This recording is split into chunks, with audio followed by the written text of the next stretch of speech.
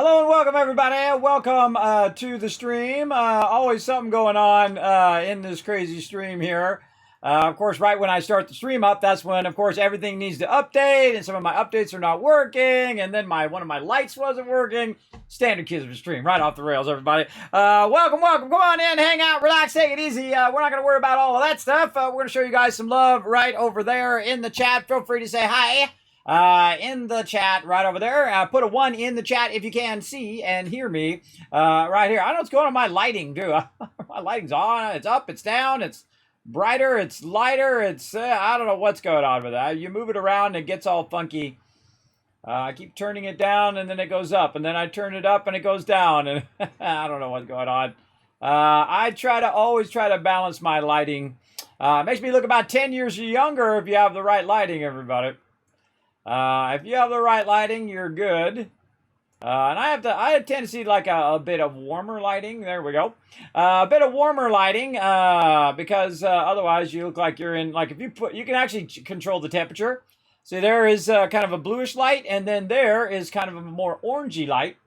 And that's what's so cool about the key light is you can control that kind of angle of what type of light that you want. And then, of course, you can control the brightness as well, so you can have a bit of a more warmer light, which I like because it makes it looks you like a human being if you're more in that warmer temperatures here as well. There we go. All right, I'll fool with that later too. I'm always tinkering with stuff here in the stream constantly because I'm always fine tuning everything that I want to do.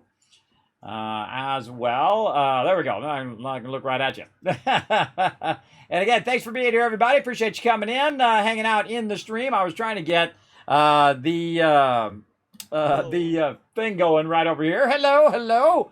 Hey, Dr. J, what's up? Thanks for those ones in the chat, everybody. I was trying to get this community thing going here. I'm trying to get some races queued up so you guys can get that going. I'm trying to get this going before I got in, but I had to wait for a bunch of updates there first. There we go. All right, we got that going. Of course, we're going to play some Satisfactory over here as well, and I've backlogged a ton of resources. Sadly, last time I wasn't feeling so well, so we kind of dipped out a little early on Satisfactory.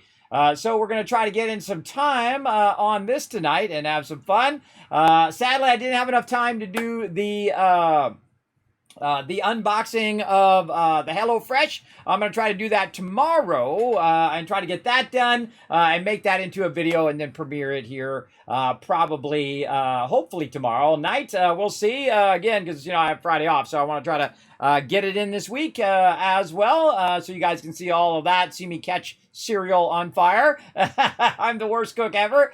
So if I can do it, anybody can do it, everybody. That's a guaranteed truth right there. So we're going to get into that. Again, we're going to do some Fallout Shelter toward the end of the stream. And, of course, we're going to get some races in. We're going to do some battles over here in the stream Raiders. Going to get all of that going on. But first, of course, we're going to say hello to everybody in chat. I see M's in there getting that hype going. I'm ready to go. I hope you guys are ready to rock as well. Let's see, Mr. Macklin coming in, helping out. Bo, Varick as well. Valric, thank you so much. For that sub earlier. Also, thanks to the D earlier who did follow my channel. I wasn't even online. I appreciate that. I love when people come in and follow when I'm offline. Sometimes they do it from YouTube or from my Twitter or whatever. They just follow when I'm not even streaming. And I appreciate it. I appreciate my situation I'm in, everybody. I have amazing sponsors. I get to do amazing stuff. And it's all brought to you by all of you awesome peeps in the chat who come in here and show my stream love every single time. Did you see that, Registry? I like the booty. You like the booty.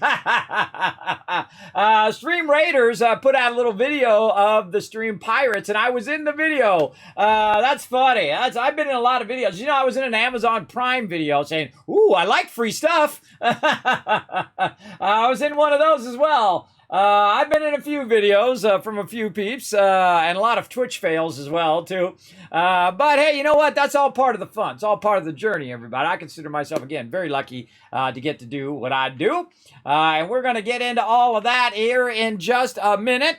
So yeah, now I'm going to be the guy. Oh yeah, you're that guy who says who likes the booty. I like the booty. You like the booty. We all like the booty.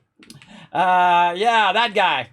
That's pretty funny. All right, so let's get into it here, everybody. Let's get into one of my favorite games called Satisfactory here. We got to retool this whole factory tonight. We got a lot to do. We got to get to it. Let's go.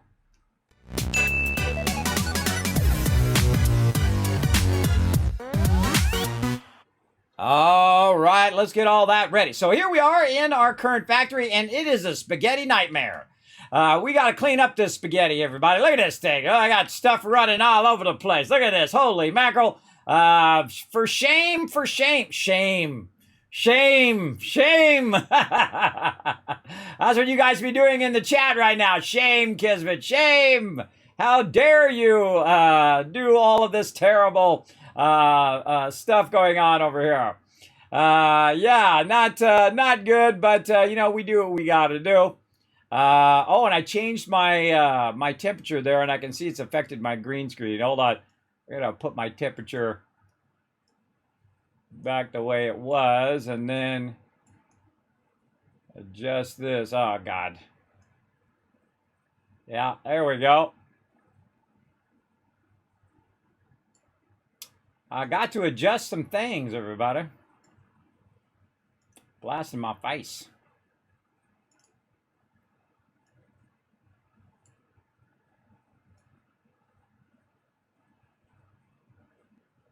I know none of you care, but I care. I care the way it looks. I want it to look awesome. There we go. That's good enough. Good enough. Again, I've redone my entire setup, so I'm constantly readjusting and fixing and fine-tuning every little bit of everything in my stream. But yes, this is a gigantic spaghetti mess. We're going to try to fix that up here tonight. We're going to work on all of this. We're going to take all this down, redo it all, and get into that. We're also going to do some races, so it's already ready to go. Go ahead and go exclamation play in the chat. I'm going to try to get an extra race in as well for those who didn't get the thing. I realized just as I logged off, I went, oh, I forgot those 2 races that I was supposed to do. So I ran the race after the stream, and so I owe you guys one more race. So we're trying to do 9 races tonight. This one looks really fun. Looks like just down the hill here. So all you need to do is go exclamation play in the chat to come and join us. We'll come back to that here in just a moment. After we go ahead and get our battle on. Let's go. To battle. All right, now here we are. I think we got some new quests in here. Oh, we got one we can collect right here from the healing. Let's get that one. As well, what do we got? We got to place 3 barbarians, and I'm trying to get through these ones. It's like you got to place so many units and whatnot, and these are like the big boy quests because they're like stacked quests. So let's go ahead and do some barbarians. We want to try to get you guys over here into that blue chest, and then we want to, of course, try to get to the boss. So let's go ahead and see where my barbarian is. I don't even remember the last time I've used my barbarian. I don't even know what my barbarian looks like. This one. No, Orc Slayer. Necromancer. What do you look like, barbarian? Berserker, Paladin, Centurion. Right there, barbarian. All right, let's do it. Boom. Now, the cool thing is, by the way, everybody, all of my characters are pretty much max level. So they're max level. So no matter which character I put down, you guys are going to get the maximum benefit. So that's a good thing for all of you. So let's get into it. Go ahead and start putting your units down. You can follow that link in the chat. Find me, your Captain Kismet. Put your units down. If you do have all 6 units down and you are the MVP, I will give you 1,000 Kiz Caps and everybody in the chat as well. So definitely come on in and join us for all that fun. And let's go ahead and jump back and do a race.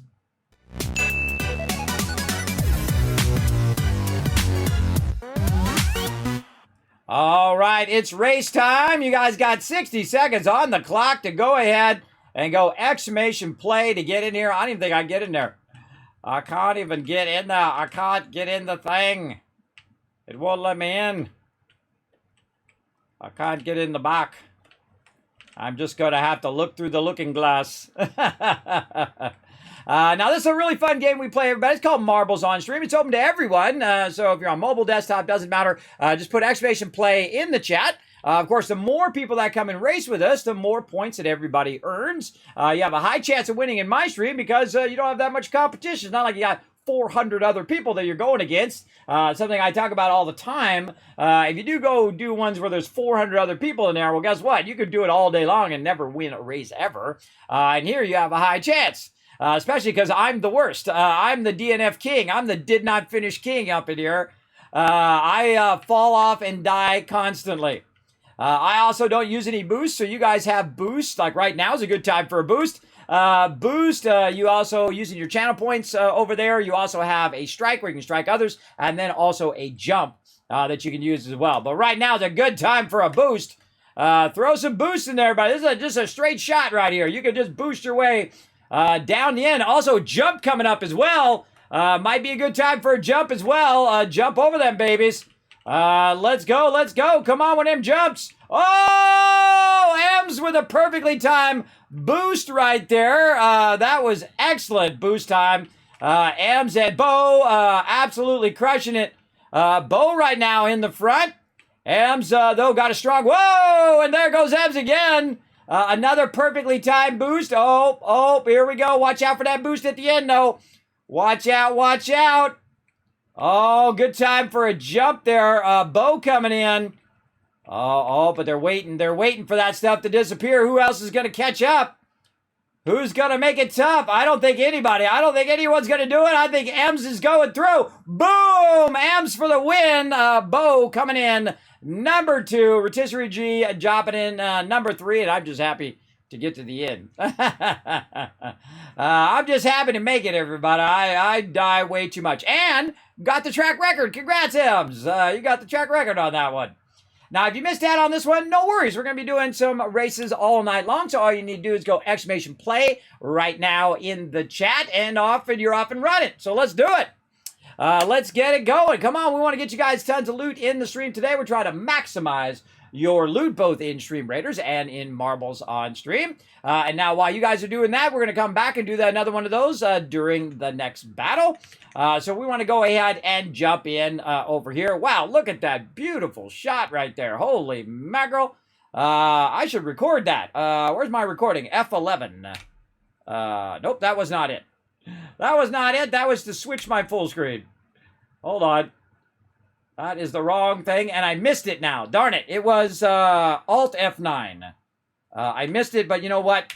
Because it had the cool sun up there as well. I do have a separate recording program where I can record on my local PC. That's awesome. That's a cool shot there. I wish I had got the sun in it, though. All right, that's good enough. Record a little bit of that. Thanks to NVIDIA for that awesome recording software, by the way. I can record actually in 4K on my machine, which is pretty cool.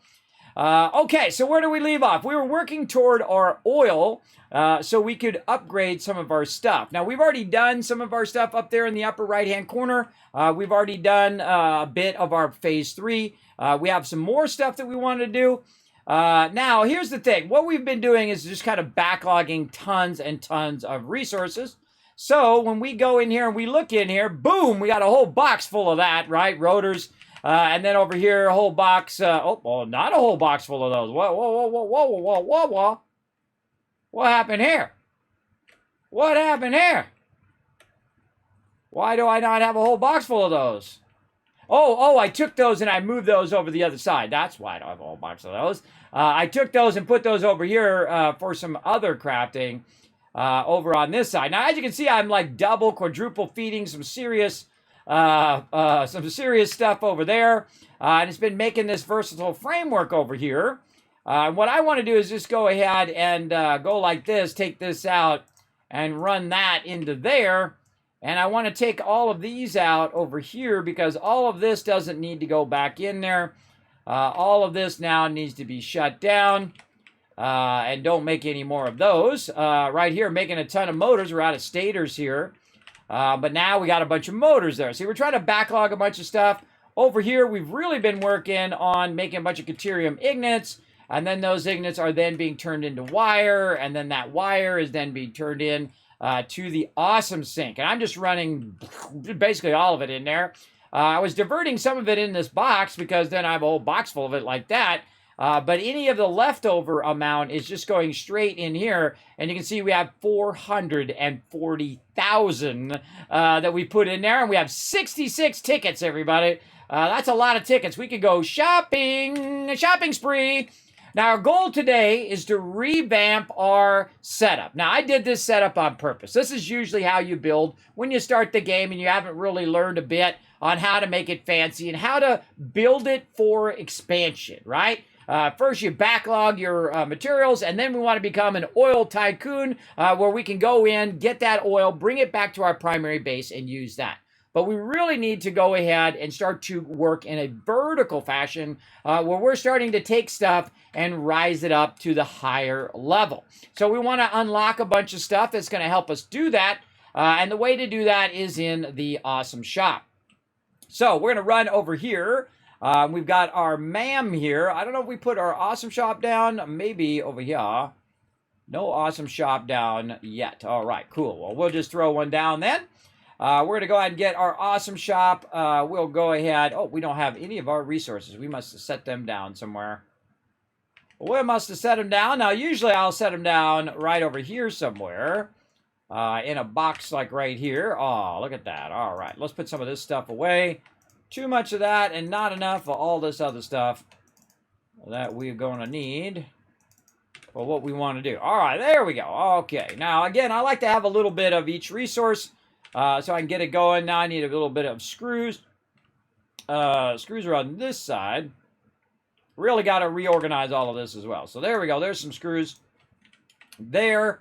We want to get some plates as well, which are over here. Plenty of plates over there. And then, again, check one more time. There we go. All right. Now we can put our awesome sink over here. I mean, our awesome shop, which is connected to our awesome sink. And that's going to allow us to go in here and allow us to buy a bunch of stuff. Now, I believe I have some more tickets in here somewhere. Not in that one. Let's go see over here. Sometimes I get these confused because 7 Days to Die is the opposite direction. And a lot of games are opposite. This is what is in the storage unit, and then the one over there is my actual inventory. I feel like it should be the other way, but that's just me and my crazy ideas. But it does actually say storage at the bottom, so it is actually telling you where your storage is. There, F12 is, it's Steve too. Yes, F11 switches to full screen. I use it for when I'm, because sometimes because I have a 4K monitor, what it does, it comes up and says full screen. Well, the full screen to it is like half screen because it's trying to do it at 4K and the game doesn't support 4K. So I have to hit F11 or Alt return, and it switches between the different full screen modes, like windowed full screen mode. Which is why I have that. Also, when I'm doing Stream Pirates, if I hit F11, it does the Stream Pirates at full screen as opposed to doing it in a smaller window. And then I have it right on the front of my monitor. You guys will see it when I do a picture. You'll see that I have a little printed out label, which reminds me how to do those things because I'm not going to remember everybody. We just got to face the facts. I'm not going to remember what the heck that is. Now, our big goal today, everybody, on top of the oil, that goes along with the oil, is the fact that we want to get our computers going here and our heavy modular frame so we can get our trains unlocked. And once we unlock our trains, then we unlock some powerful stuff. Now, way back over here in the corner, we've been kind of working on some stuff. If I can remember where the heck I put it. We were working on a bit of computers as well. I don't even remember where it is now. Let's go over this way and see if it was back here. Yeah, there it is. All right, way back here in the corner. You can see that I've been working a bit on these things right over here. There we go.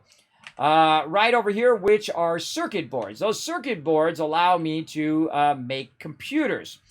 Now, if we want to look around, the first thing to look for is one of those giant manufacturers, right? Those giant manufacturers, and I don't think I have any down over here, but those giant manufacturers, they allow me to go ahead and make computers and make heavy modular frames.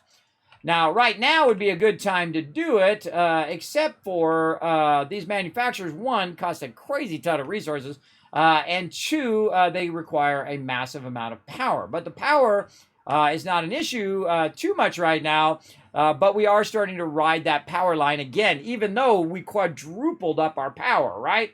So we still have an issue with power and with all of that. And you constantly will have that issue as you continuously expand your power grid. We've also got a power backup there, a little bit of a battery that's helping us out. What do we got in here? These are just random resources there. Let's just take that out now. What do we got over here? Same thing over here. This was just random. Let's take that out. What do we got here? There they are. Yeah, see, this is where I put all those resources to feed into there, so I could kind of feed it around and then feed it into these so they could make them circuit boards. Now, I don't know, again, if I don't remember if I was actually making the computers. I think I was manually doing them. Again, I was feeling ill last time, so I don't really remember where I left off.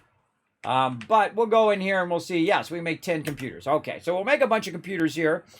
We got to make 50 computers. Now, one of the cool things about the game is the fact that you can go in and basically roll your cursor over the little hammer, hit the spacebar, and it will just auto-run. I could literally walk away from the computer and come back when it was done as well. Incoming bombers! Look out! And so I can go in and basically let that stuff run, but we need to get 50 of these going. Now, I can tell you that we're probably going to run out of wire first. I can see already that the wire is the thing that's diminishing the fastest and has the lowest count. Though it does also look like I do need some plastic. So we'll go get some of that as well. But the important thing is that we have lots of circuit boards that we made that are backlogged, and we have tons of those. So even if we do run out of these lower level resources, in my inventory, I know I have a big backlog of those things way over here on this side right here. As you can see, a lot of that. And let's go ahead and jump our way around here, over to here, and then again, offload some of this stuff that I'm not really using right now. Let's go over here and just control click some of this stuff off of my character. Let's take the limestone and get rid of that. And put that in there. What else can we get rid of in here now? We can probably get rid of these ignites now. I don't know why we have that in there. We can take that out. And again, just want to put the stuff in there that I don't really need in my inventory. And then we might need later on. If I don't need it, I'll just throw it away. No big deal. Because now I'm also getting tons and tons of raw quartz, so I don't really need to keep raw quartz. By the way, if you hold down Control and you drag it to the trash, it'll grab everything of that type into the trash. So great Kismet tip for you there, as you saw. Really works great. Or if you hit Control and you click on something, it'll actually move it to the other box, the whole entire, just that type. I think every game should have that. I sent that in, by the way, into a game. What was the name of that game we were playing? Really super fun game. Oh my gosh, I forgot the name of it already.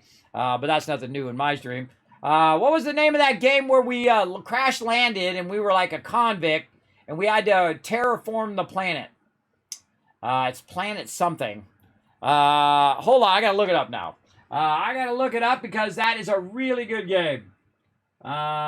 Steam. Oh, I can just look it up in my Steam in the background. Let's see. What is the name of that game? It's Planet something. Planet Crafter. The Planet Crafter. Really phenomenal game, everybody. I highly recommend it. If you haven't played it, I've played about 186 hours of it. Very, very fun. And we're going to circle back to it, too. It's already got some updates and things like that.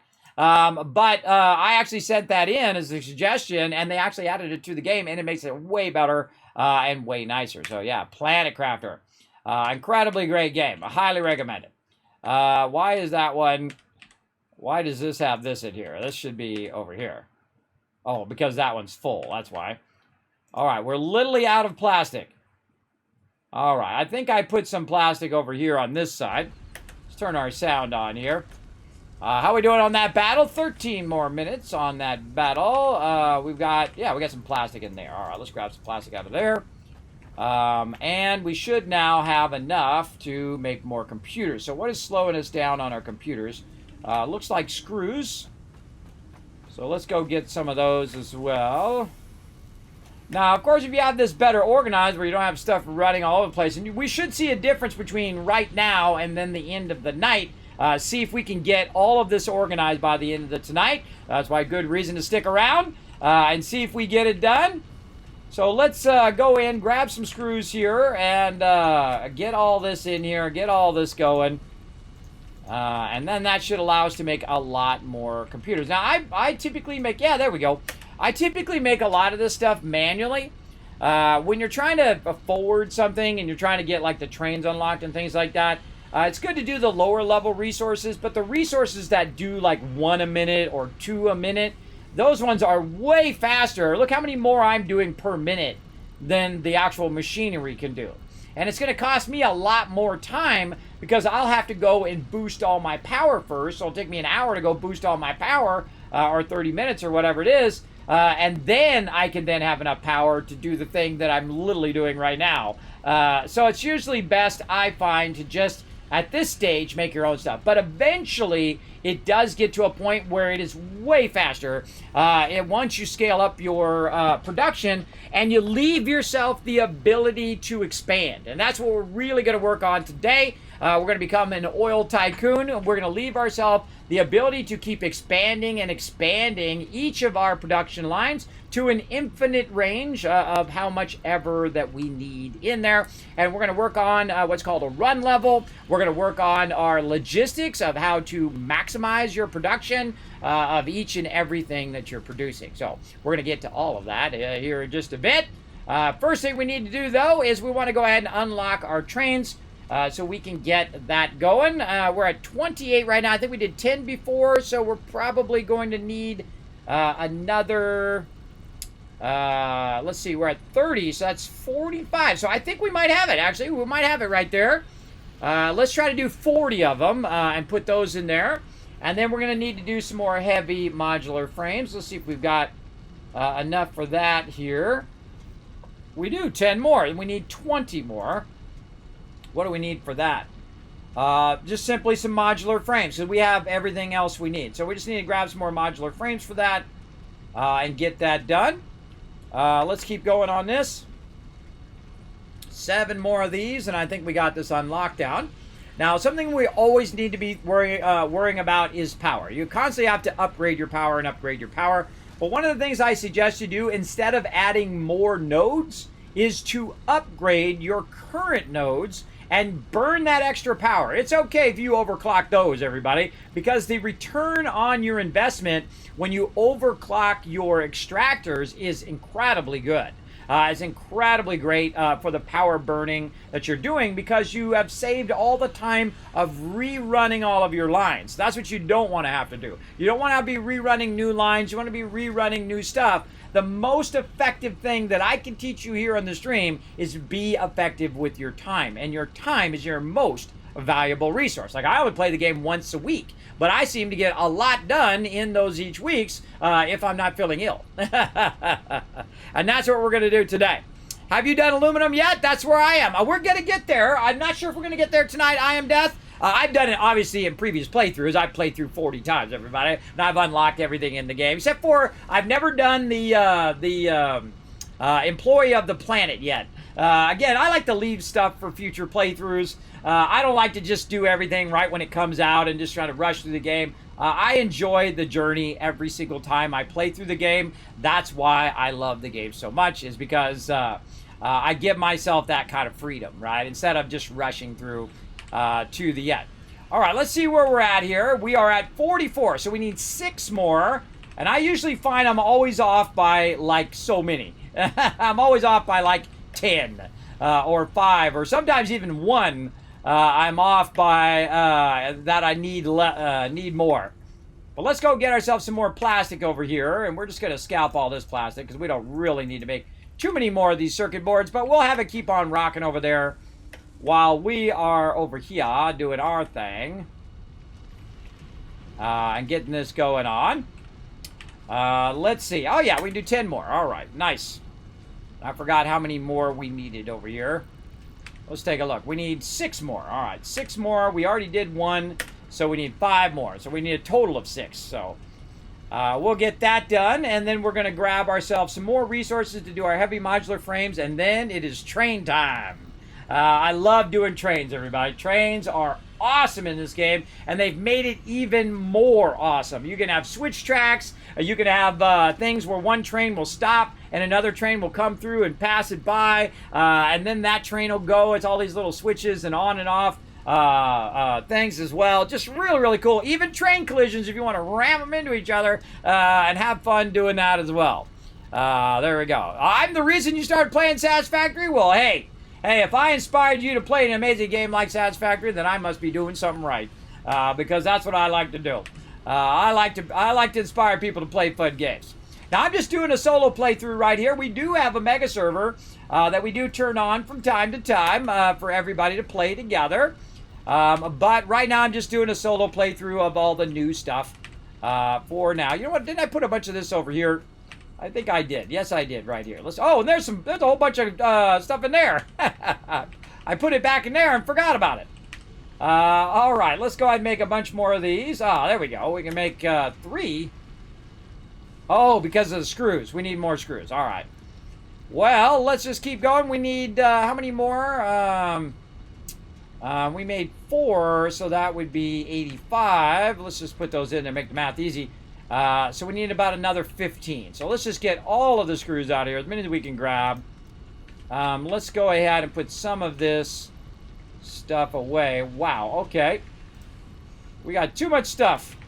We got stuff here, stuff there, stuff everywhere. We got to get this fixed here. Let's just grab a little bit of this here. And then let's try this again. All right, come on. Let's go. 13 more right there, and we need 15, see? See, I called it right there. That's why they call me Kismet, everybody, because I called that before it even happened. I knew it was going to happen. It always does. Yeah, Planet Crafter, everybody. That's an incredibly great game. We did start another playthrough of that, but of course, you know, ooh, shiny new game. And you know how distracted I get.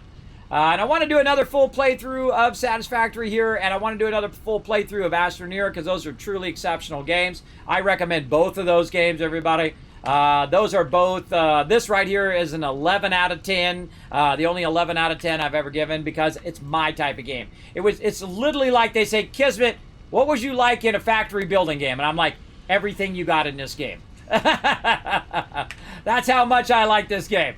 And then other games like Astroneer, same thing. You know, just it's such a great job that they've done in there as well. All right, more screws. And we can finish off our last 2 here. Very excited. Very excited to get this done. And then get our trains pumping. All right, there we go. Trains are ready to rock. Let's launch that baby. Milestone reached. A new set of buildings and vehicles needed for long-range transportation has been made available. In addition to built-in power conduction, rails-based transit ensures increased efficiency and reliability for both the transport of pioneers and cargo. All right, off she goes. She is out of there. All right, so now we have the ability to do all of our trains. We've got our various other things unlocked here, our oil processing and all of that. Our infrastructure, which allows us to do fuel generators, and of course our most important thing here, which are trains, and they got block signals and path signals. They got catwalks now. If you don't know, they also have gases in the game. A couple update or 2 ago, they added gases, which is really cool. And again, we can also get our pipeline engineering going here. But what we really need, everybody, is we need the ability to do our faster belts, right? And right now, we do have the ability to do some faster belts. And if we go in, we can see that we have our level 4 belts. And we've made a bunch of our industrial beams here. And those are pretty fast. Those are 480. But what we really need to do is get our aluminum belts going. And to do that, we're going to need to get to the next level. Because it's not here in this particular milestone. It's actually in the next milestone. So what we need to do is we need to get these things up there in phase 3 going over here by wherever our, wherever our You'd think it'd be easy to see, right? There it is. Our giant space elevator. I sent an awesome question to Elon Musk. I said, Elon Musk, when are we going to get some space elevators in real life? We'll see. We'll see what he says or if he responds at all. Hey, I like to, shoot out there in the universe and see what happens, everybody. You know how it goes. See if he responds to that, because, hey, he'd be the person to get it done of all the peeps out there. He'd be the one. All right, so I think we need to actually switch this to something else, and I think it drained all of these of the various versatile framework here. So let's go over here and get our lower level assembler. And I need more wire from over here.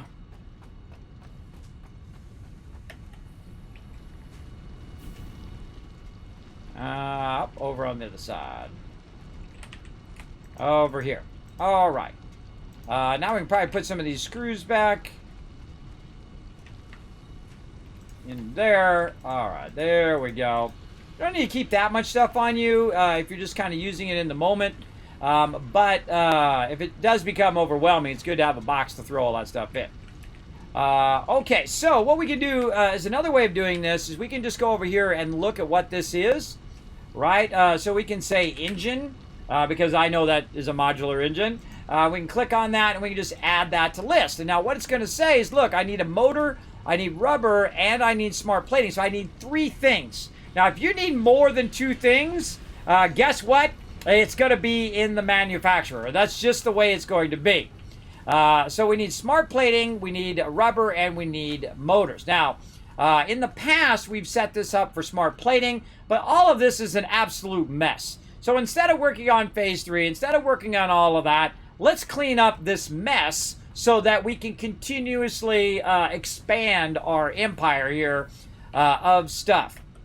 Now, one thing I suggest not doing right away is tearing all this down if you don't have a lot of resources. Now, I happen to have a lot of resources, so I'm okay. But the first thing we want to do is figure out the height of the next level up, right? So how high do we want to put the next level? So what I'm going to do is take one of these, which is an extractor right here. Take that extractor and look at the height of that extractor. And then some of my other extractors that I have going. Right, and you'll see them tower above everything else, right? So right here, this one right here. So we have a few extractors here that we want to extract the resources from. And then take all of this and combine it into one central raw resource area. And then from that raw resource area, use some of it for our steel beams. And then use some of it for our plates and for our rods and all of that other stuff. So really try to segment all the stuff separately from each other as opposed to having it what I call inline. Inline production is more like what I'm doing over here. This is what I call the Kismet rule of 8. You want to rule this game? Here it is right here. I'm showing you the secret right here. Kismet's secret to crushing Satisfactory. We'll do that battle here in just a second. The Kismet's rule of 8. Now, what you want to do, of course, is start with your raw resources. Bring your resources in just enough that you need to make as many ignits as you need. You can see they're coming in the back right over here. These are iron ignits. Now, right here, we've got iron plates. 1, 2, and a little big jump there. Number 3, iron plates, right? So we're making 3 rounds of iron plates. Over here, we're making 2 rounds of iron rods. Those rods are coming out of this. And those rods are then going into these last 3, which are all screws. Those are making screws. The other one's making plates. The rods are making screws because rods become screws. And so really what you need in the end is you need screws and plates, right? Not rods, because you need to use your rods to make this over here, which is your reinforced iron plate. So if you get that down, use 8 constructors. That's why we call it the Kismet rule of 8. Use 8 constructors there. Again, 3, 2, and 3, right? So that'd be a total of 8. Once you get that down, you got your input just at perfect. You got all of your stuff going at the perfect ratio of input and output. And then you have the perfect ratio of input output over here. Then you are working at your most efficient point. You're using the least amount of resources, the least amount of power, and the least amount of the most important thing, your time. And this is all in line, meaning that it's just taking the original resource and ending up at the final resource. Now, that's great when you're starting, everybody. That's great early game. But later on, you're going to need so much resources that this is going to get absolutely dwarfed. This is not enough. This is not even close to enough resources that we're going to need in the later game. So the smarter idea, logistics-wise, is to start to split these things into separate stuff. So now take all of your plates right here and separate those. Take all your rods, separate those. Take all your screws and separate those so you can keep adding more of those things. If you need more screws, you add another one, you bring more resources. You need more rods, you add more constructors onto that, and you bring more resources, right? A lot easier, and those are all called inline running, which is actually what we're doing here in the back, where we're running all of these in a one single line instead of splitting them and then running them into each thing. That's called a center split. This is called an inline split, where you're just splitting and filling the first one up, then you're filling up the next one, and then it's overflowing into the next one because it's going to have too many of that thing running in there, in this case iron ingots, and it's just going to fill this up, and then the overflow is going to go to the next one, to the next one, to the next one. You get the general idea. So what we really want to do is focus on our raw resource, bring all of those raw resources into a central processing area, and then go from there. And that's what we're going to start doing right now. So again, and notice down here, we've also got some extractors down here. Those are extracting some raw resources. We'll want to access that and get that all to our raw resources. So let's say that this area right here is going to be our raw iron area, okay? And we want to take that and we want to elevate it above our extractors that we're currently using so that we can do what's called a run level. A run level is where you're running resources here, there, and everywhere. Now, you have basically an infinite amount of vertical space, everybody. There is a limit. It does go way up there, but you will run out of you'll run out of need before you run out of space vertically. And pretty much the same thing horizontally as well. If you want to just build it all flat, you can do that as well. I strongly suggest against that. I suggest to learn it like this, where you're just running stuff and getting the basics down, and then we're going to make it beautiful, right? We're going to build factories that go along with that particular thing. But first, we're going to do a battle. Let's go. To battle! All right, battle time. Let's throw down. Thank you to Ems for putting down all 6 units there. Way to crush it on our first battle of the night. Let's get into it. Battle time. All right, how we doing up here? Yeah, we got this going. Oh.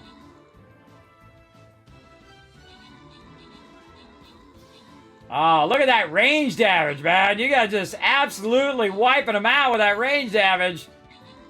Epic level ranged. Look at my little barbarian in there. I haven't used that guy forever. He's hanging in there, though. Oh, thanks for the heals. Whoever threw me some heals there. All right, there we go. Open the cap chest, give you guys some love. Boom, Bo and Akia get some love. And Ems just earned everybody in the chat, including herself, 1,000 kiss caps for everybody in there. Good morning, Akia. Thanks for being here. And again, thank you so much, I Am Death, for that kind words there. I'm going to take that and put that in my inspiring quotes. I love all those inspiring quotes, everybody. What keeps me going every day is all these awesome things where people come in and say, Kismet, you're the reason I became a streamer. Kismet, you're the reason I play this game. Kismet, you're the reason I got into design or graphics or art or, you're the reason, that brightens my day a little bit. Whatever the reason is, everybody, I appreciate those kind comments. I appreciate them big time. It took me a long time to be able to take a compliment too, everybody. I think it just happened like 3 days ago. It's taken me that long to take a compliment, and I appreciate it. Big time here in the channel. All right. Oh, now if you could join us for one battle, this will be the one. We're going to do the blue chest, everybody. You guys have a chance to win. You know what I forgot to do earlier? I forgot to do the giveaway. Oh my gosh, I totally forgot. All right, hold on. I got to refund everybody's points, everybody. That's my bad. My bad. I'm going to have to refund that because I totally forgot. All right, refund the giveaway. Give everybody back your points from earlier. I can't believe I forgot that, and I forgot the 2 races I was supposed to do. Not all there, everybody. Not all the cylinders are firing on all points there. Good night, Ams. Thanks for being here. Appreciate you coming in, hanging out. Okay, now it is time. We got to put down a unit here. Can we put our barbarian down again? No, we have to wait for him to cool down. What other things are we quested to go get? Oh, there we go. Got that gold one done. There we go. What do we got to do next? Place flying rogues. Oh, we got to put Sparkle Dog down. Oh, this is a good one for flying rogue, too. Oh, here he comes, the mighty Sparkle Dog. As the flying rogue. Oh, that's one of my favorite skins. Look at him. Look at her. Oh, she's so cute. Sparkle Dog, go do your thing, you cute little Peppy. All right, everybody. So, again, you can get the Sparkle Dog yourself if you want to. You can actually buy those skins in the store, or you just search for my name, Kismet. It does help the stream as well. We're getting real close. We are 93 of 100 right up there on the top. We're almost there. We're going to unlock Saltbot, and we'll have a brand new skin. Now, you can gift them to other people, or you can give the gift that's even better to yourself. You can go buy those skins with the yellow fedora, as well as custom ones like me, like Sparkle Dog, and, of course, Norbert up there as well. I appreciate everybody that does help to support the stream in that way. It is a great way to do it, and I do learn a lot of battles up here for all of you as well. So let's go.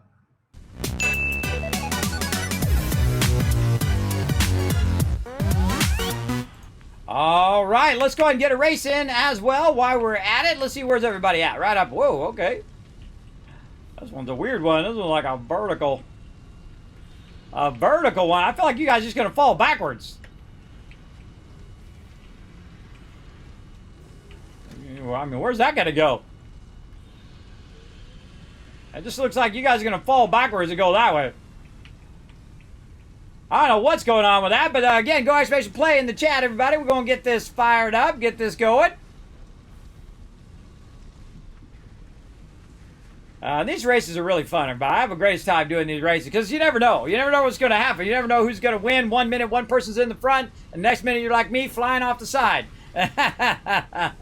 We're going to be doing these races all night long as well. And again, the more people that come and race with us, the more points you can earn at the end, not only toward our local leaderboard, toward the entire season itself. So let's get into it. Here we go. Dropping in. I feel like it's going to drop down. Yes, okay. There we go. Go in the center. Tyler with a whoa! Whoa! Look at you guys going flying there. I was a little scared for you there for a second. Going around. Don't let that Kismet guy win. Rotisserie G with a super lucky down the center move there. He's way ahead now. You guys are going to have to really take some chances if you want to catch up here. This reminds me like of those, those little slides you hold on. I call them the bacon slides because it's like you're holding a piece of bacon and you're sliding down the thing. Because one time we went to one of the water parks and the actual mat looked like a bacon strip. Which I thought was really funny. So we call it the bacon ride now. You slide down those little things that go like this on the little mats. I'm way too big for that, everybody. I injure myself every time. All right, Rotisserie G. Oh, no, we lost Jonkers. Oh, no, Jonkers off the side. Let's see some Fs in the chat for Jonkers. Let's see. Oh, man, how did I get in there? Third coming in. Whoa, you people coming in from a bunch of different sides right there. Third coming in. We're going to count you as number 2. Tyler, number 3. Let's see. I'm Death coming in. We got Akia. Ready to rock. Right in there we go. And there we go. Very nice. All right. Oh, my gosh. Bunch of people DNF'd right there. It happens. Now, hey, remember that this time may be a DNF, but the next time may be a win. So that's why you want to go ahead and join us for another race right now. Go ahead and go !play in the chat. And that'll get you into the next race guaranteed. I want to make sure that I remember to put me in there. Sometimes I forget to put myself in there. And we'll come back to that in just a bit. Okay, back to some Satisfactory here. Now, again, we want to use our tallest structure here as a kind of waypoint. This one right over here, we're going to call this one our tallest structure. And we're going to try to put down some foundations or walls here. And we're just going to go ahead and see if we can sneak in some walls. Let's say right here. Now, it's got a great function called zooping, where you can just hit F. Oh, sorry, not F. I can hit F now. hit R, there we go, and it'll change you to zooping, and then you can just go ahead and just roll that up to about the size in which you want to run it, right? Now we're going to go ahead and take our foundations. We're going to take the small foundations here. We're just going to run those up over top. And then we're just going to try to jump up there using our skates. Let's see if we can do that. Nope. Not so easy. All right, come on, get out of there now. Oh, boy. Here we go. All right, he made it out of there. All right, so we got to try to get up there, up on top there another way. Now, one of the ways you can do it is there's a ladder here on the side. You can try to get on these ladders if it's not getting glitched by that thing. There we go. All right. Then I got a low-hanging thing there. It's always something that makes it tough. Now, another thing you can do is try to jump on these little things here, and then jump up to the next one, and then jump up on top as well. Or go to the back there and then jump across. You got 100 different ways you can get up there. But they also have these really cool ladders that you can do as well. And again, see, we're like blocked in all of these directions. That's why we got to fix all of this, because it's like blocking our way. But they do have a cool thing, ladders that we can unlock to use those as well. And I'm just going to take this bottom one out here so we can get by. And so we want to go in here and we want to unlock a bunch of stuff that's going to help us in this particular playthrough. We've got different management items, foundations, walls, architecture, things like that. But I want to get this factory ladder right here. And we're going to go ahead and add that to our cart. Now, because we have 94 tickets right now, we can literally just buy whatever we want. And I'm going to go ahead and really be smart about what I am using it on. I don't really need any signs right now. I suggest not to get that too early. We can get our wall holes here, our wall mounts, our clean pipeline. That's new, by the way, where you don't have your things in between. I'm not going to use that. Our floor holes, our wall attachments, our power outlets, and eventually our other better power outlets, which are wall power outlets, which I absolutely love, these wall power outlets. They also work on the ceiling, by the way. So we're going to add a bunch of that to it. Our foundations here, I really don't use these fancy foundations. I actually don't even unlock them, so they're not in an option because I rarely ever use them. But if you want to get fancy, you know where to go. Now, usually I would unlock this right here, your double ramp, which was really good back in the old days before they had zooping. But now they have zooping, so you can just zoop up a angle and don't necessarily need those as much. Same thing here with windows and doors and all those other fancy things. Don't need that right now. Architectural stuff, you want to do your pillars and structural beams and all of that, which I suggest to do later on. But in the early game, I don't worry about it. That's more like embellishment stuff. Customizer, same thing. Embellishment, this type of roofs. You can have little patterned pathways, which is really cool. All of this stuff is really embellishment stuff later on. Oh!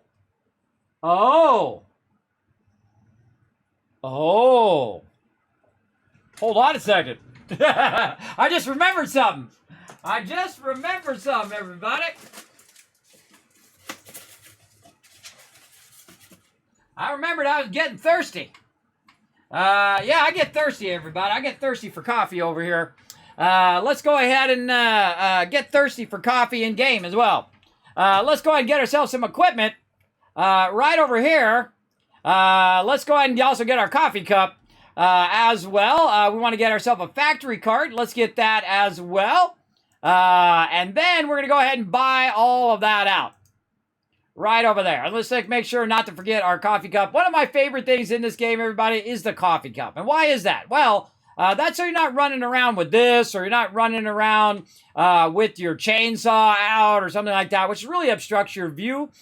So what they did is they added the coffee cup, because they're called Coffee Stage Studios as well, but they added the coffee cup so you can sit here and just sip yourself some coffee while you're running around, which I think is really cool. And you know, I get thirsty too, everybody. And sometimes I want to sip my coffee cup just like everybody else. That's right, I got an awesome Fix-It coffee cup in, finally. I ordered that like 6 months ago. I just got it in the other day, and I just remembered it. So yeah, be jealous. It's okay. You can be jealous, everybody. I got my actual Fix-It coffee cup in the chat. Come on, let's see some GGs in the chat for that. I just remembered it was over there. I meant to show that the other day, but that was perfect timing right there. Perfect timing of the coffee cup that's actually in game. So I got a real one of those in there. So pretty cool. And you can order those up. You can order up lizard doggos and all that other fun stuff in their merch store as well. That's not sponsored, by the way. I bought that myself because I saw it. I was like, oh, I got to have that coffee cup, everybody. I got to have that for a stream. Now, it's not washed or anything like that, so I'm not going to really drink anything out of it right now. And then plus, I've got my water over here as well, and it's got a lid on it, so I don't spill it on my computer. I've seen so many Twitch fails where people are like showing their food and then they drop it in their keyboard or they knock a drink over onto their stuff. Oh, do not have open containers or open food by your computers, people. Do not do it. Do not do that. All right, I think we have enough. We had 68 left. Let's go ahead and get these signs as well. While we're at it, let's go ahead and buy all of that. And now we are styling. Yeah, we got our coffee cups. Now we can go ahead and make ourselves tons of cool stuff. But the one thing I want right now is the ladder. So we're going to go organization. We're going to go ahead and get all of this stuff kind of rolled over. Logistics. Let's roll over all of this stuff as well to get that new out of there. Organization. We already did that. Transportation here.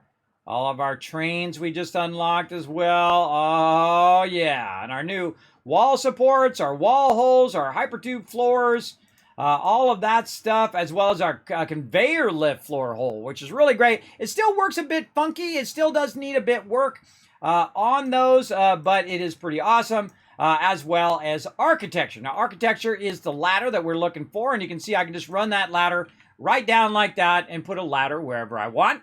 So I can run up here on the top and see if there's anything poking through the top of this where I don't want it to be poking through the top, right?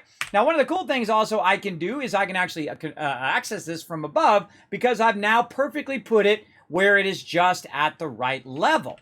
And now I can do some more zooping by going zoop like this and create an instant floor area right here to go ahead and bring all of our stuff up to this next level. Now, again, since we're using this one as our kind of Rosetta Stone, as our starting unit, we're going to go ahead and actually disconnect this right here. That's still doing a level 1. Even though it's on Mark II, it's still doing a level 1 belt. That's pretty scary. We're going to overclock all of that stuff as well. Now, we've got a ton of resources in here that we need to get out of there. And probably don't even need it at this point, everybody. We can just go ahead and take it and trash it. At this point, same thing as this, trash that, and just take that box completely out of there. Now, these cannot be in any other position. They can be rotated, but because the node is underground right underneath this thing, this is locked in this position. It's always going to be centered over the node. So we have to use this as where we want to go. Oh, we got a new Teamwork Tycoon, everybody! We got a new sub badge unlocked. Now, I want to see some serious love in the chat. Whoa, he subscribed for 6 months in advance. Holy mackerel, Third. Thank you so much for that massive support here in the stream using that September. If you guys don't know, you can actually get a bunch off on your subscription all through September using that September as well. I want to see some serious big love in the chat right there. I'm going to go ahead and shoot off some fireworks for you for that massive support. Right there. Great way to save some cash here on Twitch and still support the stream at its full advantage is to go ahead and take advantage of those discounts for September, just like Third did there. Again, thank you so much for that support. As you go ahead and extend that out. Also, thank you to Monsterholic for coming in and hosting my channel. I appreciate that. Sadly, hosting is going away, but it doesn't really matter because you don't really need hosting and rating at the same time. If they take away rating, then I'll be pissed. But if the day you're taking away hosting, I don't really just host somebody anymore. I raid them most of the time. So all these people who are getting upset about hosting going away and all of that, forget that. That was an obsolete feature when they brought out raiding. It's much better to just raid because you're going to raid and host at the same time anyway. And that hosting thing's been broken for years, everybody. The auto hosting's been broken and all that other stuff's been broken. Now, look at that, everybody. That's 63 months right there. 63 months of sub love. That's as long as you can be subscribed to my channel right there. That is a massive amount of years. Hey, Siri, what's 63 divided by 12? 63 divided by 12 is 5.25. That's 5 1/4 years, everybody. That is a long, long time. 5 years, Monsterholic. Good Monsterholic is one of my mods, one of my past mods, and all-around good friend here in the stream. Monsterholic is awesome. We partied together. We've had fun times at TwitchCon. I'd love to go this year, but I'm not going, everybody. I'm not going. I definitely need to focus on what I'm doing and not get all extracted and then, run up all the bills like I usually do. I've wasted so much money at TwitchCon, everybody. I've spent about 6 months raising funds to bring my mods to TwitchCon and then spending a lot of money on top of that and taking my mods out and having little parties, after parties and things like that. I spent tens of thousands of dollars on all of that stuff and had a great time doing it, but can't afford it now and I shouldn't be doing it now. I got to focus on the stream, expanding the stream, doing more videos, doing more content here on the stream. That's really where I want to focus this year. And I've been doing good. We've been really upgrading everything. We've been getting lots of stuff going. And again, lots of great sponsors coming in. HelloFresh. Monsterholic, if you didn't see, man, I got an awesome amazing sponsor, HelloFresh, down below. Follow that link, man. If you follow that link down there, you get like 60% off, not only the first time, but a whole bunch of times. So if you guys like HelloFresh, pass it on to your friends, pass it on to your family, pass it on to your co-workers, pass it on to everybody, because I don't know when I'm going to get an awesome sponsor like that level anymore. That's a real big sponsor, everybody. I'm just a tiny little streamer and gamer and cartographer here in the stream. Whenever I have those kind of opportunities, I appreciate it. I appreciate it because, I'm not here to sell you stuff, everybody. I'm here to play games and entertain you, bring a little joy. But if I can save you some money, I'm down for that. And if someone can save me some money, I'm down for that too, because saving money is making money, everybody. That's how I look at it, and believe me, it has served me well through my entire career as a graphic designer, and then also here on Twitch as well. Kind of cherish every penny and maximize every penny in there as well. And I did have a chance to do the unboxing today. I did shoot some footage of it today of me taking it out of the boxes. I had to put it in the fridge. But I'm going to do some footage of it tomorrow with me and my kids. We're going to cook up our HelloFresh and try it for the first time. And then, of course, make a video, and then I'll roll it out to all of you guys. Of course, you guys will see it here first on the stream. Then it will roll out to my patrons. And then it will, of course, roll out onto my YouTube eventually over there as well. So lots of places to see that. And, of course, I'll post it on my Discord and social media. For all the peeps who watch in different places, I give you the options of watching it wherever you want to watch it. Again, I'm not here to tell you where to watch it. I'm here to, give you guys the love. Now, what we want to do is go ahead and take this right here, and we want to run this up through this floor right here. So we want to go ahead and add this in. And now we want to add some stuff to our bar here. We want to go ahead and change number 2 down there, which is our quick bar.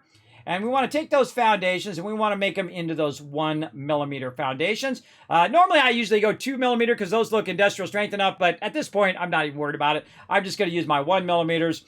And then I'm also going to go ahead and add my floor width hole, floor conveyor lift floor hole. There we go. Right in there. And that's going to allow me to basically transfer the stuff from down here through the floor and go to the upper level nice and clean. So the first thing we need to do is kind of get an idea of where it's running through. So let's say right there through the center of that area with a little bit offset there. And then we're going to go ahead and try to match that same spot. Let's say right there. And then what we want to do is see if this is going to work. We're going to take this and we're going to run that into this right here. And see if that snaps in there. It doesn't look like it's quite snapping in there. Let's go ahead and move it forward just ever so slightly there. Right there. And let's see how that does.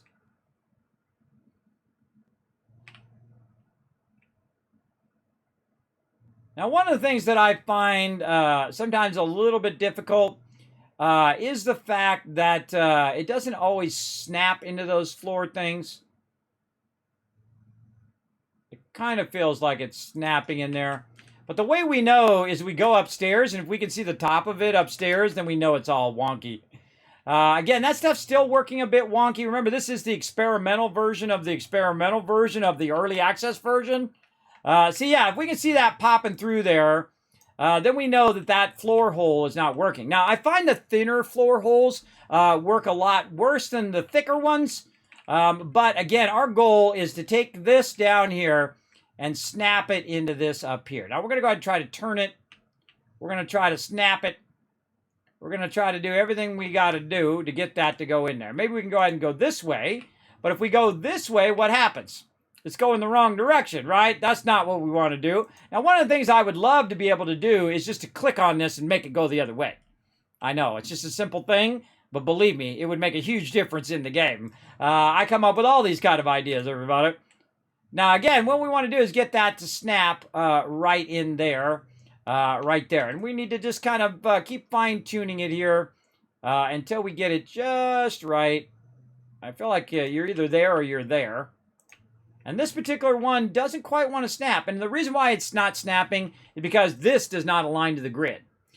This is not actually going to the grid. So one of the things we might want to consider is just to go ahead and do something more like this. Well, we actually tell it, okay, let's go right there, right?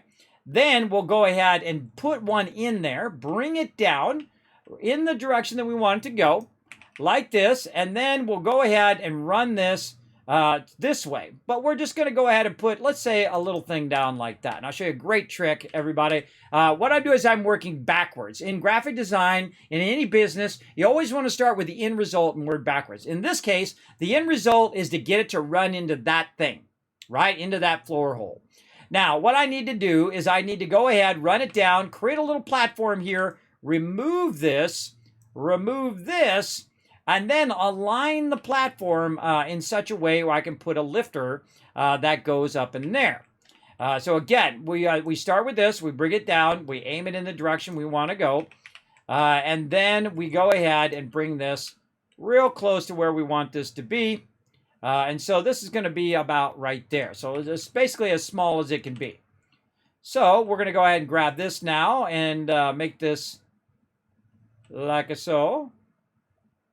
Get it to go. There we go. And then we're going to go the opposite direction and see if it fits. It doesn't, right? So again, it's real tricky to get that to work. So you got to kind of reverse engineer it. We're going to need to move it out one more there. So again, we'll grab it here. We'll bring it down. We'll do this. Now, another thing that we can do, everybody, is we can simply do this. Just to get it up off the ground, just do that. And then go ahead and bring this down. And then a great little trick is to try to run this into this. Or you can go ahead and use the thing that I absolutely love, which is your stackable floor poles here. Right? And see, we can perfectly line up those stackable wall floor things to where we want it to go. We need to kind of move that just a little bit forward. So we'll go ahead and go forward just a little bit more. Let's say right there and right there. Let's take these ones out. And again, we're just trying to reverse engineer. I suggest to fiddle with it, everybody. To fiddle with it and then set it and forget it, right? That's what we do up in here. And then look at this, everybody. Look at this. Lining up. Right up in there. We've got it going. It's starting to run up into there, up in the thing. How do we know it's working? Let's go check. Let's go check and see if we go up here. If it's sticking out of the top, then we know there's something going on. Not sticking out of the top, right? And then we can come up here. We can go ahead and attach another one of these down to here. We're going to turn it this way. And that is now attached to the top of there. Now, we can also take it out of there. And what I suggest to do whenever you're working on this stuff is to rise it up off of the ground just a little bit like that so that you can see it running. So you saw there. You can see it running, but also so that when you're coming down here and you're working, it's not in your way like it is down here, right? Like all the spaghetti down here, everybody, is just in my way. If I'm running along, jump over it. Or, by the way, you can also slide under it. if you didn't know that. I got to press the right buttons, though. There we go. So we can also slide under it like that if you want to. But this is what you don't want. You don't want this stuff to be everywhere. You want to be thinking about lifting everything out of the way. So we got our first thing in place. And now what we want to do is basically accommodate for the reason that for the problem of these things are not to the grid. They're not going to be to the grid, your extractors. So you have to do stuff like this, where you kind of offset it a little bit and then control how it goes. And then now, once you do this, it's now part of your grid system, part of your foundation system.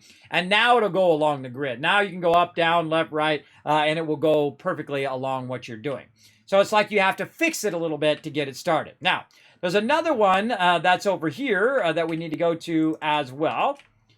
So let's get over here. Same thing over here. We're going to pop down here. Look how slow that's going. It's always funny to see that stuff going really slow. Let's take that out of there. Get rid of this. Take this out of here. And then same thing. We're going to put a thing here. I'm just going to speed up a little bit on this one because you just saw me do the other one. I think you get the general idea. And all you need to do is just put this a little bit in front of this so that this now is connected to the grid. This is not. This is connected to the node. And so we can bridge that gap just by simply going from the node side to the actual lifter here or these things here, which are called the stackable conveyor poles. Now, the stackable conveyor poles are now part of your grid, so it's going to be easier to control it, easier to line it up to your conveyor lift floor holes. And that's what we want to do, right? We want to have it where I can take it and run it up into that top part. So let's go ahead and run this across. And then we are going to do that, but we're going to do it way up here, and we can kind of look at where we want it to go. Let's say right there. Let's go ahead and get our connector in there. I'm going to guess right there. And no, a little bit further forward. Let's try that. All right, and then that in there. How we doing on our battle? 2 more minutes on our battle. When you see it turn blue like that, when it's orange like this or yellow, that means that it's actually passing through the item. But if it turns blue, then you know it's actually connecting to the floor hole, all right? So great visual clue for you there as well. Again, I'm showing you some of my best tips today, everybody. My best tips to getting your place fixed up real nice. Look at that right there. Same thing here. We're going to go ahead and connect to this. We're going to see it turn blue. And we're going to bring it up. Now, what I'm doing is I'm looking at these lines that are on the back here. Right here, you can see there's a line that's going down, and that's going to tell me where the second level is. You actually sit it on the line. See, not above the line like that, but actually on the line, and that now aligns it to that particular level. And then we'll go ahead and just send it kind of over here so we can combine these two things together, and we're going to put a bunch of our raw ore right down this way, right? So we can combine those two together and put them on a single line, and then basically manage our stuff a bit better. Now, over here, we've got another node that we just diverted, again, over to there, and then we have a node over there. Now, we have other nodes that we need to tie into, nodes that are coming up over here and over there and all of that. We'll get into all of that in a bit. But all we want to do right now is just get our basics going, right? We want to get our basics raw resources together. So what we're going to do is we're going to go ahead and just turn it this way. And I'm just simply going to start putting some boxes down. Just like this. All right, so now we got a bunch of boxes here. I'm going to turn the sound back on.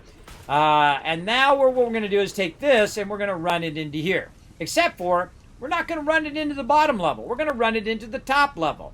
Because this is going to be our run level and our storage level. So it's going to store all of our raw resources. This is where we will run our raw resources from now on. All of our iron is going to be run right here in a big long line. And then that iron is going to go up to the next level, and then that is going to get done up there. It's going to get smelted, and then the next level, and so on and so forth. And you can do it however you want. You can put it all on the same level and smelt it all from here if you want. But I'm just going to show you some verticality, how to organize and make your stuff look fantastic, all right? That's what we want to do. Now, what we want to also do is go ahead and split right here. Now, what we can do is we can use our splitters as lifters as well. If you didn't know that, you don't have to necessarily use lifters. You can just go ahead and put your splitters in. Now, this is a little too close for me. You can do it that close if you want, and we'll do that battle again here in a minute. I'm just going to back it up just a little bit there, just so I can see it working and know that it is transferring from there into there. So you don't even need to use your lifters, everybody. You can just go ahead and use your splitters to lift it up to that level. Let's zoom some more of that in. And then same thing here, everybody. We're going to look at our two different directions here. Bring that all the way to the top. Same thing over here. We're looking at our green lines. And then we're going to bring this into there, and this into there, and this into there, this one into that one, this one into this one. And you're like, well, Kismet, you got this at the ground level. Well, that's because it was only there temporarily, and now it is gone. So now is up above our head. We don't have to worry about it, right? Just think of it as space metal, everybody. It's very, very strong. And then also now what we want to do is go ahead and take these two here. And I just happen to know that this is a 60 and that's a 60 over there. But it's using a level 3 belt. That level 3 belt goes at 270. So that thing's going to crank. We don't have to worry about it. Over here, we're using some level 3 belts. That's 270 over there as well. That's faster than this. This only goes 120 if I combine it together now instead of having them separate, which is the way I had them before. So let's go ahead and merge those. Now the same thing with your merger. Remember, you can just very easily run that little merger right here and try to line it up in both directions right here. And just go ahead and, oops, I put it on top there. And run that merger right there. Now, I'm not a big fan of clipping, so I'm not going to do that. And I could go ahead and move all that stuff and make it perfect and do all of that. I'm simply just going to move it over by another one here. Again, I'm going to look at this here. I'm going to look at where it says I should put it down and just kind of move it back just a little bit more there. And again, merge it and then send it in that direction. Now, if I see that it's not quite lined up, then I will go ahead. See right there how it's not lined up?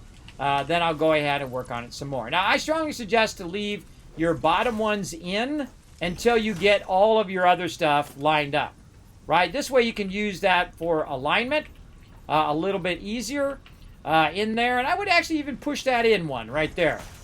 Now we can really get that going. And again, this top one here is actually going to be a merger. The only one that matters is the top one. And then all of this now we can take out because it's just scaffolding. It's just temporary stuff. But now right here, look at this. That's really close right there, everybody. I typically don't like it that close because sometimes you can't see what the heck is going on in there. I'm not a big fan of that again. Let's do that one more time. Let's go ahead and put these back in. So we know we've got these aligned right there. And then again, we'll use this as an alignment. And we'll just push it back by one. There we go. And then again, looking at where our output is right there. And then this one here is going to go into this one. And that one there going to go into that one. And then this going to go down here. This going to go down there. And then we're going to connect that merger to this splitter. And that's going to start splitting all of that. Now, to see if it's working, we're going to go up here on the top. And what we should see is a bunch of this coming out from both sides and running in here and being split into all of these boxes. Now, what we're doing is we're backlogging a crazy ton of iron ore, right? We're backlogging that. And why that's backlogging for a minute, let's do a battle. To battle! Oh, man, I see the Grim Reaper. Uh-oh. That's not good at my age. You don't want to be seeing the Grim Reaper.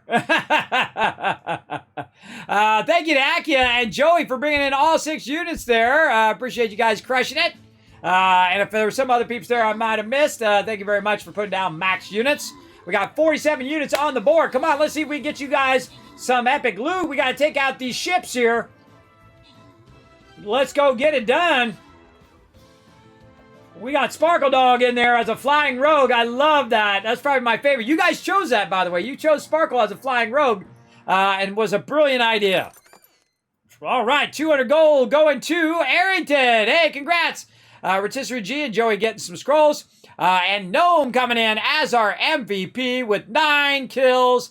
Congrats, Gnome. Way to crush it. Let's keep going for these boss runs, everybody. Come on. Let's get you guys some boss loot. All right, so now my Flying Rogue is on cooldown, but I can probably get my barbarian again here and throw him right up in there. There we go. Got our barbarian down in there again. And we'll go ahead and let that run for a bit, and we'll come back to it later on.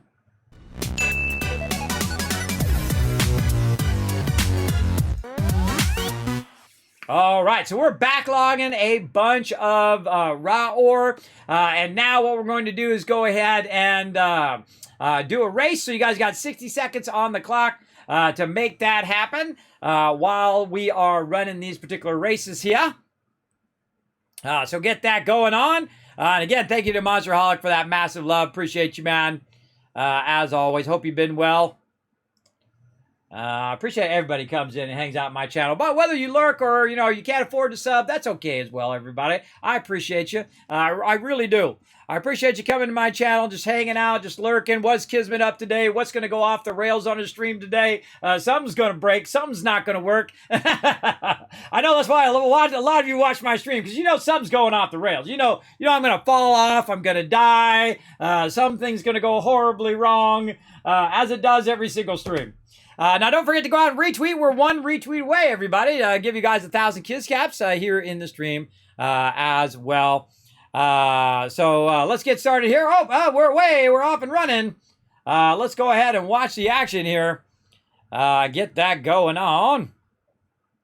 Get back in my mod chat over there. There we go. All right. Well, look at this one. This one's fancy schmancy.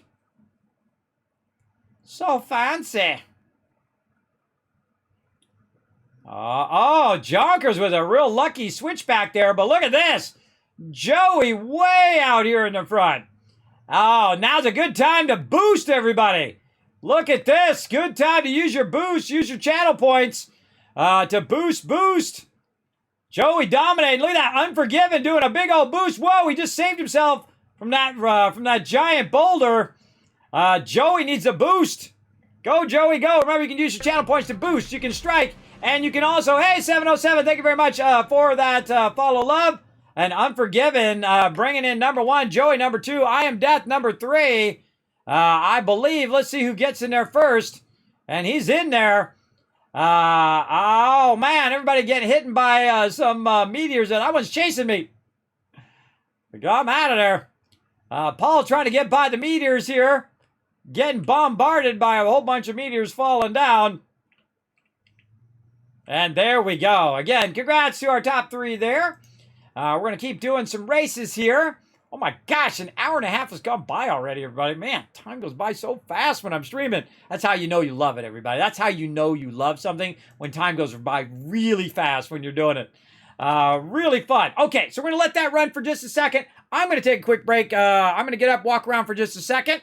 I'm just going to do a quick AFK so you guys can watch this continue to run, because I'm a big fan of watching all of the stuff do the thing and run all of that. So I'm just going to do a quick AFK, and I shall be right back.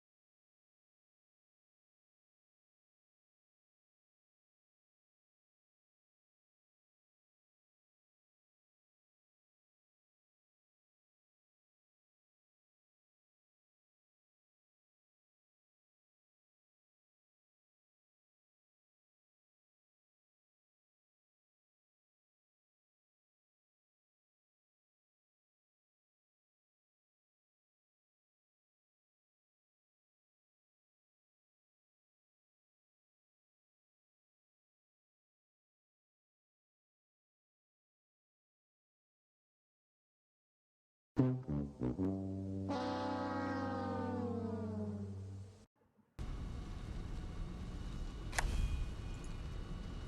test. I should be unmuted now. Put a 1 in the chat if you can see and hear me, everybody. That's why I do that test every time. We can hear you. All right, there we go. All right, don't blame me, everybody. I had to reset my microphone again. I don't know why that stuff gets messed up. I just roll on with it. That's the way I rock and roll here. I just roll with what we got as well. Okay, so let's get back into it. So we are letting our stuff come together. We're merging it, and then we are splitting it into the 3 boxes over here to backlog a bunch of this. And now we have it all in one place. Now, we need to think about how much we're bringing in right now. This is 120, so that's what we're bringing in. And we can go ahead and now take all of our other ones and also merge those into the same lines and bring those up as well. Now, at this point, because of the amount we're producing and the speed of our belts, we could probably combine some of these together. This one's coming out at 60. This one's coming out at 60. And, of course, we'll overclock all of these here in a bit. And these are 60 and these are 60. So these are just 120. And I can take these and double these up and basically take all 4 of these. Oh, there's another one over here, which I actually do not have in there. Huh. What happened to our one over here? I must have accidentally taken that one out. So what we want to do is go ahead and get all 4 of those in here. Now we can start taking this out as well. I think we were getting blocked by something up there. And we need to go ahead and make our item over here like this. So we can make ourselves a couple portable miners to replace this. Over here, there we go. And we're being obstructed by something. What are we being obstructed by? Doesn't matter, whatever it is, it's gotta go. What's in here? That's probably a bunch of stuff there. There we go. All right. Now, the most important thing is to get this all working together and merging together into one particular thing. And so what I'm going to do is actually take all of this infrastructure that I have over here, and I'm going to tear that down now. Now, the better option is to run it back to this one, which is much closer to where we want to end up. And then, of course, same thing here, right? We want to go up like this. We want to go ahead again. I'm going to speed up a little bit because you guys just saw me do this a second ago. We're going to run it to here to get it onto our grid. And then from our grid, we're then going to take it. And I'm just going to run it randomly up into the sky there and then fix that later on for right now. Now, the other thing that we want to do is go ahead and merge some stuff together as well. And we can just throw away all of this extra stuff that we're collecting here. All of the, where'd you go right here? These little things here. Get rid of that. It's weird that I'm not getting any of the raw. There's some of the raw materials right there. Let's get rid of that. A little raw coal in there. Get rid of that as well. Okay, so I'm going to go ahead and pick this up. And what I'm going to do is go ahead and now just kind of turn it. Grab it. There we go. Turn it this way. Boom. Right? So I can try to merge these together. So maybe I don't want that to go up into there yet. Maybe what I want to do is do something more like this. Where I can go ahead and say put a merger here and use the merger as the lifter, right? So we're going to go ahead and go like this and go like this, and then go ahead and take this and turn it this way, and then run this into there, and then take this, re-put that. I always suggest to re-put these back in again because they are sometimes pretty funky. Run that. Now look at that, how that does not line up. Over there, so you might want to move this further away, adjust this in such a way where this lifter is not trying to connect to the merger directly, because again, these are not on a grid. So you want to get your top one to be unaffected by the general grid that you have going. So I need to go a little bit more forward there. So we'll take these bottom 2 out. We'll use this top one as a kind of measuring. thing there, up, and then we're going to go outwards. We're going to take this one out. It doesn't matter as long as all of these end up going into this same one. Something like that, right? So now we've merged those two together. But we also want to bring all of these over here also in this direction. So we'll go ahead and we'll grab all of these and turn them this way just because it's going to make it easier. And I already got some of these things right here. And then take all this infrastructure out. Something like that. And we'll add a little bit of something there. And then again, we'll go and use this to raise it up. We'll raise this one up. We'll go ahead and put the merger right here on this particular one. We'll bring it forward a little bit, bring it up, turn it forward. Again, without having to use all the other stuff, we can just go ahead and use the merger, see if it's going to fit a little bit further forward. Let's say here. Again, just keep retesting it until you can force it into the grid. That's what I'm trying to do. I'm trying to force these ones that are locked onto the ground item onto the grid itself. Now, that's not a perfect circle there. Not a perfect angle there, everybody. And we're going to have to fix that. Because now what we're doing is we're trying to embellish our stuff and make it look perfect. I'm going to show you how to do that right now with a beautiful 90 degrees. So we're just going to go off of this, use that green line, and then we're going to try to line it up off the other side until we see both green lines. One going that way and one going this way, right? And then what we'll do is we'll move it back by 2. 1, and then 2. Get that green line. There we go. Now, what that's going to do is allow us to go ahead and perfectly line up against this one right here. Now we've got a nice straight connection there, right? And if we bring it from here and we bring it down to there, there is our beautiful 90 degree coming right down, little 90 right into the thing. Beautiful. Primo perfecto. Right in there. Now we want to get this to go over there and end up there. Or maybe we want to go ahead and take this and feed that back over there. Because now we have the option of running this on the outside or wherever we want to go. But what it is now is everything's going into the same one. And we can simply just go way up there like that. Now, before we get too far into doing the rest of this, what we should do is we should go look at where we want it to end up, right? Look at the end result first and then work your way backwards. I find that works in a lot of situations. So let's go over here to our new little area that we built up there on top. And we're going to look at kind of where it is. And we're going to go up on our little ladder here. And eventually we'll add hypertubes to this. And we'll go up here and we'll say, okay, oh, that's where that's coming up right there. All right, now what if we moved it back and then we ran it up and we ran it over? Is that closer to this side over here? I would say that it is. It's closer to what we've already got going, the already input that we have there, right? So it might be smarter to back chain that to the first one and then bring the first one closer. But it doesn't really matter in the end because you can always just put it however you want.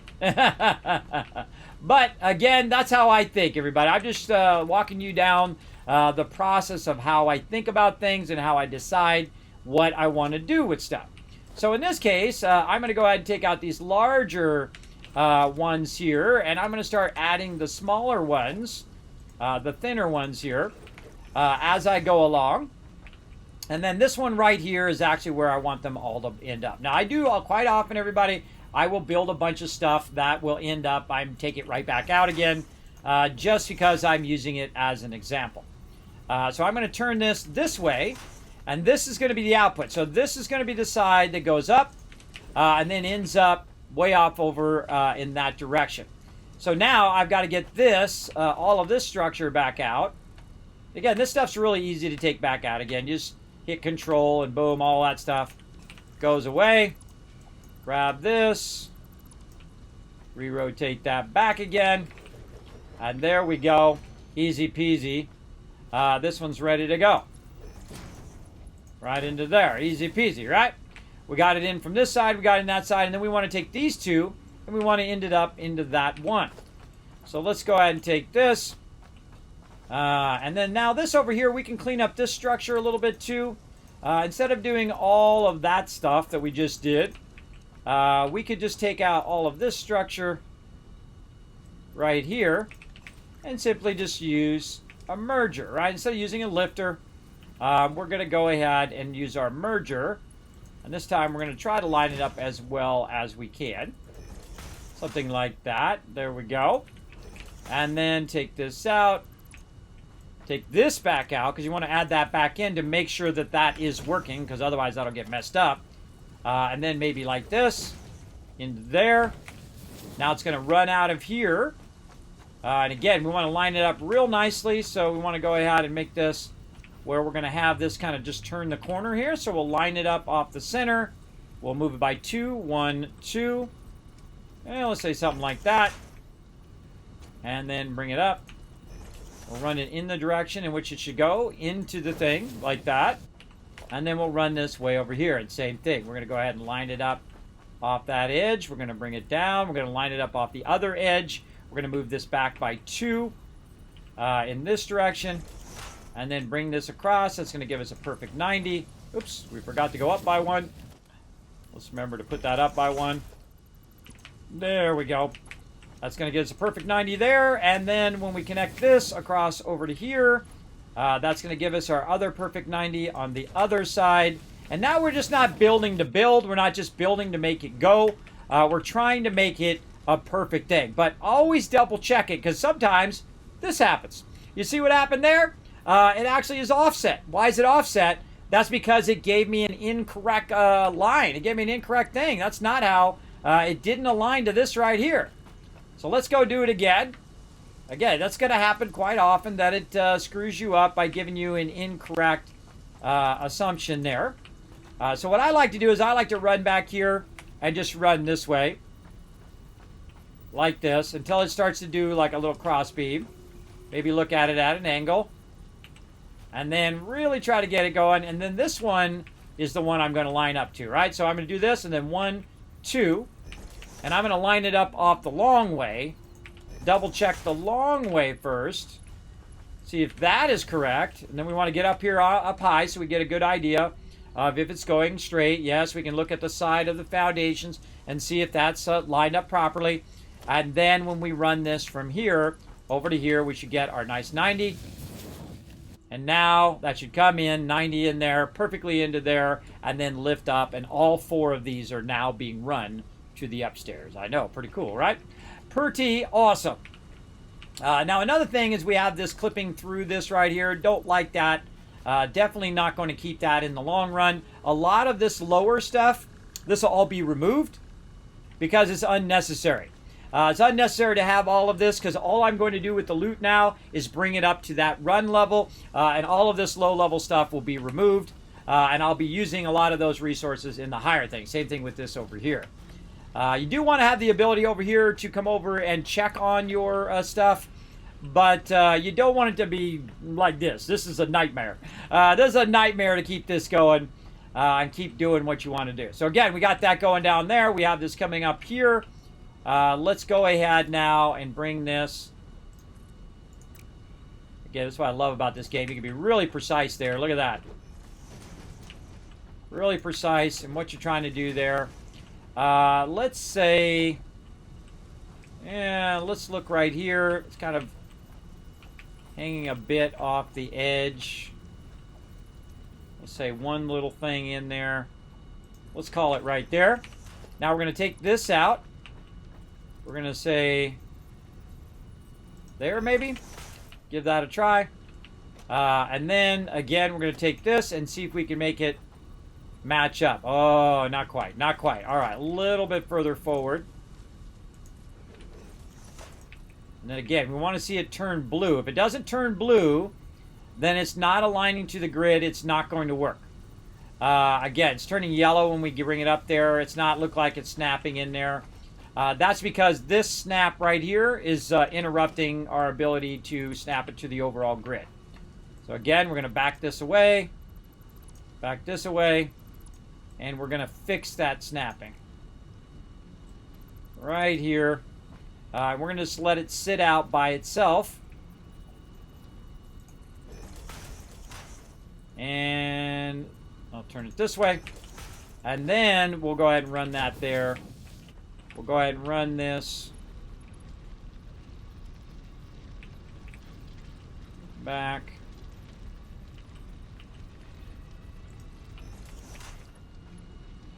Run this across. We'll get it working, everybody. Important thing is that it works. Does it? I find that its looks is good too. You want it to look good, but you want it to be functional, and that's the most important part. All right, so let's go ahead and move this over now. Run a little bit of this. Take this out, and see if we can now get this to align up there in the ceiling. So I'm just going to go ahead and run it up into the ceiling, and now I'm going to put the wall hole over the thing that's already there, and I can see that it needs to go over just a little bit. And then a little bit forward, right? So I'm going to put the wall hole there. I'm going to take this down, or the floor hole. And then I'm going to try to put another one there. And you can use that as an alignment tool, right? To basically say, okay, I got to move that just a little bit forward like that. And then see if we can now snap that in there perfectly. You're welcome. You're welcome. I just saved you hours of time of troubleshooting why that doesn't work. Now you know. So again, the reason why it didn't work is because this is not connected to our foundation grid. This is connected to the world node that is in the ground, okay? So you've got to have a little bit of a gap here. So this connects to the actual foundation grid, and then this transitions from the node into the world grid, and then now you can align it to all your other stuff and have it snap perfectly to all of your stuff to go upstairs. So there we go. Again, showing you some good stuff today. Showing you the best stuff today, as a matter of fact. And while you're waiting for me to do some more cool stuff, again, go out there, show some retweet love, everybody. We got to get one more retweet. Let's get that fired up. Let's get that going as well. And let's get back over here. And then let's go ahead and fix this up here. Same thing. We can kind of see where it is on this one. And so if we can see where it is on that one, we can kind of guess where it's going to end up there. Let's say like right there. And so let's take this and then run it, and now it's all the way and run it up into there. And if it does this, you know it's working. It is now transferring between the floor, through the floor, and now transferring up into that top one, and that gives us the power to work with that top one now. So let's go do that. And basically, this is what we need to do. We need to get all of our stuff together and organize it. Organizing is one of my favorite things in any game. Is getting that stuff organized. Now, we're going to have lots of space up here, because up here is just simply going to be the storage of our raw materials. So we don't have to really worry about, putting stuff gets too close together, anything like that. This is just a run level. Run level basically means that I'm going to run the resources around, and they're going to end up in their final destination. So I'm going to go ahead and run this like that, but notice it automatically knows the correct direction. It knows to go that way, toward this way, not toward that way, because it already knows its direction. Same thing over here. Let's go ahead and put another one of these down here. We're going to click it. We're going to bring it up. We're going to look at the side items right over here. We're going to try to set it on this. We're going to rotate it around, and we're going to set it on this one right here, right like that. And we know that that level is also the same as this level over here. And again, we're going to try to pretty it up a bit by aligning it this way and that way at the same time. We're going to move that back just a little bit so we can see that it is aligning. And then we'll move it back by 2. And then this one comes out. We got our nice 90. Up one more. This one comes out. We got a nice 90 there. We got a straight hit here. And I'm out of I'm out of stuff. All right, here we go. We're going to do a big jump. Hoo-ah! Big jump. Hoo-ah! Yay! Right over here and grab some of these. All right, we're going to need a lot of that. Let's sort that up. Put a small stack back. And actually, I see some more stuff in there we can just get rid of. Right there. And then we'll get a few more of these. There we go. Okay, back where we were working here. Again, we want to lift all this stuff up above and get that working up above here. Now, I could put a hyper tube here, but I love these ladders. I like using them. I think they're fun. It's a great addition to the game.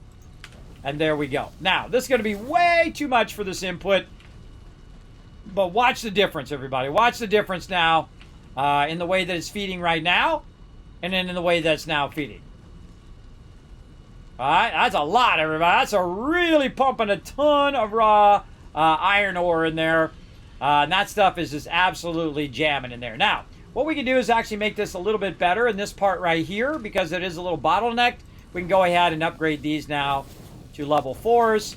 And those are really going to be pumping that in there at full speed. And we'll see less of a slowdown from all of those. See how all 3 of these now conveyors are just pumping in there as fast as they possibly can. So, and again, look at this filling up in there. So now we got the 4 nodes down below, the 2 nodes over here. We got 6 nodes pumping all into these raw boxes. Now, if we wanted to add more boxes, well, guess what? Super easy, right? We want to add more storage.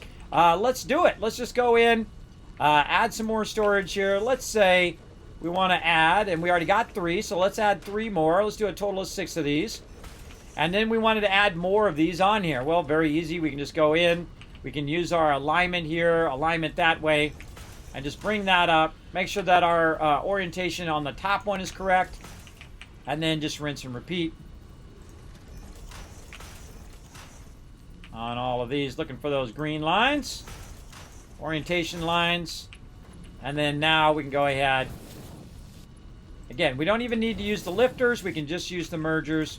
It reduces some of the overhead, some of the material costs as well. And then once we have that all in place, we can very easily, time for another battle. We can very easily just take that stuff out. And there we go. And now, of course, we want to go up above and make sure that we didn't, turn something the wrong way or something like that. We want to see that everything is making its way all the way to the end. Now, because we have so many boxes, what's going to have to happen first is this box is going to need to get filled up first, right? So when that box gets filled up first, then the rest of these are then going to fill up the next one and the next one and the next one and so on, all the way down to the end. So basically we have a lot of overflow once we fill this first one. And there's actually a really easy way to do that. You can just take it out of here and just very quickly put it in there if you want. But I'm just going to let it run and let it overflow into here. And then we'll have lots of extra resources to fire up a ton of resources after that. All right, we'll come back to that in a minute. Let's battle. To battle. All right, time for some epic battles, everybody. I'm going to give you guys a nice range damage bonus there and make the mobs run to us. Let's do it.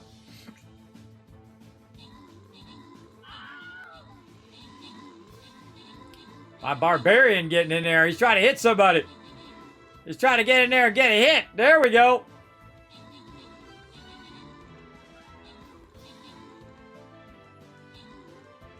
Whoa, somebody's unit down here is cranking. Look at that one at the bottom. Absolutely cranking down there. Gank that guy. Gank him. Get that baddie.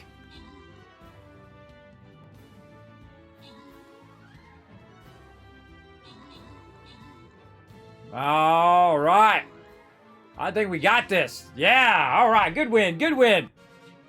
Okay. Congrats, everybody. Akia getting some love. Paul getting some love. Akia with all 6 units down, earning you guys 1,000 kids caps toward those giveaways. I really apologize about those giveaways earlier, everybody. I totally zoned on those.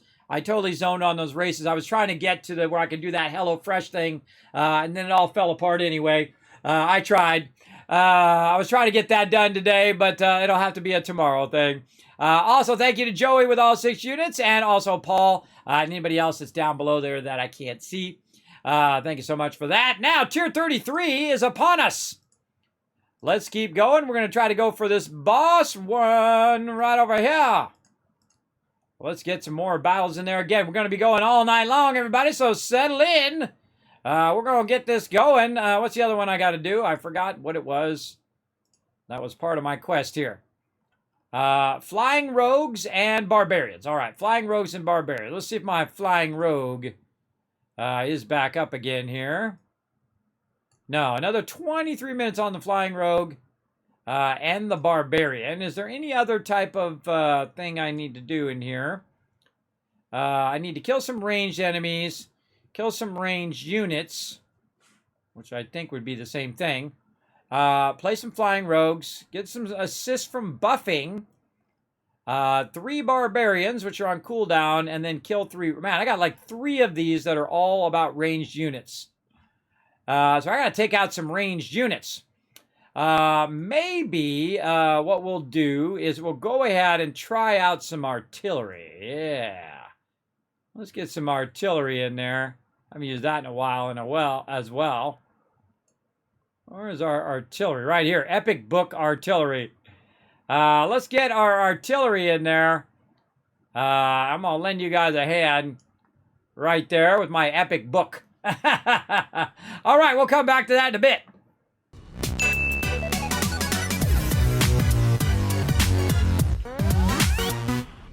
All right, everybody, let's keep it going. Up in here. We're going to keep this rocking. We're going to let that keep on going there. And now we got that situated, right? We've got all of that going.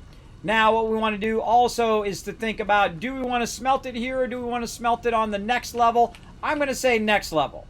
So let's go ahead and keep on building upwards. So we're going to go ahead and get our walls here. And we're going to go ahead and just take our walls here and run them further upward.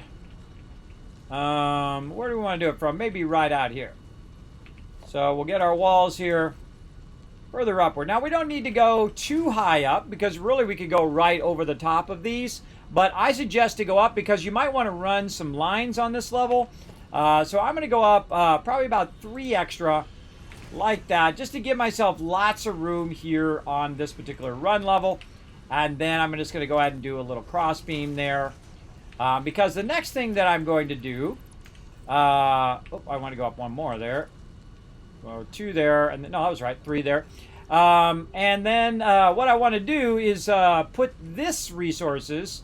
I want these resources to go up above, right? So what I'm going to do is go ahead and combine these together and then recombine them again. I'm going to merge all of these together using our mergers. And again, I'm just going to go ahead and set it like this. I'm going to run it up.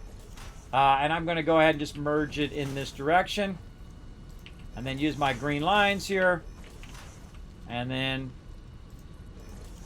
merge them all back together here. Because eventually this is all going to flow on a single line.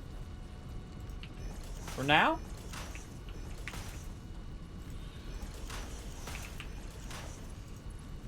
And we'll connect all those together. You can just double click, by the way. When they're really close, you can just double click. It makes it go way faster. You just aim at the point there. I usually aim at this on the actual box. Double click, that'll all run into there. Now, what we should see is we should see all of this running out onto these conveyor belts out here. And that's why I like to leave a little room so I can see that everything is working all the way down the line. And that's now going to run over here. And then this is going to take it up to the next level, which is going to be right there, right? And so what we want to do, yet again, is go ahead and put our thing down here. We're going to see that it needs to go forward just a little bit. So we're going to put another one down just ever so slightly forward to temporarily overlap that. We'll take this one out. Again, use that one as a guide. And then go down here. And if we see this turn green, then we are doing it correctly. All right, there we go. And now that's going to run into that upper level for our smelters. Now remember, I can keep adding and adding and adding and adding and on and to forever. And I can make rows and rows and rows of boxes if I want to store all of that stuff in here. I can even enclose this and make it into its own level of the factory in the long run.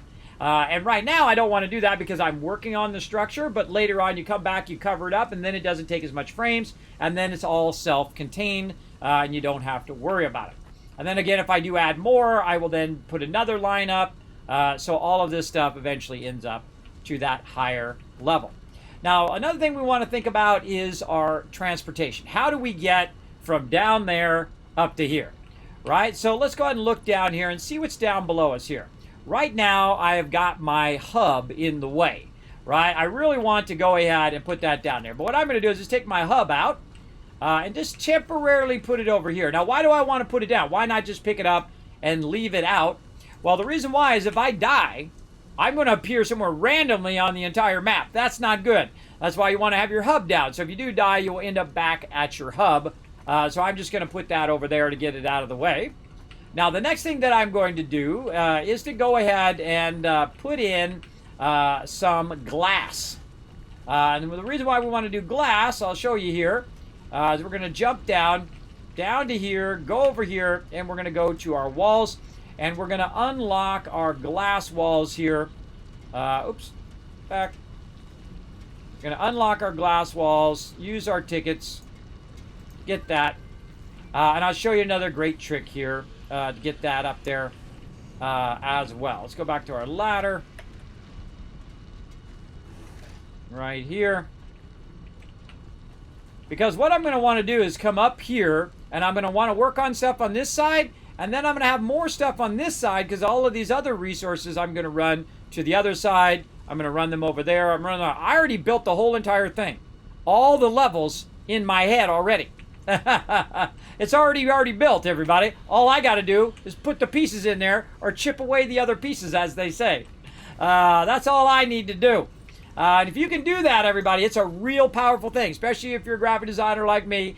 You can visualize everything that you're trying to create ahead of time, but it's not always going to be exactly as you see it here. Because as you do it, you're going to find better ways as you're doing it. But it is a great starting point to get an idea of what you want ahead of time because it saves you a tremendous amount of time.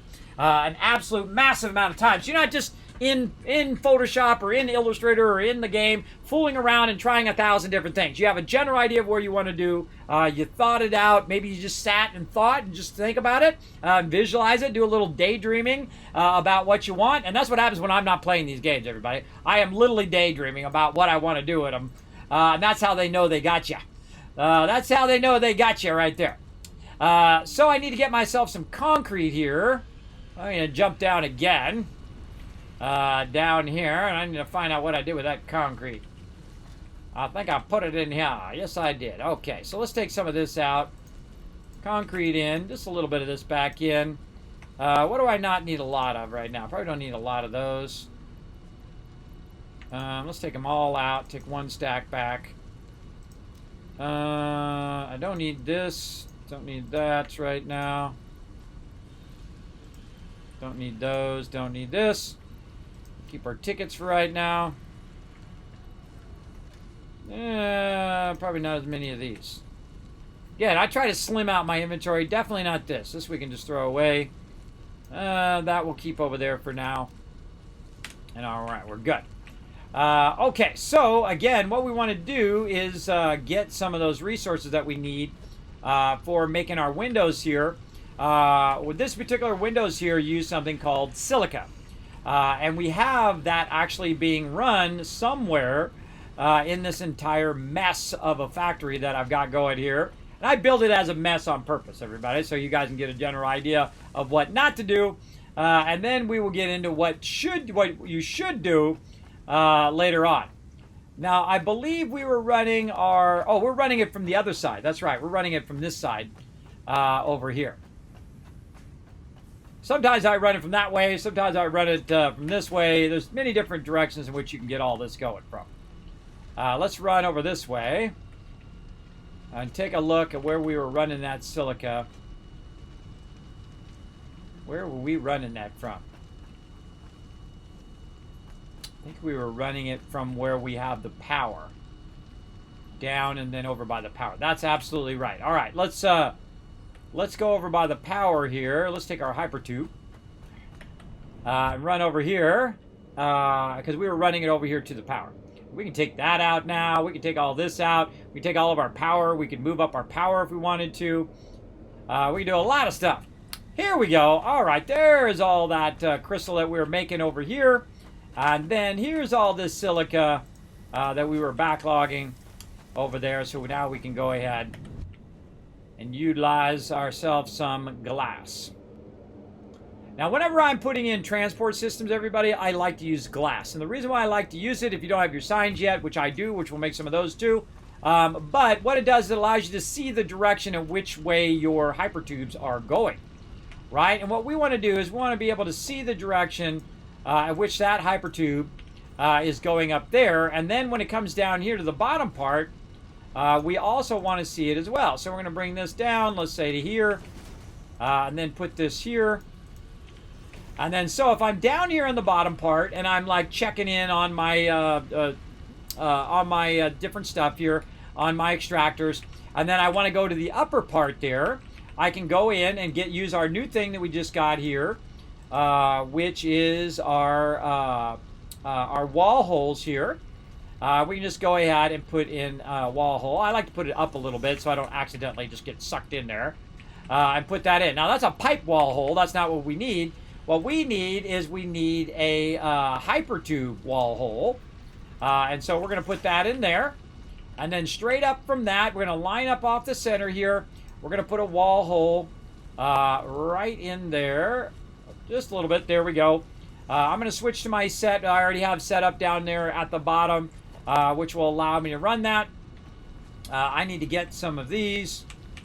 Always playing this game in the dark. I always feel like I'm constantly playing it in the dark. It's always dark for some reason. All right, let's go ahead and run that up to there. It doesn't matter which direction you're running it. It will kind of figure it out. Only matters if you're doing stuff that's vertical and you're offsetting the vertical and all that. We'll get into that at some point. But for right now, all we need to do is get that to go into there. There we go. And we want to also get our power connected to over here as well. Now, what I'm going to do is just go ahead and disconnect that from that power pole. I'm going to go ahead and run this across over here so it connects, let's say, right above this, like that. Now, notice how it looked like it was going behind it at first, but then it ended up going in front. I just happen to know that that's going to work out. Also, when you connect, you actually want to connect this in the back. So what we really want is actually not to do this. What we want to do is we want to do the double connector, which is this one right here. So I can connect this on one side. I can then connect this nicely on the back. So I just happen to know that that's just going to go straight down and connect right there. And then we don't have an extra wire that's going through the thing there. And then now this is going. Now, one of the problems, though, is this is not connected to power right now. So temporarily, what we'll do is we'll run this also down here, which is now giving that hypertube some power. And now we're upstairs into the top part here. And we want to do the same thing here. We want to go ahead and bring our power up. Now, one of the things I also suggest when you are running hypertubes is to actually put the power in the center. The reason why you want to put it in the center is normally you're going to offset your hypertubes going up and going down. And we can see that this one is obviously going down, right? And so we'll go ahead and connect these across to here. And then temporarily we'll go ahead and connect this down to there. And then we'll go ahead and do this. And now we're down here. So what we want to do again, correct this. So these are now synced up. So they're running into the center. Let's take all of this away and run this to here. This is going to go to that extractor. This is now going to be perfectly lined up to the one above it. And this can now just kind of come down and connect to the back of that. And that looks way better. At least I think so. And there we go.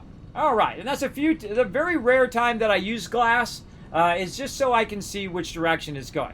Now, we do have some signs that we can do. And we can say, we can put a little sign here right above this if we want. What do we need? Oh, we need some quartz crystal. All right, let's go get some. I like how it turns off my light every time. It drives me crazy. Turns off my light. Drives me crazy.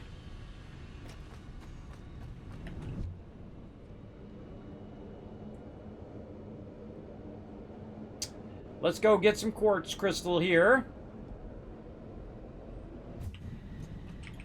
And again, we'll go ahead and just do a little bit of this, like we're going to make some of that. That'll let us know that we need to make some quartz crystal and grab some of that. You can see I've got different types of stuff being made out of that quartz here. So we'll grab some of that quartz crystal, and then we'll let it make us some more.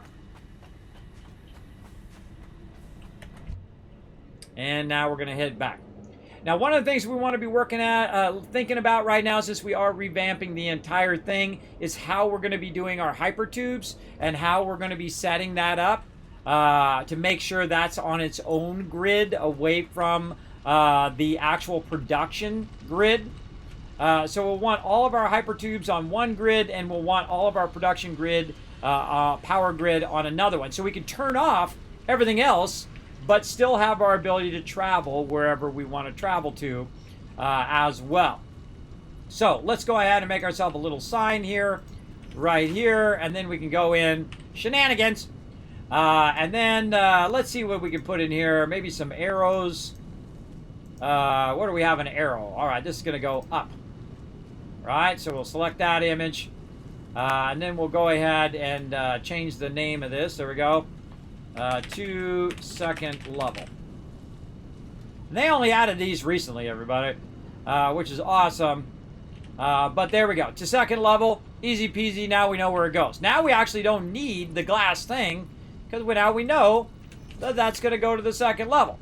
One of the things I don't like, though, is the fact that they haven't fixed this, so it still looks like you're going into the wall, but oh well. We'll get into it. And then the same thing up here. Now we can take this out. Oh, look out! Rotisserie G coming in again, purchasing that Paladin, helping support the stream, everybody. We're inching our way a little bit closer. Now, again, when anybody buys any skins, everybody, that's me getting my yellow fedora out here and wearing my yellow fedora for the rest of the night.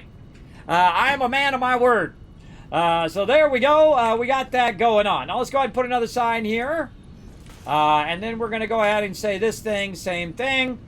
Except for we're going to switch this around and go down. There we go. And of course you can do 100 different things. To first, let's just use numbers, floor. All right, to first floor, and we good. We just get out of there, and now we know where it goes. And now we can just use a regular thing like that, and we know that this goes to the first floor, and this one goes to the second level, right? So there we go. And we're going to kind of basically use it like an elevator. Now the same thing over here. We can go ahead. I'm going to add my transport here, my hyper tube wall hole to my quick keys down there at the bottom to number 5. So I can just go ahead and go number 5 here. This should actually be up just a little bit more. Let's take this out. Let's take all this stuff out, just so I don't accidentally end up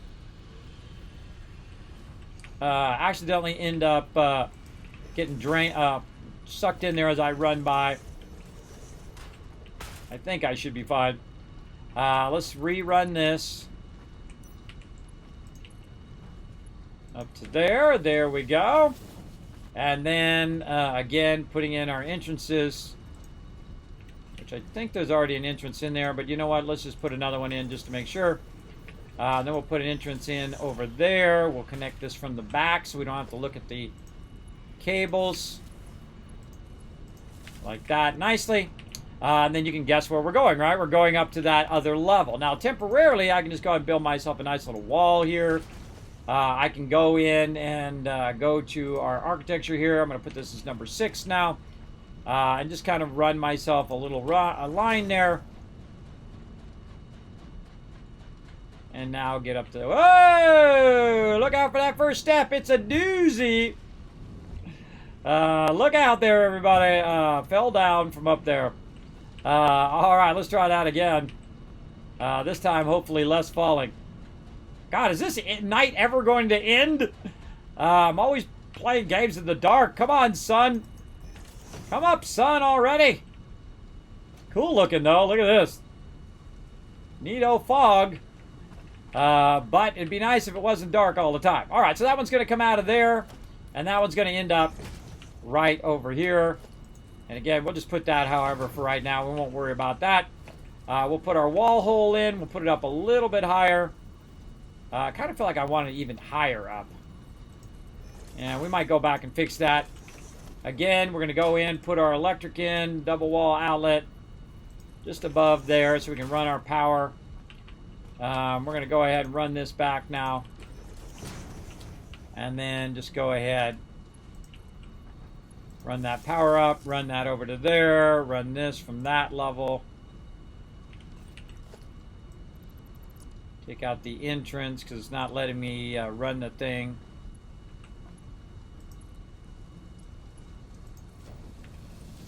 It's running it backwards.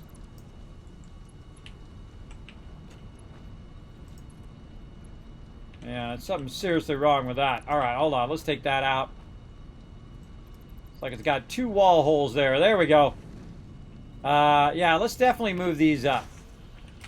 I don't like it. I don't like it. It's too low. I feel like I should have to jump up to get into it before... otherwise, it'll accidentally drain me in there. So, put this up a little bit higher. Say right there. Again, you can always fix all this stuff. You get all the resources back, so no biggie. I feel like I want to fix that one down there, too. Yeah, let's go up one more level on all of these. Let's go ahead and just push that beam right there. There we go. Alright, I like that a lot better. Again, fine-tune it until you get it just the way you like it. Like that, and then run that power up to that one. This power up to that one. This one to there. This one to there. And then redo our sign down here. That's why I usually don't do signs, because I have a tendency to take them out, put them back in, take them out, put them back in. Shenanigans. 2 second floor.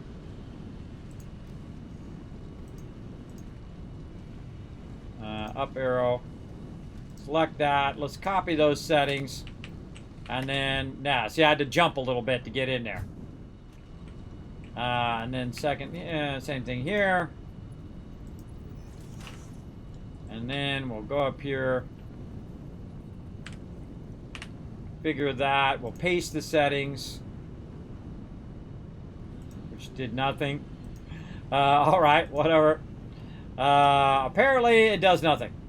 And then we'll go ahead and say to first floor with lassos. There we go. And then over here, again, same thing. We'll go ahead and label this. And again, really don't even need to label it. You can just go in and just put an arrow. Up arrow or down arrow. That would be more than enough. But we'll label it to 3rd floor. And there's so many variations you could do, everybody. So many, a massive amount of variations you could do. But there we go. Now we're at the 3rd floor, which is where we're going to be doing a bunch of our smelting and things of that nature. Now, I like to build my space elevator and also my thingy thing, whatever they call it, the thing. Oh my God, it's like not coming out of my brain. The hub. Putting the hub up at the highest level where I typically will be running all of my trains, because I'm not going to be running my trains down here at the low level. I'm going to run them up above. This way I can run them up over the mountainsides if I want. And I can bring stuff from everywhere because I'm up so high that the stuff is literally coming up to the top, and then I'm running it flat surface everywhere I need to go. So it's smarter to run it up than to bring the train down, because the train goes faster going down, but then when it's coming back up again, it's going slower. So it's really much faster to bring the resources up through a lifter than it is to try to bring it up on a train. So I like to bring all the stuff to the highest level, above all of the mountain edges over here, and then run it from there. So this will be our smelter level here. And so let's go ahead and just to kind of, keep this going here. Let's go ahead and set this as number 7. And we'll go ahead and do our shenanigans here. And we'll go ahead and put a down arrow to 2nd floor. All right.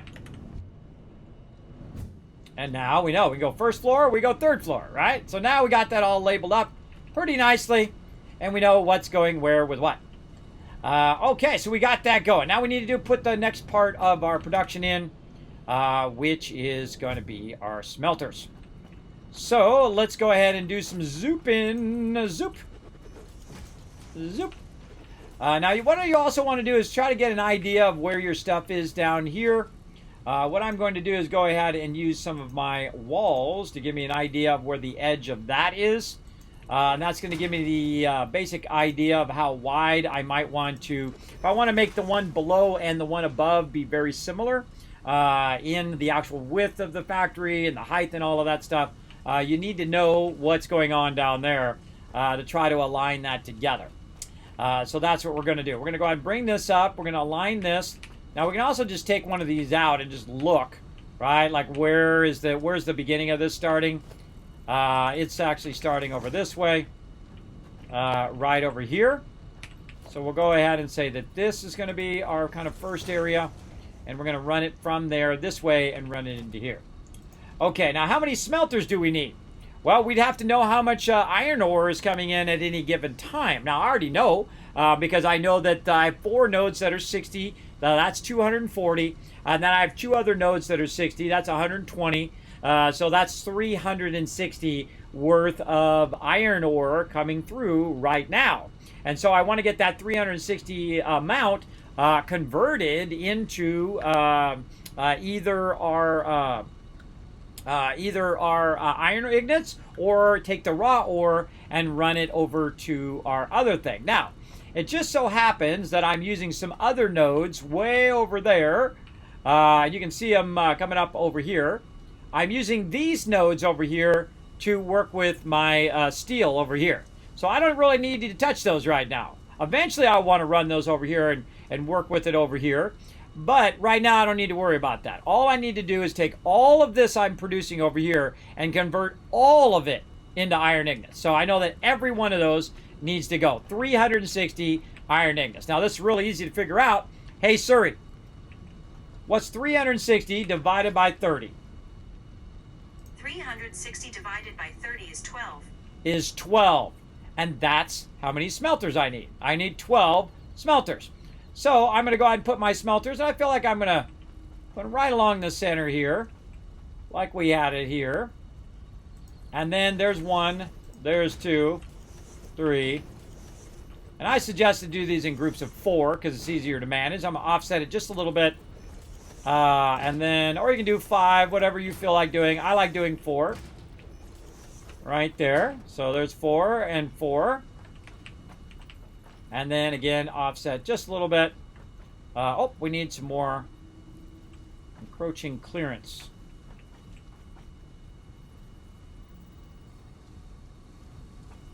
Wait, oh, there must be an extractor or something down below. Oh, the hub. All right, hold on. We got to put the hub. We got to put the hub in here.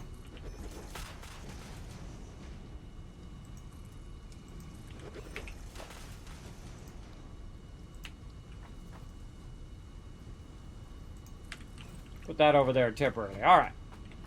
Blocking our work here. Okay, so where were we here? I lost count. So 1, 2, 3, 4, 1, 2, 3, 4, and then we're doing our offset. Make sure these are all inputs. Yep, offset just a little bit. There we go. And then this is going to be a group of 4. And so that's 4, that's 8, 9, 10, 11, 12. See, so the math just kind of works out nicely there. Now, I don't necessarily have to run this all the way to the side to run it down there. If I'm smart with the way my stuff is splitting, I can go ahead and split it. Now, one of the things that I just did by placing that down is I didn't take into account the actual input here first, and so the whole thing's not aligned properly to that. So you know what I'm going to do? I'm literally going to take it all right back out again. Again, it's real easy to take it out, real easy to put it back in again. Don't worry about it if you need to take it out. So I'm going to take it back out again. I'm going to go ahead and bring this up through here. And we're going to do this first. All right, so we're going to say, okay, this is coming out of here. And we're going to lift this up. And we're going to turn it that way. And then what we're going to do is we're going to say, okay, I want to go ahead and start my splitter straight out from here. Let's say right here, we're going to run it up. We could even do it even closer if we wanted to. Yeah, let's do a little closer. Let's do it right up here on its business. Like this. And then it's going to basically go in on that side, and it's going to split outwards in the direction that I am. Then we could go ahead and try to get our splitter here to match up to that. But that's not going to work, everybody. That's going to be all messed up. So what you want to do is just try to do a little trial and error here. And we'll get to that battle here in a second. A little bit of trial and error with your smelter. Make sure you got it going the right way and just try to eyeball it. I find that what you do is you line it up and then you go turns yellow and you go forward by 1 or by 2. It's because sometimes it's different, right? So it turns yellow, you're obstructed by the thing. Go forward by 1 and then try it as 1. 1's too close, right? And then take that out, try it again. And this time, go forward by 1. Oh, there we go. 1. That's 1 because it turned blue. And then 2 right there. And let's try 2. 2 is the magic number right there, everybody. There we go. Now we got it working. So that should go up, run into there, and then run down into here. Now, one of the things that I find, if I don't see it going through, then something is messed up. Something's not working right, and that's most likely the lifter. So you will go down here again. We'll highlight this again. We'll run it up here. We'll run it in there. And now, all of a sudden, see it working on the other side all of a sudden? If it's not working, take out all your lifters and put your lifters back in again. And that should solve your problem. So there we go. Our first one is underway, and we also gave ourselves some room to run under here and be able to access all of these things. All right, so now we got that down. We know what we're doing here. Let's do a battle, and then we'll come back to this. To battle! All right, this is going to get crazy. Let's do some range damage, or actually, let's do some fast running. I think some fast running is going to help us a little bit more. So we can kind of fast run over to our totem here and outrun these guys so they don't get there before we do. Yeah, look at him go. Lay out of there. Oh, look at that range. Look at that artillery going off. Boom, boom. Look at my book. Shooting out that epic eye shot. Boom.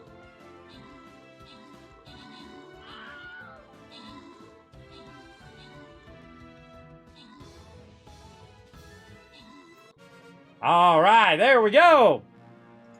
Open the captain chest, give you guys some love. El Lucic, I'm going to guess. Arrington and Tyler getting some love. Arrington coming in as our MVP. Thanks to Akia and everybody who is putting down all 6 units there. What do we get? What do we get? We get any assists there? All right, boss time, everybody. Let's go ahead and get a boss battle in here as well.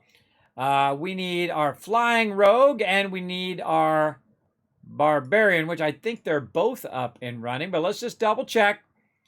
We need 3 more flying rogues and we need 1 more barbarian. So let's go ahead and just finish our barbarian. Let's find out where the heck he is. I always forget which one he is. One of these. Paladin, bomber, barbarian. There he is. And there we go. Now, the second you get this done, you don't want to wait till after the battle. You want to go in and do it right away because in the battle, you might get the next thing, right? Like this right here, we've got to kill 2 armored units. So my barbarian might go out, kill 2 armored units, and then I'm going to have that one done as well.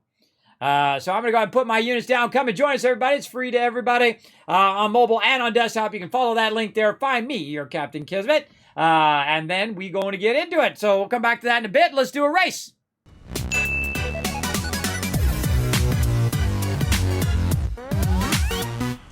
All right, 60 seconds on the clock. Exclamation play in the chat to come and join us. Join all these awesome peeps right here, ready to get this race started. Let's do it. And again, remember, the more people that come and join us, the more points that everybody's going to earn toward the season.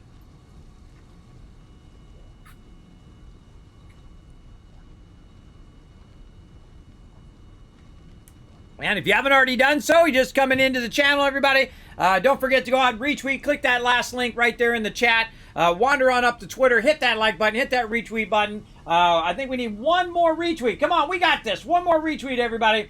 Let's blow it up. Earn you guys some caps. I am going to do some more giveaways tomorrow because I screwed up the giveaway today. Obviously, I'll probably do 2 giveaways tomorrow because I goofed up. It was my bad. So we'll double up. So make sure to be here also tomorrow, 1 p.m. Eastern Standard Time for those giveaways. Because Kismet done screwed up. All right, here we go. Slow rollout. But I feel like, whoa, this one's a bouncy one. We'll be watching out for those boosts on this one. Oh, this one's freaky.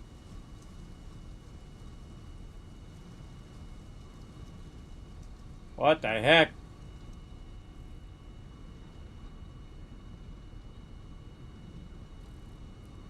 Just bouncing from side to side.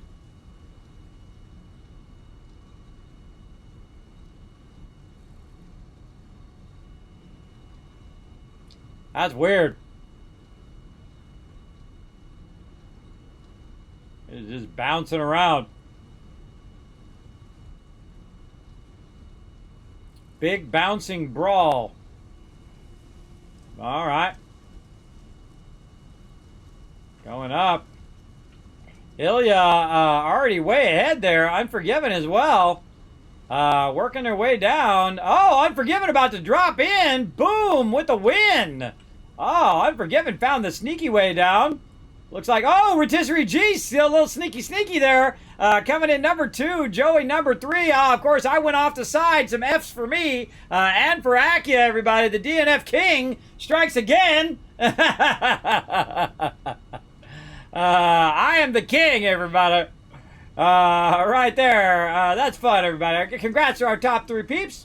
We're going to go ahead and get another race going. Again, there we go. You guys got your +4 up there in the side as well. Let's go ahead and go exclamation play in the chat so you make sure you get in the next race. We got the 5 retweets. That's 1,000 Kids Cats. For all of you guys in the chat for crushing that. Appreciate that big time. Let's get it going. Going to hit the join key here, and we're going to come back to this when we go ahead and do another battle. Now, everybody, don't forget that you can hook yourself up with some sweet loot by simply scrolling down. Look at this crazy guy right here. Look at him. Look at him right here. Look at this crazy guy. See that crazy guy right there? Don't listen to him. He's nuts. Don't listen to that guy. Don't listen to that other guy either. Hey, don't point. Stop pointing. Pointing is rude. Don't point at this guy either. Don't, not that guy. Don't. Hey, you guys stop that. All right, having lots of fun with that, everybody. All right, down here below the stream, if you scroll down, everybody, you're going to see this right here. This is an incredibly awesome deal, everybody. It is from HelloFresh. I know some of you have heard me talk about it before, but again, this is a huge sponsor, everybody. The #1 in meal kits is HelloFresh. I just got mine in, my very first order from them as well, using my own money, by the way. They did not give me no money to order it up. I ordered it up using my money. But I got to use my own code, which is awesome because I got 60% off, and so can you. Use that code right there at the bottom, or if you just click that, it'll automatically put the code in there. You'll see the difference. Instead of spending like $60, you spend $25 for 4 meals, and you get more and more benefit the longer you're subscribed, of course, up to 7 meals. You get basically 16 free meals across 7 boxes, 3 surprise gifts as well. You can simply click on that, get that discount. Now, again, they sponsored my stream for Thursday's stream and Saturday's stream of last week, and now I'm just doing it because it's awesome. I am not obligated to do it anymore. I could take it out of my panels if I wanted to. I could just say, okay, I'm done, I'm good, if I wanted to, but it is an incredible deal, and I do appreciate them sponsoring the stream, and I'm just trying to hook you guys up. Again, they just sponsored for those 2 streams, but now I'm just doing because I like doing it. Now, another thing that you can do, again, just click on that. It's going to take you up here to the home page.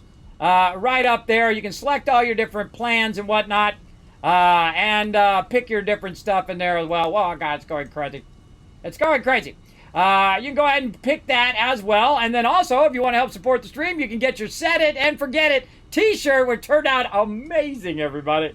It turned out so awesome. Look at that. It is so cute. You can also see it in the different colors as well. You have red. You do have kind of a pinkish purple, as well as a nice navy blue and a nice aqua, all the way up to 4XL. Feel free to go grab it up. I ordered mine up. I got the navy one. Normally I get the red one, but I've got a lot of red shirts. So I thought I'd get the navy one here. Again, amazing job on that artwork. I drew it out. I let him know what I wanted, and then I had it illustrated, and he just absolutely crushed it right over there as well. And I think I'm going to use the same design, but have different text at the top and do different variations. And you guys let me know which one you like the most, right? But I haven't got around to it yet, but I'll get to it hopefully this weekend. We'll see. And again, tons of other stuff down below there. My schedule, you can subscribe. You can find out about your sub commands down there. Different tons of stuff down there, including what are Kiz Caps, how to use your Kiz Caps, all my other partners and sponsors, and even when I'm going to be streaming next, which is in about, if I get my big head out of the way, which is in about 12 hours and 14 minutes. You can find all that stuff down below there, including the ability to, for free to go ahead and customize your stream avatars down there as well. So lots of cool stuff there. Also lots of cool stuff up on the website. You can go up there and click on that Bethesda gear there. Look, they got a hand puppet. I think it was Vault. I forget what Vault that is. Vault something. Let's pop up there and take a look. Oh, and they got a, look at this. They got an apron. Oh, I want the apron. Oh, I could be using the apron for my, oh man. I wish I'd thought of that ahead of time. I could be using my apron for my HelloFresh video. Oh, now I want that. All right, but they have really cool stuff up here, everybody. Now, me, I'm a big Fallout fan, so I go straight for the Fallout stuff, of course. Now, Bethesda Gear is a big sponsor of my stream as well. I don't have any discount codes right now. These are what I want right here. These shorts, everybody. These shorts are awesome. These shorts are awesome. I think you guys should take a look at all this stuff. Right in there. Oh man, they look like they sold out of a bunch of sizes there now too. And the other thing I think is really cool is the dog meat plushie right here. Look at this, too cool. Right there, look at him, he's so cute. I got my plushie around here somewhere. I put him somewhere, I don't know where he's at. He's over here somewhere. He's over here somewhere, but I also got my Fix-It cup, if you missed it earlier. That's right, I got my actual Fix-It cup, just like in the game. If you missed that earlier, everybody, just like in Satisfactory. I got that, of course, from the awesome people over there at Satisfactory as well.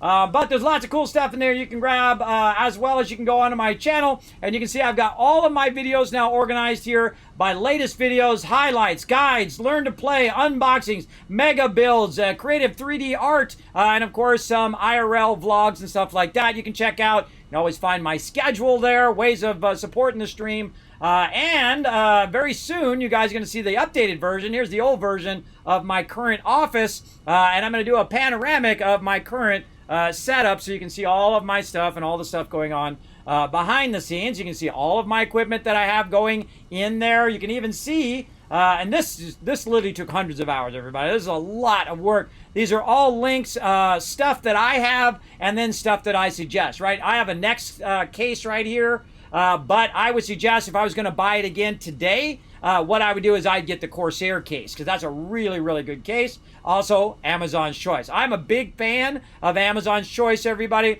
That's the one I typically would get of all this stuff. You'll see that a lot of it is Amazon Choice. Like right now, I'm talking to you guys on the Wave 3. If you click on the Wave 3, it's going to take you right up to Amazon, and bam, there you go. You can snatch yourself one up for yours. I highly suggest all Elgato products. I have mostly Elgato products. I've replaced all of my other products with Elgato. They have been a sponsor of mine in the past.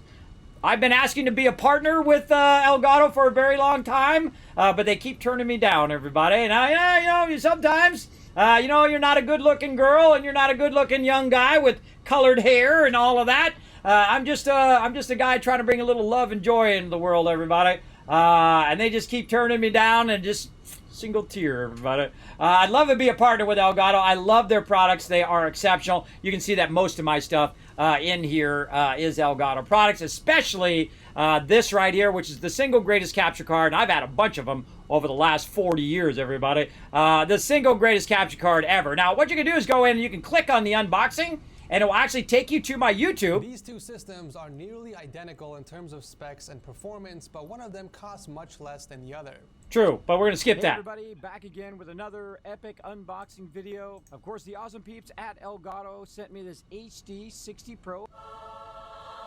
Hashtag sponsored. I do appreciate them sending me this. So there we go, and then we'll go through. See, not only do I talk about the actual, the unboxing and all of that, but what I do is I actually go through and I show you how I set it up.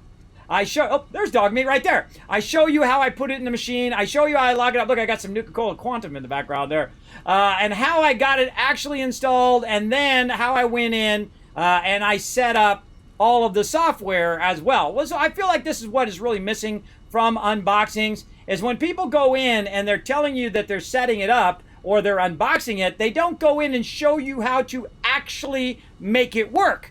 And that drives me crazy. And I hate 45-minute videos. I hate videos that go in and say, okay, I'm going to unbox this thing. And they spend 45 minutes talking about the unboxing, and then they spend 1 minute unboxing it, and you just wasted 45 minutes of your time.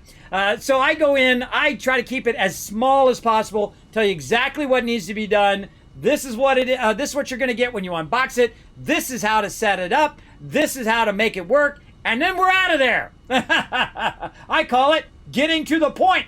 So there you go. And again, all of those are all tied to my website as well. So feel free to go in there and check all of those out. I kind of feel like I'm zoomed in a little bit here. How do I get this to zoom out? Control minus. There we go. All right, I was zoom back in properly. There we go.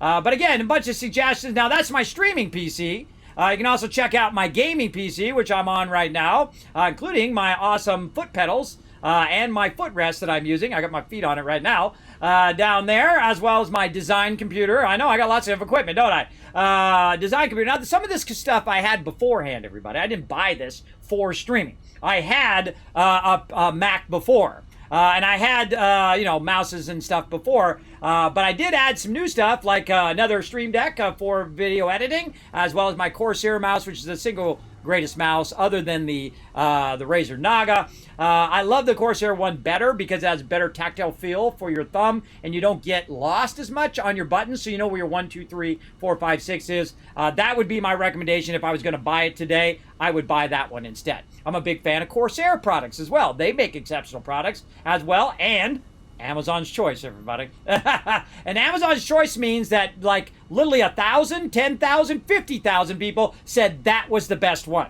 And I look for hours, everybody. If I'm going to buy something, it takes me longer to figure out what I want to buy than to actually buy it.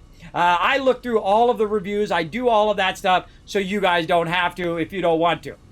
You can just take my word for it. Those are the best products in those particular lines, because otherwise I wouldn't buy it.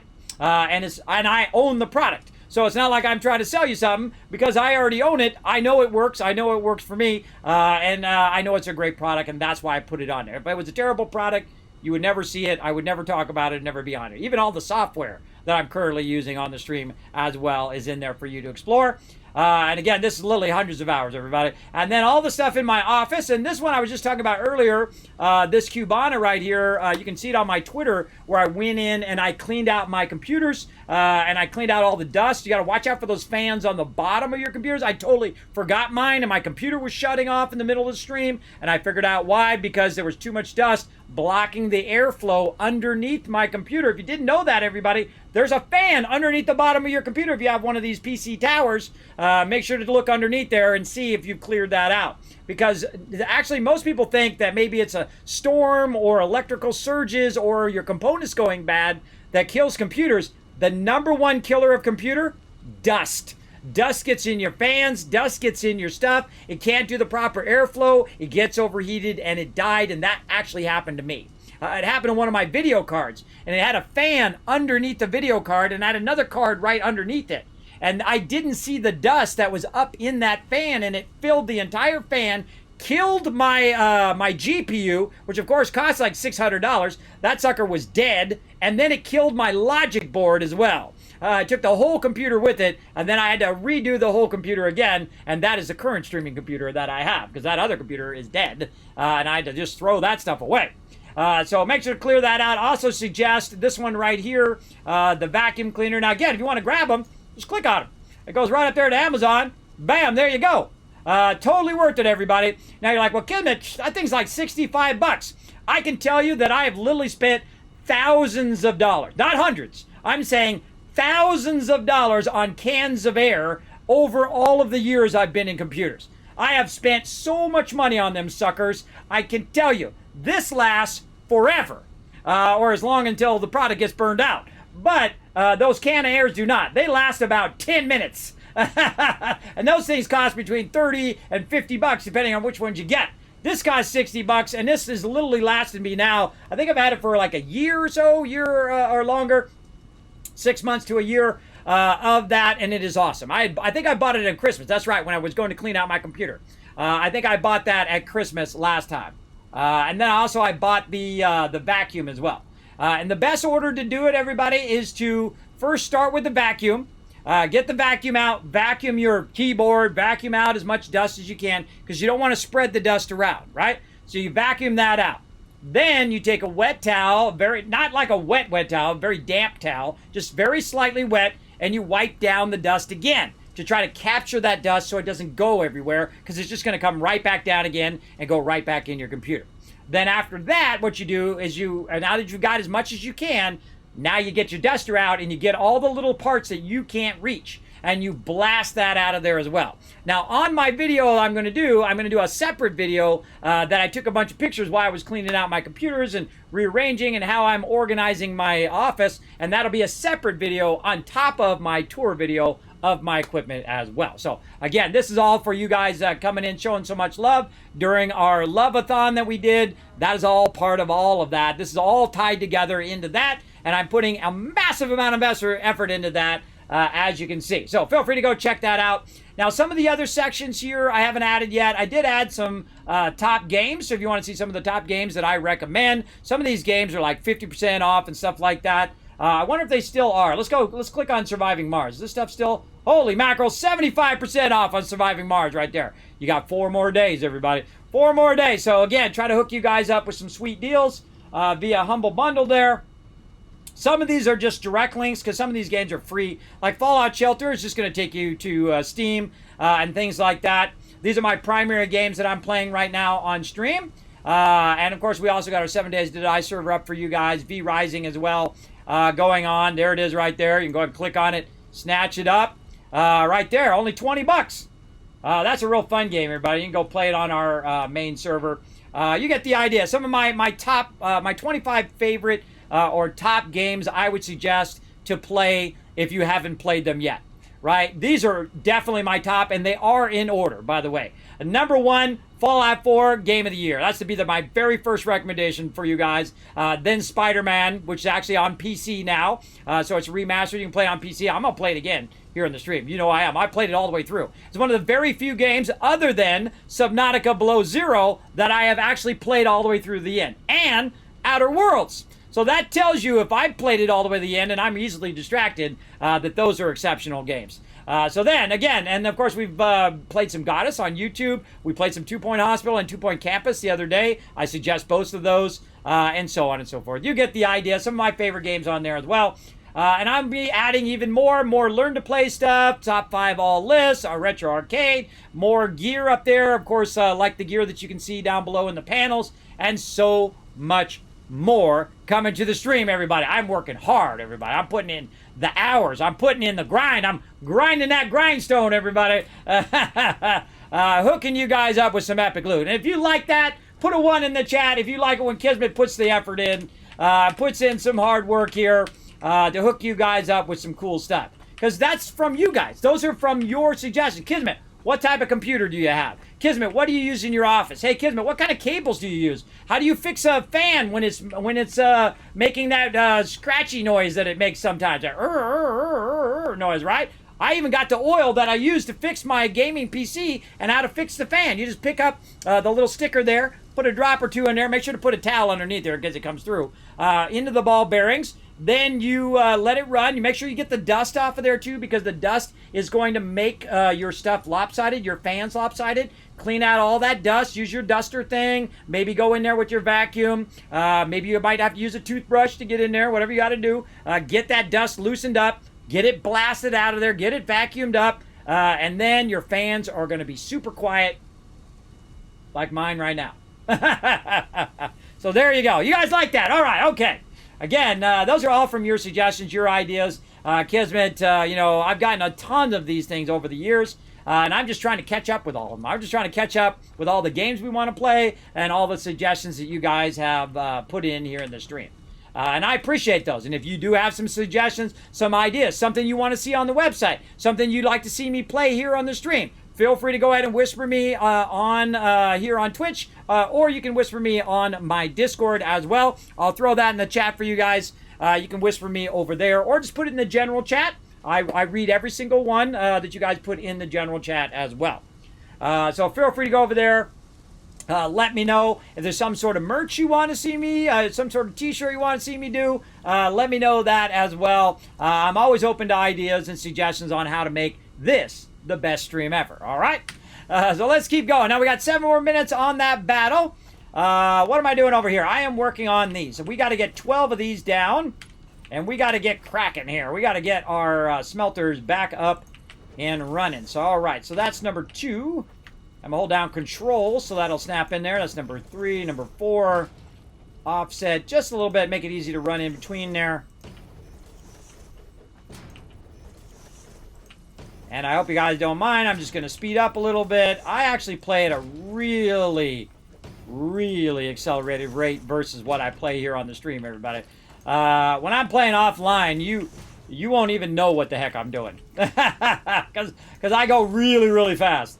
But on stream, I do slow way down when I'm doing it for the first time. And then once I feel like you guys have got the gist of whatever I'm doing, then I go ahead and speed up. Then I go a lot faster. Okay, so again, same thing here. Let's go ahead and get these nice and lined up here. And we're just going to run these down the line. And this is going to give us our expandability.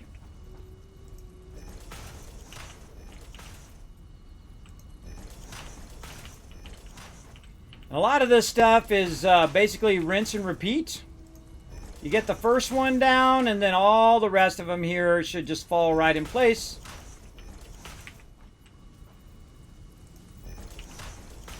And hopefully you didn't get the first one wrong. Otherwise, you're going to be doing all of these again.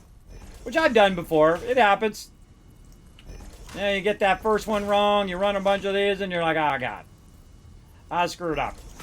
Now, one of the things I suggest to everybody, even though it says 12 is the optimum number, I'm going to add number 13. Now, the reason why I'm going to add number 13 is there's going to be extra resources.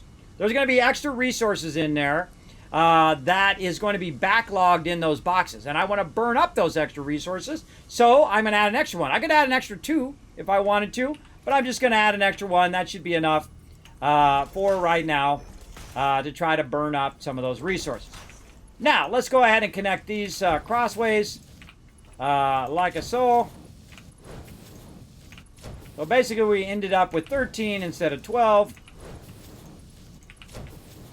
And if we did this correctly, it's going to fill up the first one, go to the second one, fill up the third one, or fill up the second one, then the third one, so on and so forth.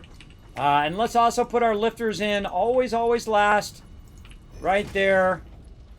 And then once, by the way, once you get one down, the rest of these should snap into place.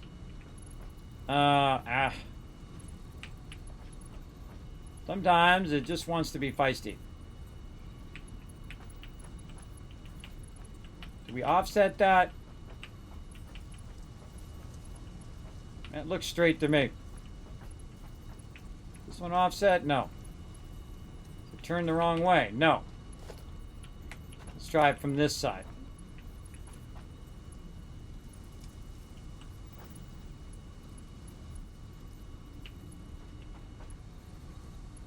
Man, it does not want to go. All right, let's take the bottom one out.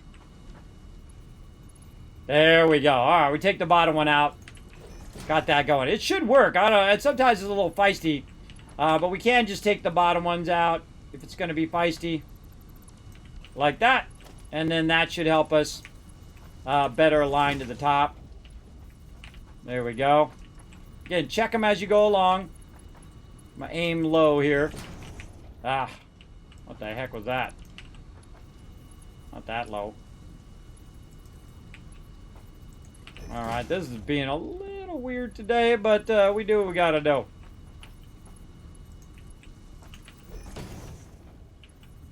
Now, we could just start at the top, but if you start at the top, everybody, I find that it gets real funky like that. That's why I always like to start at the bottom, because then it'll be nicely aligned from the bottom to the top. There we go. And again, if you find the right angle, it does work a lot better. So you kind of back a little bit and then move forward. Back a little bit, aim a little bit down, then move forward. And rinse and repeat. Just try to find that sweet spot. That definitely needs a little bit of work. Because that's not working as well as it should. Alright, there we go. Now we can go ahead and take out this other level as well. Try to take all those out without accidentally hitting any of our other stuff. There we go. And now we got that running all the way down there. Nicely done, and we should be able to see our stuff start to run down the line here. Let's go ahead and just use this thing here. And we should see it going to here and down to there. We should see it inside the lifters there. And you'll want to run the entire length of it and look all the way at the last one. Make sure that you see the stuff in the last one. If you don't see the stuff in the last one, like right there, then there's something wrong there. No, this one, what's wrong with it? It's turned the wrong way. Well, I can tell you that right now. I was wondering why that one was so easy. All right, there we go. And now we know we got that right. Now, one of the things that we want to do here, we got one more minute on that battle. What we want to do is use what I call vertical power, right? And we want to just kind of come up and go over the top of this because we're just going to do smelters on this level. Now, I'd probably leave a little extra room in case you want to do something other than smelters. But I'm going to go ahead and bring it up as well because all I'm trying to do is figure out the logistics of the various different levels in which I'm going to put stuff on. So I could put it right there, but it's going to be real close. So I'm going to go up one more. From that right to there. Again, we can always come back, change all this around, make it totally different if we want later on. But I'm going to go ahead and make it up there and rotate that out, run that across, something like that. And then the same thing just behind it. Now, what we want to do is figure out where is the connection for the power on these. And it's right here, right? So our connection is right here.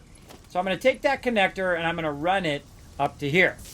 And that is awesome. That's one of my favorite things in the game now.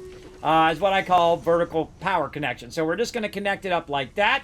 And in my case, sometimes what I do is I put it between the two. Or what I'll do is take this last one here and I'll line it up to the middle one. Something like this. Or even back here you can do. But I'm just going to line it up there. And then the middle one here, that one's going to come up. And then this one's going to connect here.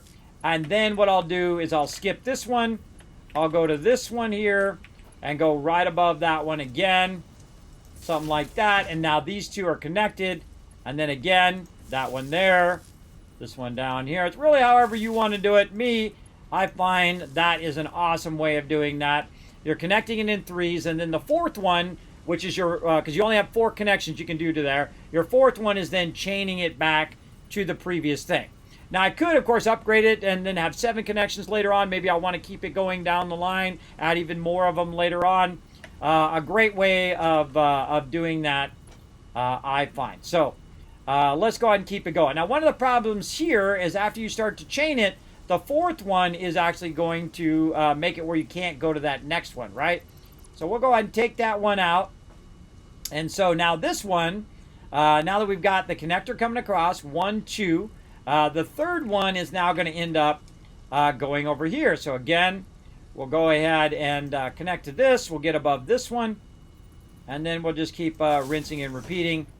2 connections here. And then across. Not this one, but this one. Running that back. And then running that down. And then just keep going until you get to the end. And then, let's say right there.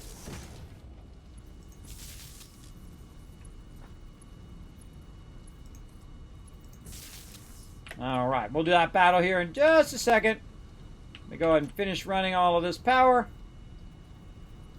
And we'll say there. And what I've done before is I've gone in, I've gone in and actually done them individually. Meaning that I've gone and connected that straight up, connected this straight up, connected that straight up, and done that all the way down, which is also very fun and looks super cool because all the lines are there. But this is a great way of reducing the amount of lines that are running all over the place and how many connectors you have going across the top as well. And again, we could reduce it even more by using our next level connector in here, which I actually already have. I could use the next one over. I could unlock it, which I think I still need to unlock it in the thing, which is my Mark II connectors in there as well, and unlock all of those. But right now, all we want to do is just take this power, and we want to connect it over here. And now all of these are now connected with power. But they don't know what they should be doing. That's the problem. So what we want to do is say iron ingot right here. I'm going to copy paste it. You can copy paste it without being inside the thing now. And then just paste it to this one. And we're just going to go down the line and do all of these in a row.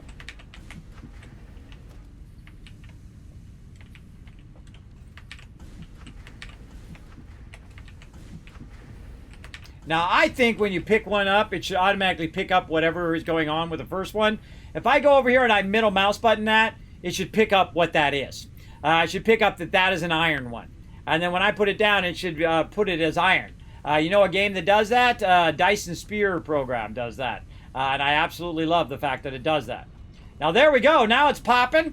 We got it rocking and rolling. Let's get up here and take a little look-see. Oh, yeah. Look at them green lights all the way down, except for we have one yellow one down there. Oh, a couple yellow ones. Now, those yellow ones are just saying, hey, Kismet, this one doesn't have enough resources right now. And that's because what it's going to do, again, first, fill up the first one. Then overflow in the second one. Fill that one up. Overflow into the third one. This was called an overflow technique or an inline overflow technique. And it's going to take a minute for all of this stuff here at the beginning to get up to speed. Now, another thing is that our speeds right now are actually too slow. Our Mark III is not fast enough. It's got to be faster because we have 360 that we're trying to push into all of these. So what we want to do is we want to go ahead and change our thing now and make this number 6 down here. And then our conveyor belts, we want to make this one number 3. So now we can go ahead and replace these lifters with the faster lifters. Now, you can go in and figure it out mathematically, which ones need to be this speed and that speed. I stopped doing that, everybody. That's a waste of my time. I feel like if you got the resources, just upgrade it all. Don't screw around with it. Just upgrade all the belts to as fast as you possibly can make them. And then you never have to worry about your belts being the wrong speed. And that is going to go way faster. Watch it now, everybody. Watch this. Look at it cranking now. That thing's going 480 now, all the way down the line. And you're going to see that all of these are now going to start filling up. And if we go ahead and look at this one here, we can see now this has 100 in there, which means now the next one is going and the next one. We can see where it's at just simply by looking for those little orange lines in there. We can just look for where our orange lights are. Sorry, not lines, but lights. Let's see. This one, not quite. That one's still at 1. Ah, man, my ability to get on my ladders today is fail. How are we looking here? This one's at 2. That one's at 18. 80. It's on this one. It's on that one. See how it's 89? And when that one hits 100, then all the rest of it is going to go to the next one. Right? And so when that one hits 90, 99, 100, okay, now it's going to go ahead and start filling this one up. And you're going to see this start to go from 26 to 27 to 28, 29, 30, 31, and so on. And then that one's going to fill, and so on and so forth. And then eventually, once it fills them all up, it's maxed them all out, then it's now running efficiently. It takes a lot longer for it to get up to speed, but once it gets up to speed, it saves you lots of time, lots of resources, and you can easily keep expanding it later on here in the thing. So very, very nice. We're going to merge all this back together and work with all of that here in just a moment. But first what we're going to do is battle. To battle. All right, let's go ahead and do a battle. Let's go, everybody. Let's get it going. Here we go. I got a little carried away and forgot about SR. Oh, no, that's okay. That's okay. I see Paul put all 6 units down. Hartho there. Who else in there? Val, Vanya. Put all 6 units down as well. Appreciate it. 72 units down on the board. Are you going to play Dice of Spear again soon? I've been looking at it, but haven't bought it yet. I might through. That's a really great game. I am only one person. I can only play so many games at the same time. And by the time I almost get done playing like Satisfactory or Astroneer or something like that, they come out with a new update. So I'm not one of those people who just play one game and just grind that game into the ground. I do like a variety of game. I feel like people enjoy the different types of games I play. Some people watch me for Satisfactory. Some people watch for Astroneer. Some people watch for Fallout. Some people watch for 7 Days to Die. Some people watch for Raft, right? I find it's a good variety. I'm in a good position where I can play variety. When you first start off as a streamer, everybody, playing variety is actually to your detriment. Like I really played a lot of Fallout in the beginning. I played Fallout Shelter and then Fallout 4, and I played that mostly. And that helps you a lot when you want to grow. But if you don't want to go crazy and play a game like Fortnite when you hate playing it, as someone just had a problem recently who quit playing Fortnite because he got upset and got sick of playing it.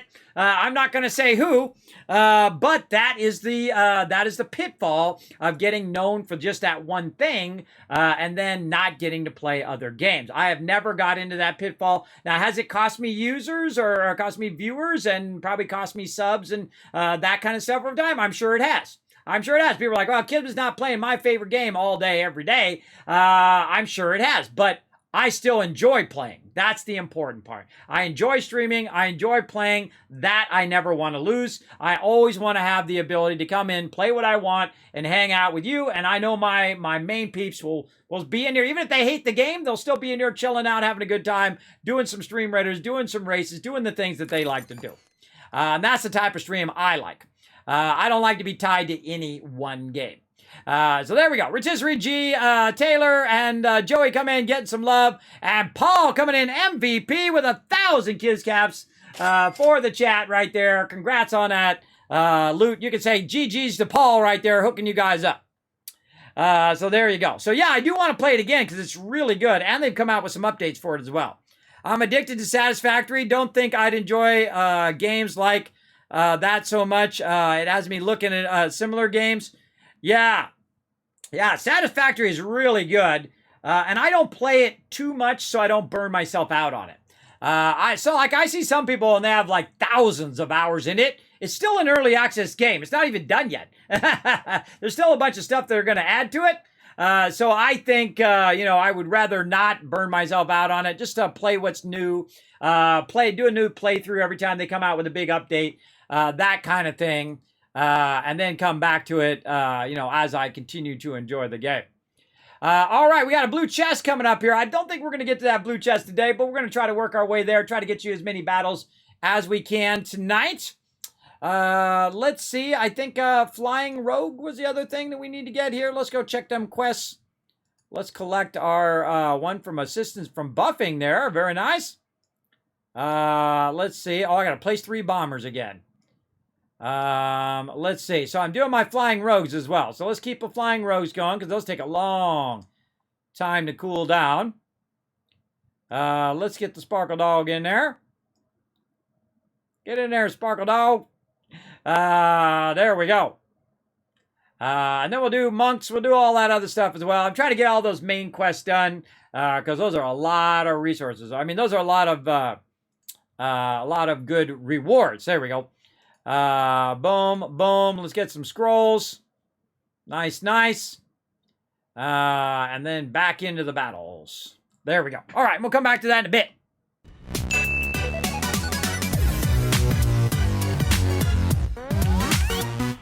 Okay, here we go. We're going to get another race in as well. Everybody come and join us for that.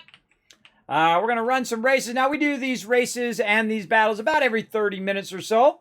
And they're really, really fun. I highly recommend it. They're free. They're enjoyable. I love these. They remind me of like playing like little Matchbox cars as a kid with your races, and you got your little racetrack and stuff like that. I love this. Or you're playing like Mousetrap. If you remember that old board game.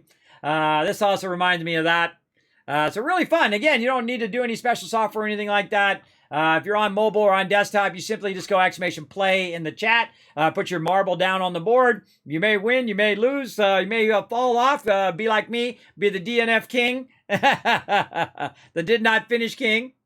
And again, the more people that join us for each and every race, the more points that everybody earns toward the season and also toward our local leaderboard. All right, let's see how we do. Rotisserie G already off to a good start there. All right, going in. Oh, Rotisserie G's on the top side there. Oh, there he goes. He dropped down. There's like multiple levels in here. Multiple levels. Oh, there we go. Went down in there. Paul pulling ahead here. Oh, this one's freaky. Now, these are all just randomized community maps. And there's a lot of good ones in here. Some of these, sometimes you get stuck or they're not really well finished or whatnot, or they're all just dark. You can't even see what's going on. But some of these are really well done. So huge credit to the Marbles community there for making some real fun ones. Whoa! Holy mackerel. I thought I was going over the side there. Let's see. Everybody just going. Wait. We were just here. We just went back in the same circle. What the heck? Me and Paul just did a loop. All right, there we go. We just did a loop-de-loop. Who's in the front here? Taylor, potentially in the front here. Sometimes you don't know. Sometimes it tells you someone's in the front. They're not really in the front. Oh, Taylor needs to hit one of these pegs. He needs to hit one of these pegs to slow himself down and go down the center. Come on, Taylor, hit one of them pegs. Oh, there we go. See, yep, see, slowed himself down. Now he's going to go into the center. Oh, Aki already dropping in the center. Oh, TM and Rotisserie G off the side. Paul just helped Taylor. Paul just helped Taylor come in second by bumping into him there. You can thank Paul for that one.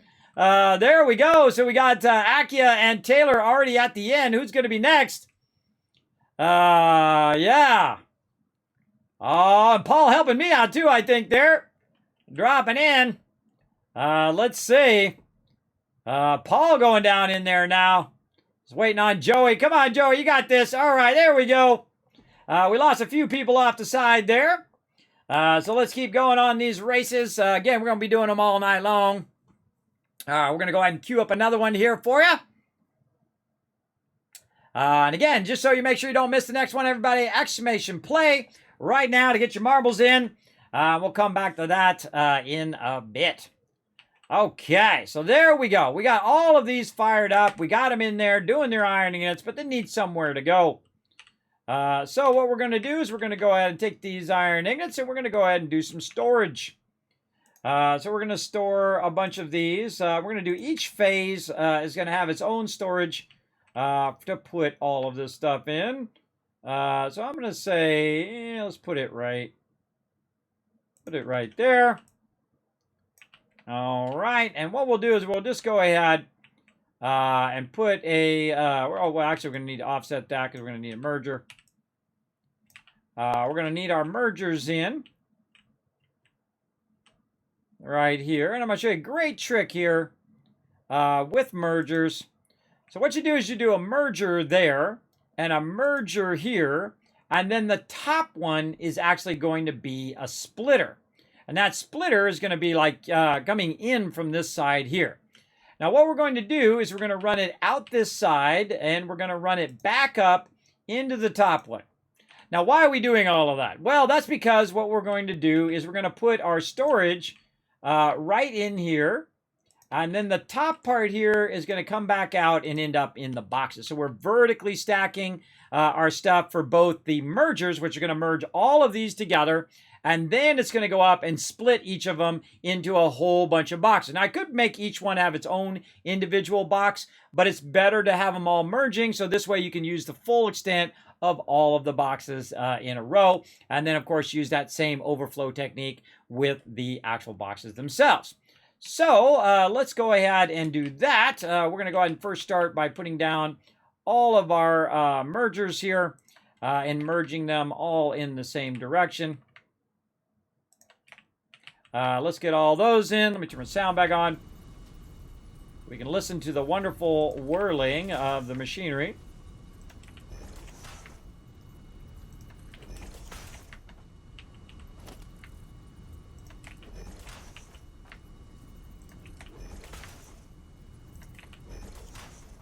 Try not to walk off the edge here. It has happened.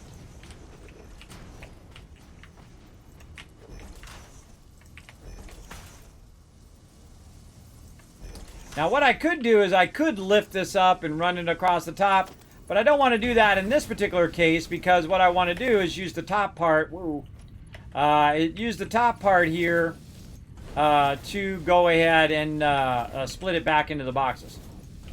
So again, let's get all these together first.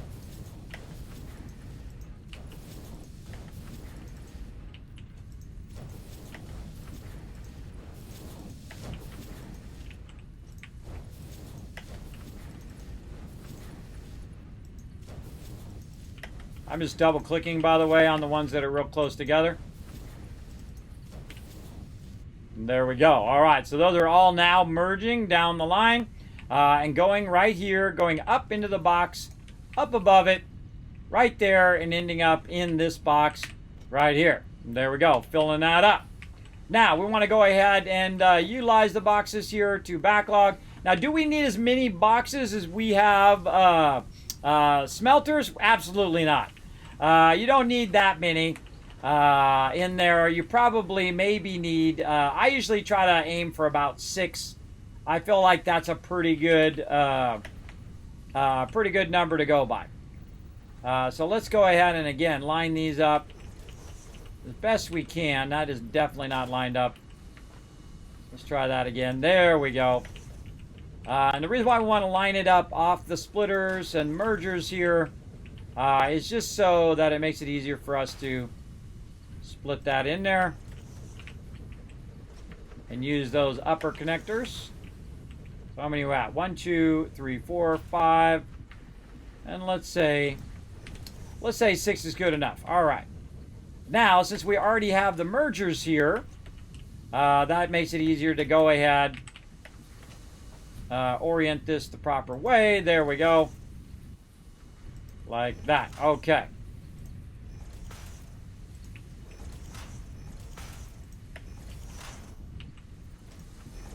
And I'm looking at this one right here. Make sure that that one's going in from this side. And it usually remembers that kind of stuff. And I'll take these ones out in the middle. Just let that float.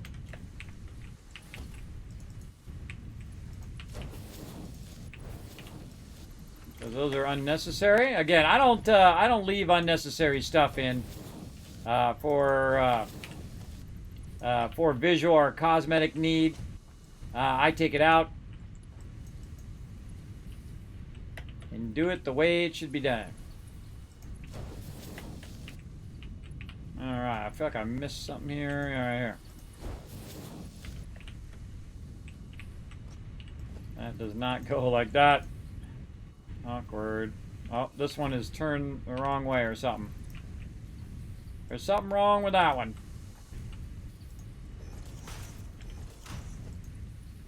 There we go.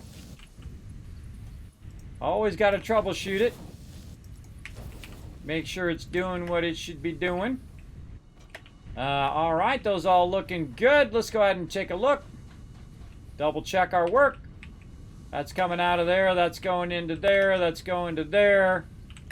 We got to connect one into there. And so now that should come in. And eventually one should go across here. Yep, there we go. And then here in the last box. So about 6 boxes is probably more than enough. Everybody probably get away with 2 boxes. But while we're working, you got to think that it's backlogging tons and tons of extra resources in there as well while we're actually working across all of this. And again, using those faster belts now, using those these level 4 conveyor belts, using up all of our encased industrial beams there, getting that done. Done. Now we have all of our iron now being converted into iron ingots. So that's looking good. Let's go ahead and jump down here. And I feel like we can go ahead and do a little bit of this. And then do a little bit of this elevator action. And wall hole there. Yeah, let's say there. And we'll put our sign.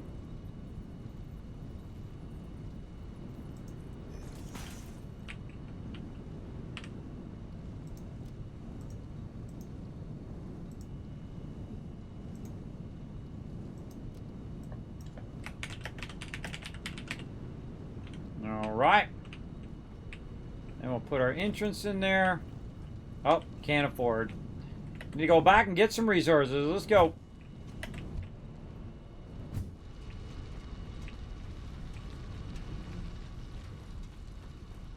Now, as you can see how long it's taken us just to do that one part. This is going to take a little while to get going.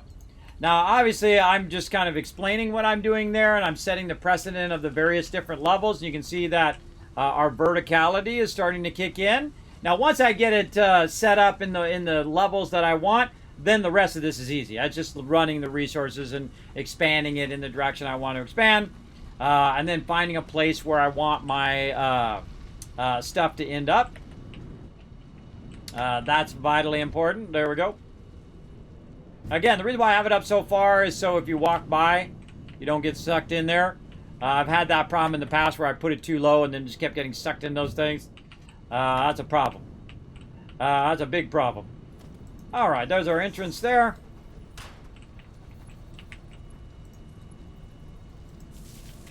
That down to there. And up to the 4th floor we go. Alright, that is way too high up. Alright, sometimes, see, you get there and you realize, well, wait, that's ridiculous. That's too high. That's too high up. Let's bring that one down. And then we'll go ahead and just build this out a little bit. And build it out a little bit that way. And then we can get behind here and fix this. Actually, we should put our power thing in.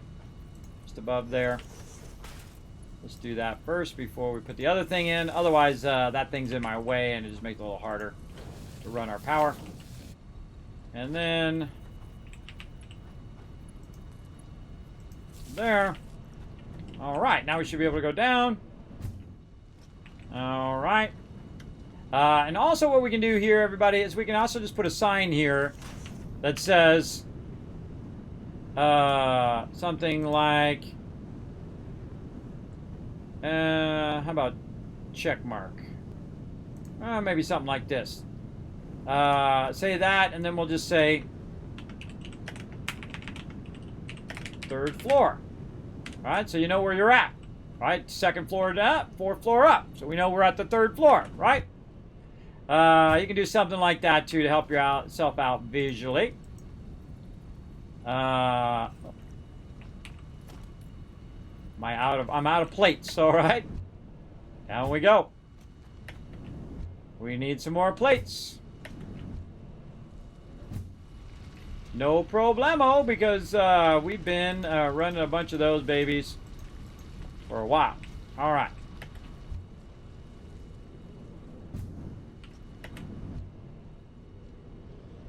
Okay, now we've got our raw storage down there. Now we've got our smelting level. Our smelting level is now running out a ton of this stuff out here. By the way, this also makes it where I can run in between here because I'm doing it up above now. And the same thing with this. I could lift this up and then I could be running underneath there as well. I don't feel like I'm going to be spending much time in this part right here. But I do typically like this stuff to be lifted up off the ground. And I could lift it up, both of these levels up higher, and then just push these forward, and then have a lifter coming down to it and whatnot. There's about 10,000 things you could do.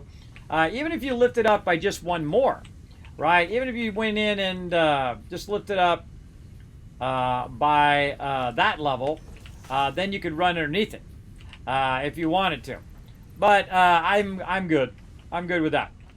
And again, we have basically an infinite amount of space that we can continue to expand upon here. Because we can really just go off into the horizon that way. We can go off into the horizon this way. Lots of stuff we could do. Let's fill that one in before we fall down in there. And there we go. So we're looking good. Now we also want to go ahead and do what I call the power check. Where you just put one of these poles off to the side, right over here, so you can go in there and do a little power check, see where your power's at overall. And right now, overall, looking pretty rock solid. So let's also go ahead and fill in our upper level here. We'll do some zooping. It's usually easier to do it from up on that level, so let's go up there. And we'll zoop the rest of this in.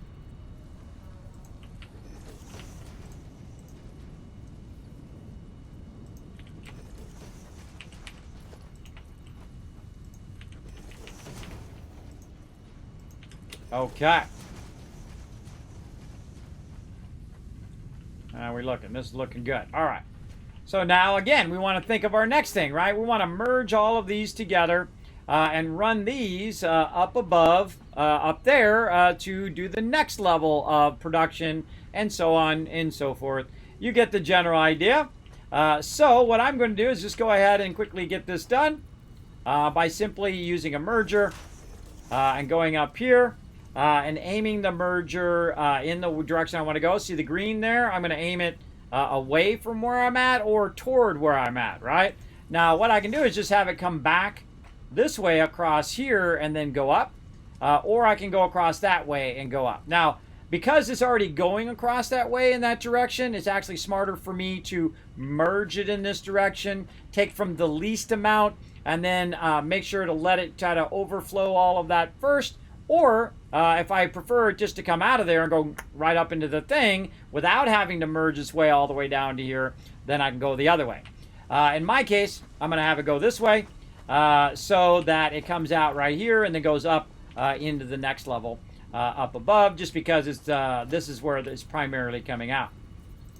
So again, let's work on that really fast. Now I'm going to get into some faster speeds here. If you do have a comment or question, feel free to leave it in the chat. I'll be happy to respond to you. Remember, you can also highlight your message here in the stream as well by using your channel points. And if I missed your question or comment in the chat, you're welcome to. Oh man, my clicking is going crazy. You're welcome to go ahead and just throw it in the chat again. I never mind. Never mind if you throw it in there again if I get focused or I'm working on something or whatever I'm in the middle of doing. All right, just pressing control and letting go. Press, press, press and let go, press and let go. And then I can just go ahead and remove all of those. And let's get all these remerging down the way here. And then right there. And then when we put this in, this should be able to go right up into there. Let me turn my light on so we can kind of see where we're going. I'm going to just take a general look by looking here. So let's say right there. Right there. And if we do this and we do this and it's blue, then we know it's working. And if we see the stuff going up there, we know that's working. So there we go. Now again, I'm working with my level 4 belts. And of course, as I get one even faster, when I get to aluminum, I'll make them even faster. And now look at this right here. Now, what do we want to make? Now is the question, right? What do we want to make? Do we want to make plates? Do we want to make rods? What do we want to do? We definitely want to make all of that.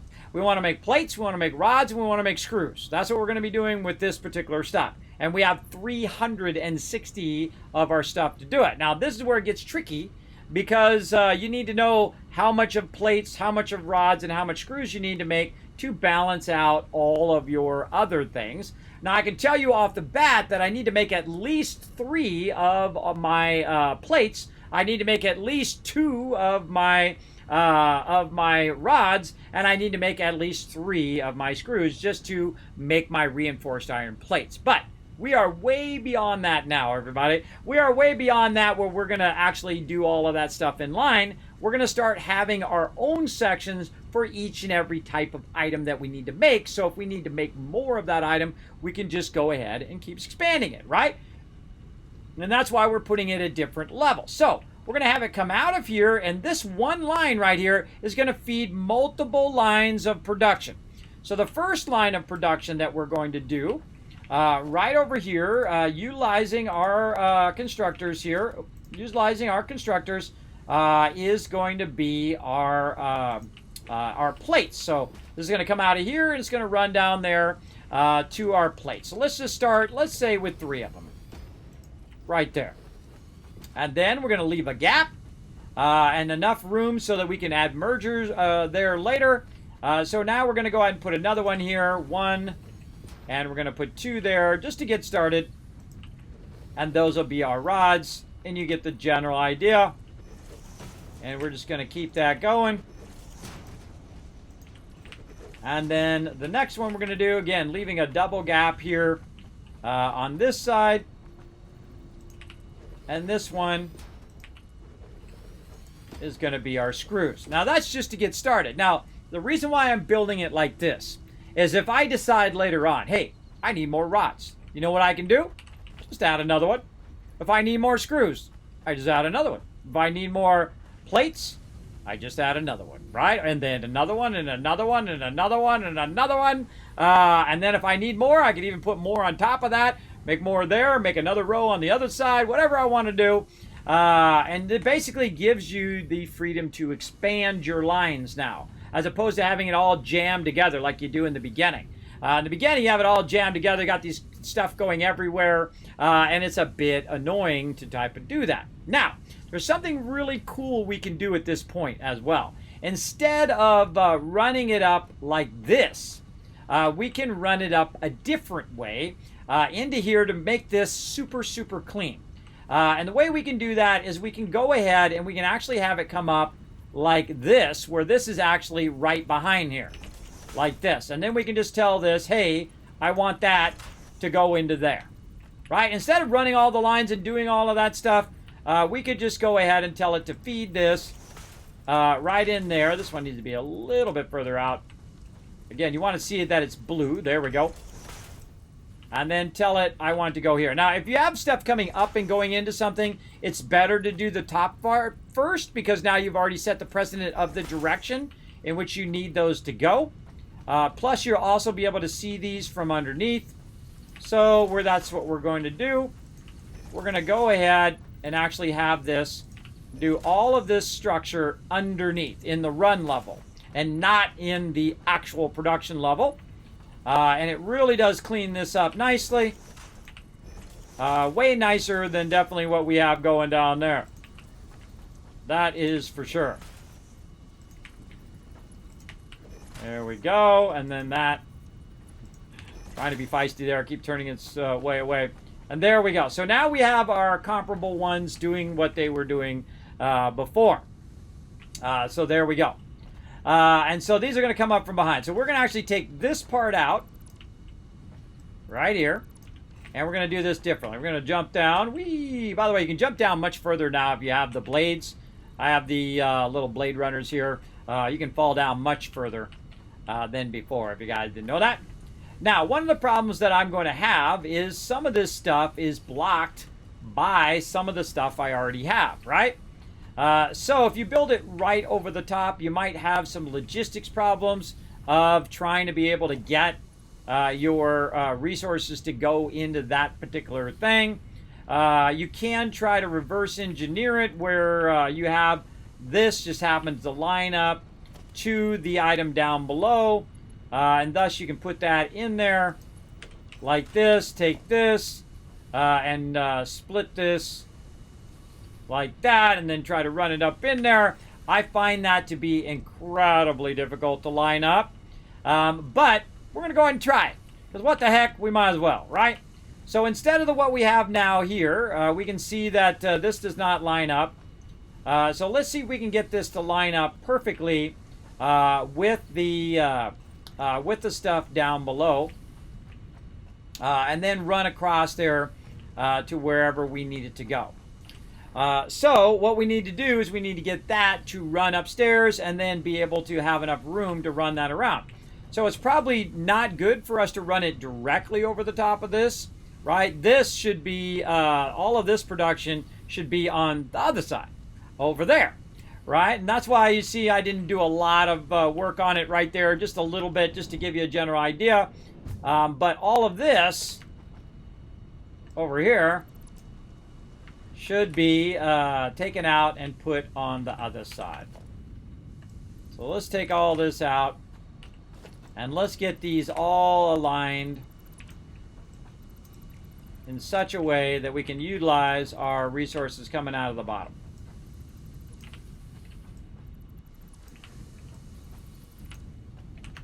Get all these out of here.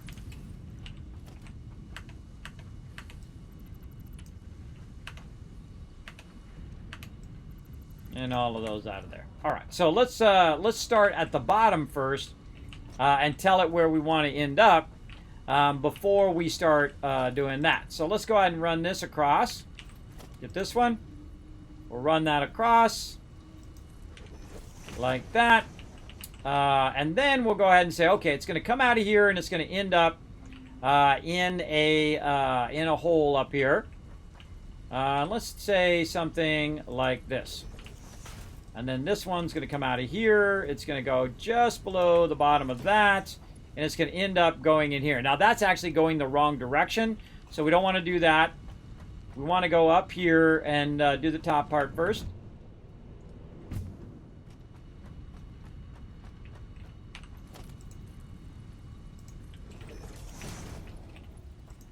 And we'll say that's going to come out and that's going to go into constructor. And now when we come down here and we try to put it in, you can see now it's going in the other direction. But it's still not quite lined up. We want to go ahead and move it over just a little bit. So we'll go ahead and take it out. We'll move it over. Darn light always loves to turn itself off. Take that out. You can see that this is a lot of back and forth kind of stuff. If you want to make it perfect. But, you know, hey, we got time. No rush. And then like this. Now, I'm actually going to turn it the other way. So I'm going to run it in that direction. So I'm going to turn it this way, and my constructors are going to... It doesn't matter where I run it. I can run it that way. I can run it this way. I can run it wherever. But if it's over the top of some other machinery, it's going to make it harder for you to take care of it. So we're going to go ahead and run it this way. All right. Every time I go in and out of that hypertube, it's going to do it. So now I can go ahead and take it, and I can run it into there. Now, a great little trick, everybody, is you can actually put a splitter on the line itself. So I could also go ahead and run it down to the next one, and the next one, and the next one, and so on and so forth. Now, this is where it gets really tricky because trying to get those splitters to line up down a long chain like that is actually fairly difficult to do. But I'm going to show you how to do it right now. Now that we got the precedent of the very first one in, we're going to go ahead and do the rest of them. Because what's going to happen is that the constructors themselves are going to be not exactly the same as the boxes, right? In some cases. In my case it is, because I have them offset in that way. But in the future, if you go to do this, keep that in mind that that might not line up. All right, I'm going to go and put that right there. I'm going to take this out because that's not going to work like that unless I go ahead. Actually, probably need to move that forward just a little bit. Like that. There we go. And then we go back down in here and turn it so it's running right into there. There we go. Okay, now we want to go ahead and do our offsetting again, like this. And then we know exactly where we want these to go. Not really lined up there. Let's back that up just a little bit. There we go.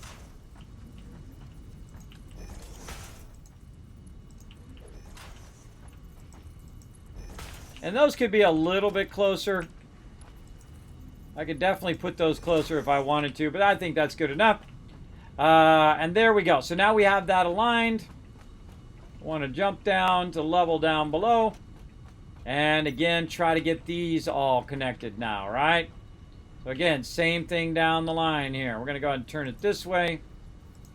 We already set the precedent of the direction, so it knows exactly where it wants to go. But the hard thing is, how do we get that to line up to this? Right? That's the tricky part. How do we get the splitter to come down and then run into there? And then also be able to split the next one and the next one and so on and so forth down the line. Now again, this is the real tricky part. And what you got to do is, of course, try to line that up and try to walk that up there. That's one way of doing it, right? You walk that up, and now that's aligned perfectly to that one. We could take this out. We could take this out. We can now take this back, walk this back a bit, and walk that up into here.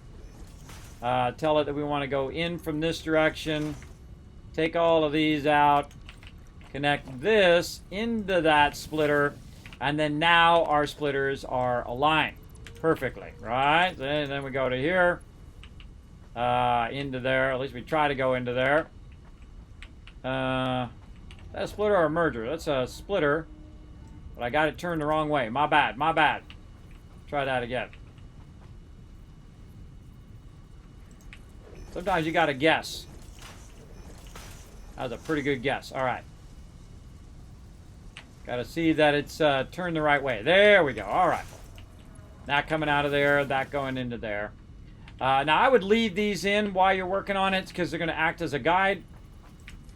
And we can go ahead and try to run it. And if we see this not lining up, then we'll watch out. But there we go.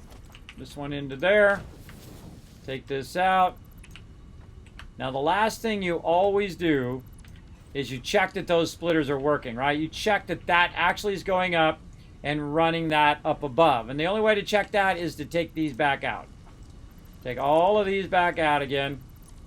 Rerun them down and make sure they're connected. See, and you can see it moving. You can see it actually ran up into the thing. See, it starts moving right there. Just for a split second, you can see it start to run. You know it's working. All right, so all of those are working. And we'll go up above here. And we'll go ahead and take a look here. And we'll say that these are going to be plates. And then we'll also go ahead and put in some more walls. And again, I'm just going to go 3. And then I'm going to go 2 across. Then I'm going to go ahead and take the power. Do what we did earlier. Connect the power across, and then back over to where we brought it up. Now, obviously, we're going to go through and... oh, I missed it. We'll go through and we'll fine-tune all the power and all that stuff later. But all we want to do is just kind of get that going and see if it's working. Now, the first one, we'll go Control-C to copy and Control-V to paste, Control-V to paste, and those are off and running, making some plates. Which is super cool, I think. All right, so there we go. So we replaced our plate production of all of this kind of spaghetti that we got going down there. Let's do a battle. To battle! Now, of course, the really fun part is when we come back later on and we get to remove all of that stuff from down below there. All of that stuff is now obsolete. All of that stuff will be moved to the various different levels. And you'll see me go through and make different factory areas out of it and just keep bringing in more and more resources. Now, the cool thing is I don't have to rerun the lines. The lines I can just keep upgrading and then keep boosting my extractors, right? So my extractors are just going to produce more resources so I can add more plates and more rods and more of each thing. Now, do I need a ton of plates right now? No. Do I need a bunch of rods? No. I got a box full of them. I got tons of them. But eventually I will. I'll need a lot, and I'll need the ability to run it up, make the thing, run it down, run it to where I need it to go, up somewhere else, do that over there, down into there, run it to somewhere else, do something over there, and be able to run it all over the place. But when I'm walking the floor or I'm driving from place to place, looking at the production, all of the run lines will actually be down below in that lower level and not up at the top. And that is how you make your factory look beautiful. All right, so let's go ahead and give you guys some love. Akia, Joey, Taylor getting some love there, as well as Paul. And Paul coming in MVP with all 6 units, 1,000 kids caps right there. Thanks also to Rotisserie G and anybody else who did put down all 6 units. Appreciate that right there. Let's go ahead and do another battle. Let's get it going on. All right, again, checking them quests. What do I need to do? Another flying rogue and some bombers. I'm going to ignore the monks, actually. Yeah, let's do some bombers and some flying rogues. Flying rogues, I think, still on cooldown. Yep, and bombers. All right, now bombers, don't be confused with Buster. I get him confused all the time. It's actually got to say the name, which is bomber. So I'm going to go ahead and put my bomber right there. There we go. And keep working on those quests, and we'll come back to that in about 30 minutes.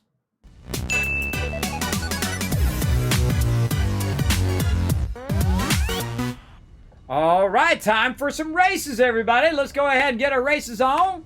Exclamation play. Let's get some more in. Let's run some races. Get it done.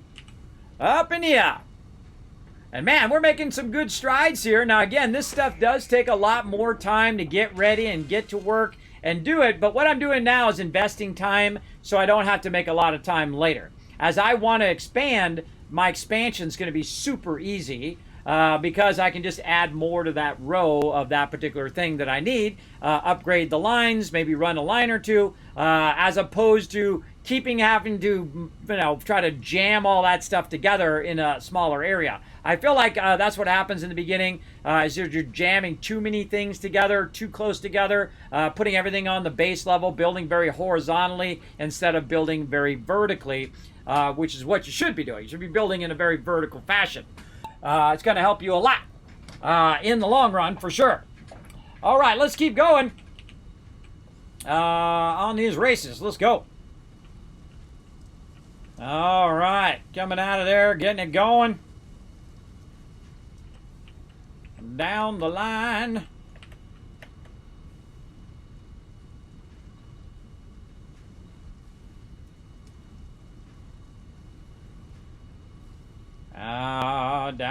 Down we go.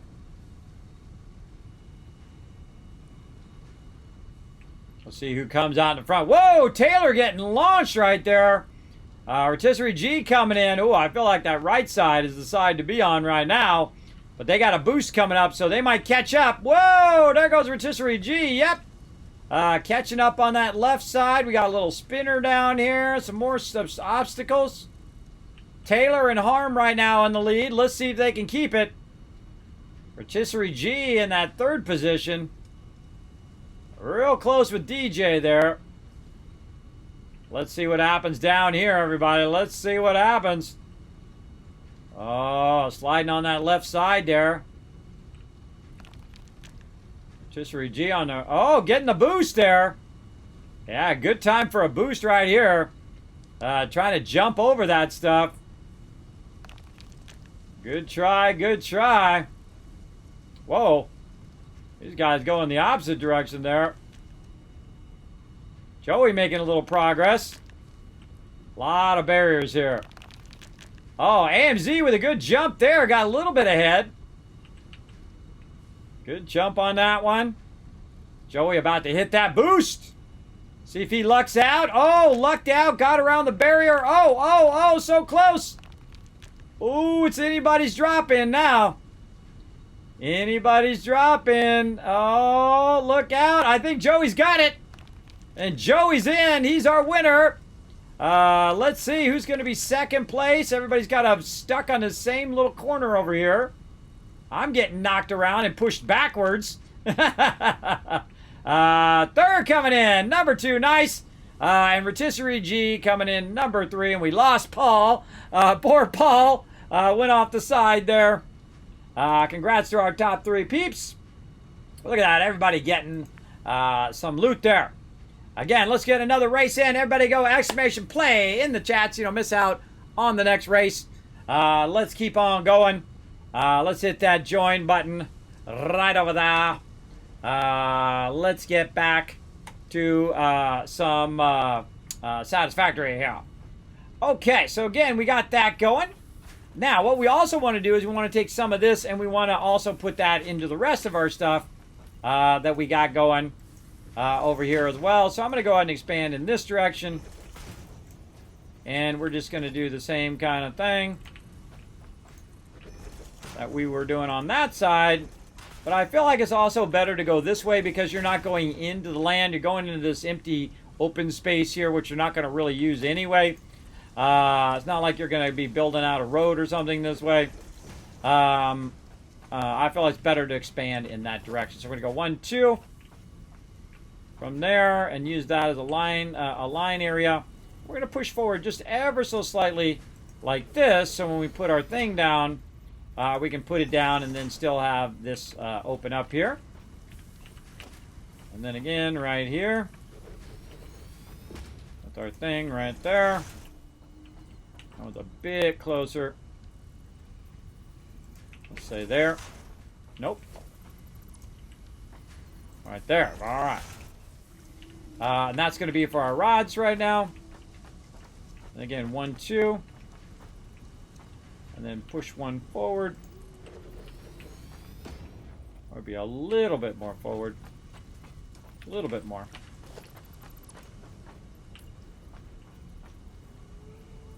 Let's say 1. 1. And then 2. There we go. And out of concrete.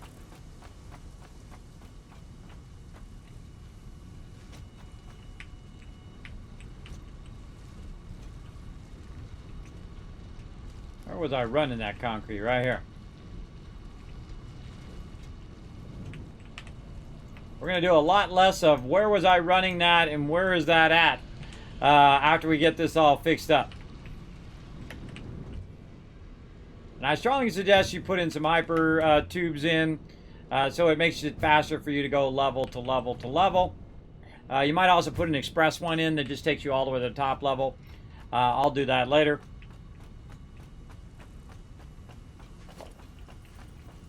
All right. And so we'll just set that back by 1 like we did on the other ones.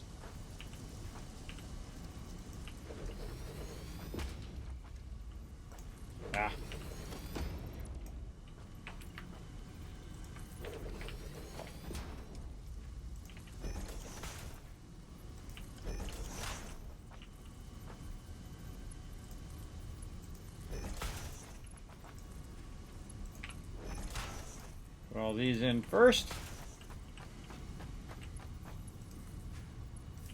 Now that you guys got the gist of this, I'm just going to go ahead and do that down below.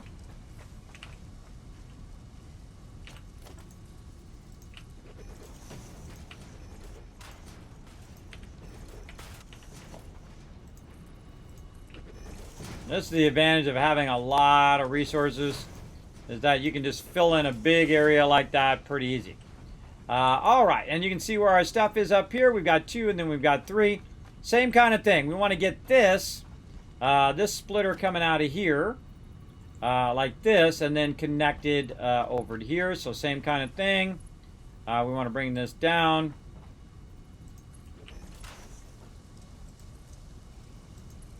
Like this. And I like them to be way up there on the top like that. It looks like they fixed these a little bit too. These things were really wonky before. They're still a little wonky, but they were even worse. Like when you took them out, you had to keep going up there and taking the whole thing out again and redoing the ones on the top or redoing the ones on the bottom. But it does seem like they fixed them for sure. Again, so let's do a splitter. And we'll just guess. Right there. Wow, that's a good guess, everybody. That was a real good guess. And then same thing here.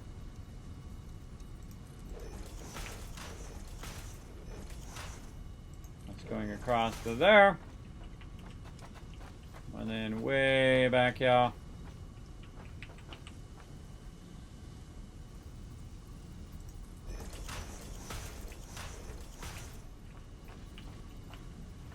That was not such a good guess. A little bit further back. And you don't win them all.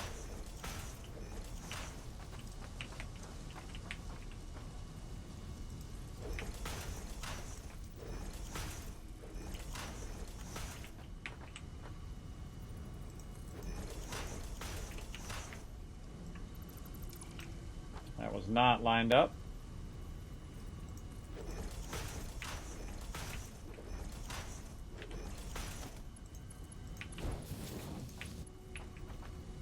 Ah, we're out. Gotta go get some more. Always something. You're always out of something, everybody. Always gotta stop what you're doing to go do something. Find more resources. Get more resources. Always something. But we're gonna get a bunch more. Sort that. Put the small stack. Oh, not all of it back. Bring all this in here. Anything else we can get rid of here? Let's get rid of this. And this. That'll give us a little bit more room in there. All right, back to our hyper tubes.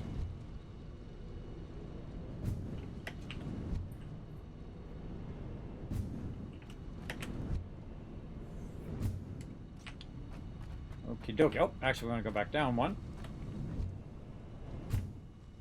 We're doing our underruns here.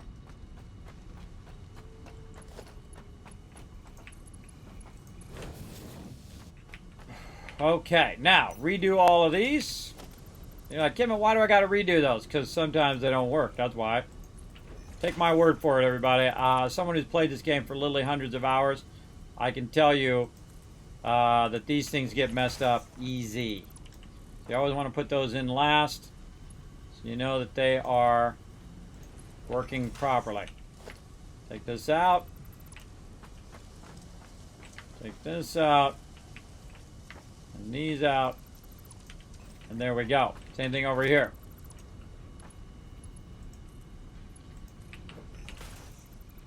Double check them. Make sure they're connected properly. That one. And those.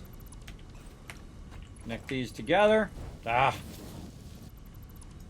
Right when I click sometimes. Right when I click, it does that. All right, these are all connected together. Now this needs to come and connect to this. Oh, we should have put that where it went into here. Yeah. Just do this. And then do a splitter right there as well. All right, that should work. I see it moving over there, so that's always a good sign. Now, how do you know it's up there working? I find a great way of finding that out is to zoop some of these conveyor poles up here like this, where you can go up and just take a preview, or you can use your ladder and you just look and see if the stuff's coming out. So you're right, it's coming over there, it's going over there. We see it's running there. And then also we can find out when we go upstairs to actually look at the production of what's going on upstairs. So let's go do that.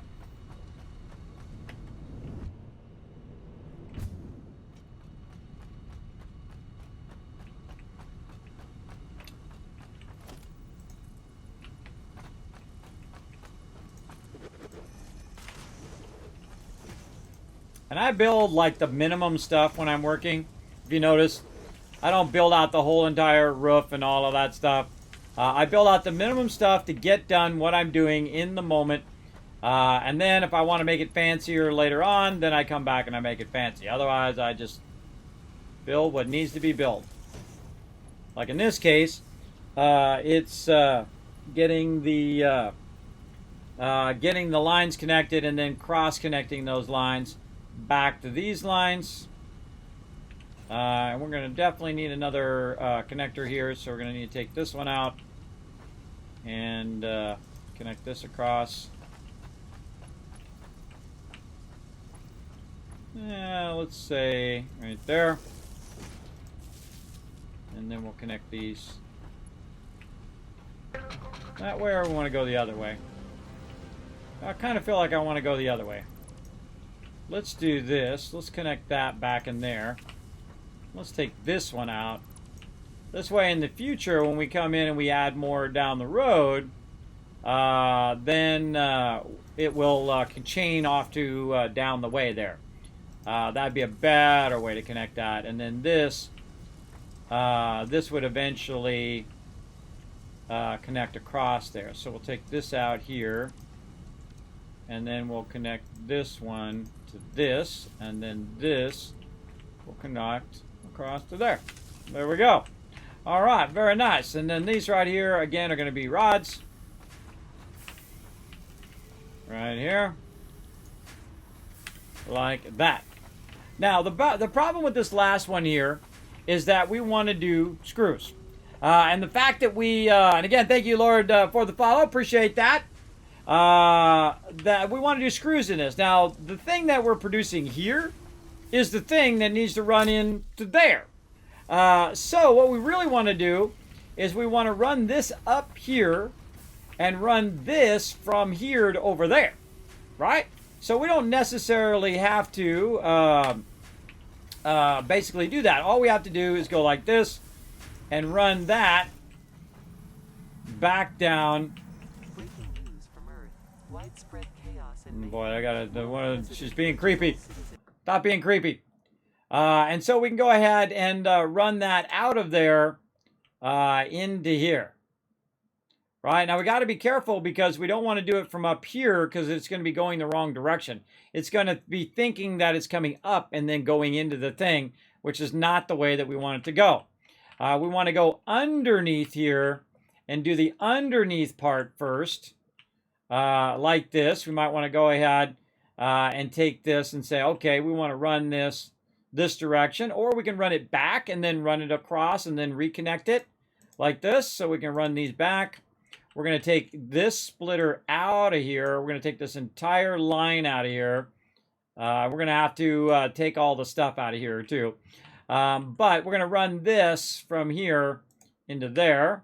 Oops, there's actually a small connector there. I'm going to take that out. I don't like to leave little small segments because you might come back later and upgrade this, and then you miss that one small segment and the whole entire thing's messed up. So we want to go here. We want to merge these underneath. Again, I'm just showing you some different techniques that you can use where you don't have to actually do it at the same level, and you can go ahead and hide a lot of this stuff in the level below. That's a little bit off there. Let me move that forward just a little bit. Again, merger. And then we're going to go to the left. Yep, all right, that's good. And to the left there. That's lined up nicely. And then this one.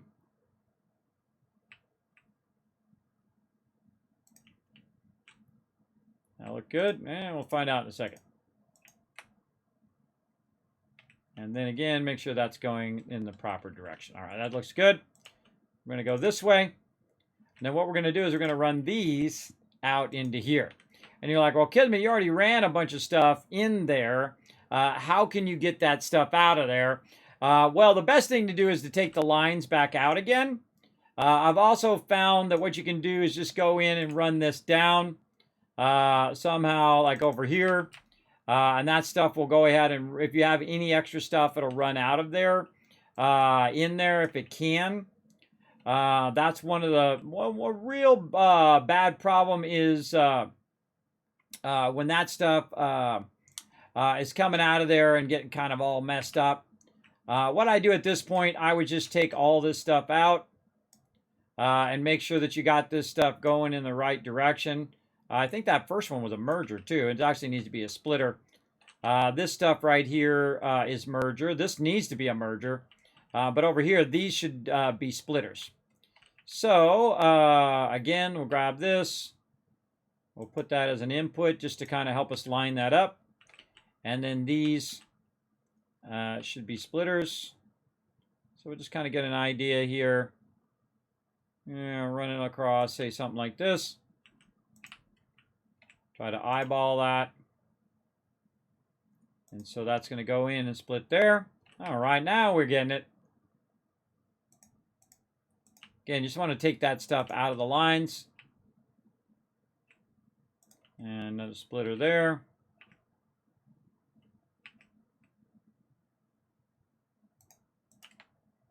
And run that up. Oh, my sound's off again. I do have my sounds off again. That turns off when I go to my other layout. All right, let's try this again. Let's take all that out. Take all of this out. And so this is basically my rule of 8, everybody, but in a much more advanced way, right? A much more advanced way that we're running that. What's going on there? Put there, input there. There we go. Okay, so this is going to come out of here, merge back together as these rods. And then those rods are going to come out of here and run over here to make the screws.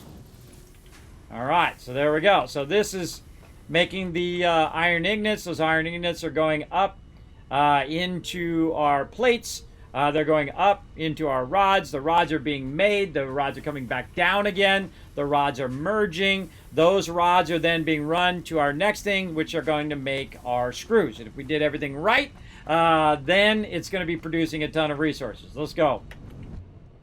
Again, the same kind of thing that I had built, that's built down below there, I'm building here in a much more advanced way. But look at how clean it is up here, everybody.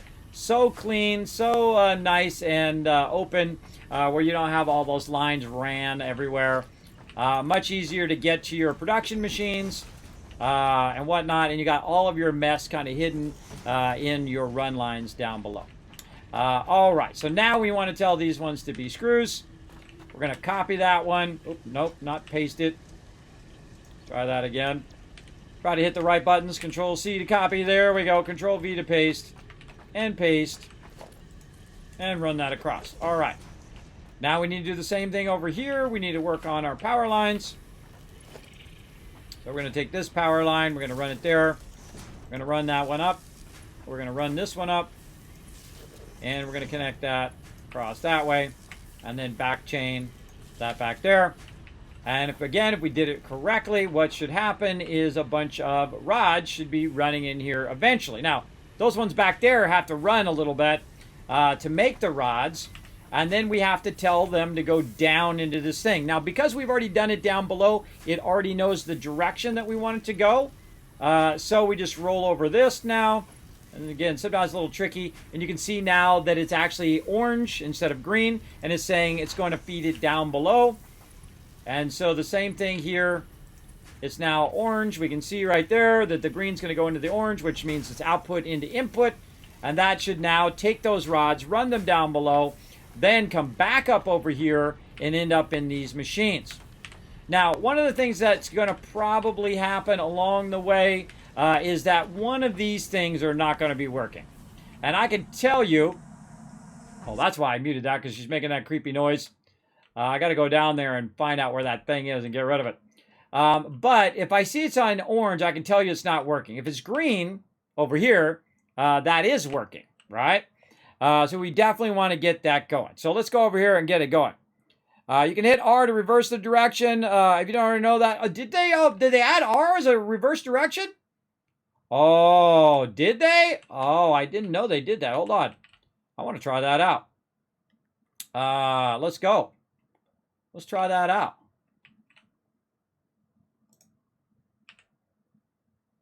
Build mode reversed.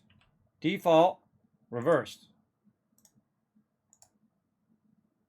Let's try it. Let's go this way. I did not know that. Oh, when did they add that? I didn't know they added that. They must have just added that recently within update 5 or 6. They never had that before. I don't remember that. Let me know in the chat. When did they add that? That's awesome. I love learning new stuff, everybody. That's 1,000 kids caps for being real smart and paying attention to those patch notes. Look at you go. Awesome. You stumbled on that after them putting it in the wrong way many times. Yeah, see, that's one of the reasons why I do it in a certain order is because they never had that where you could reverse it.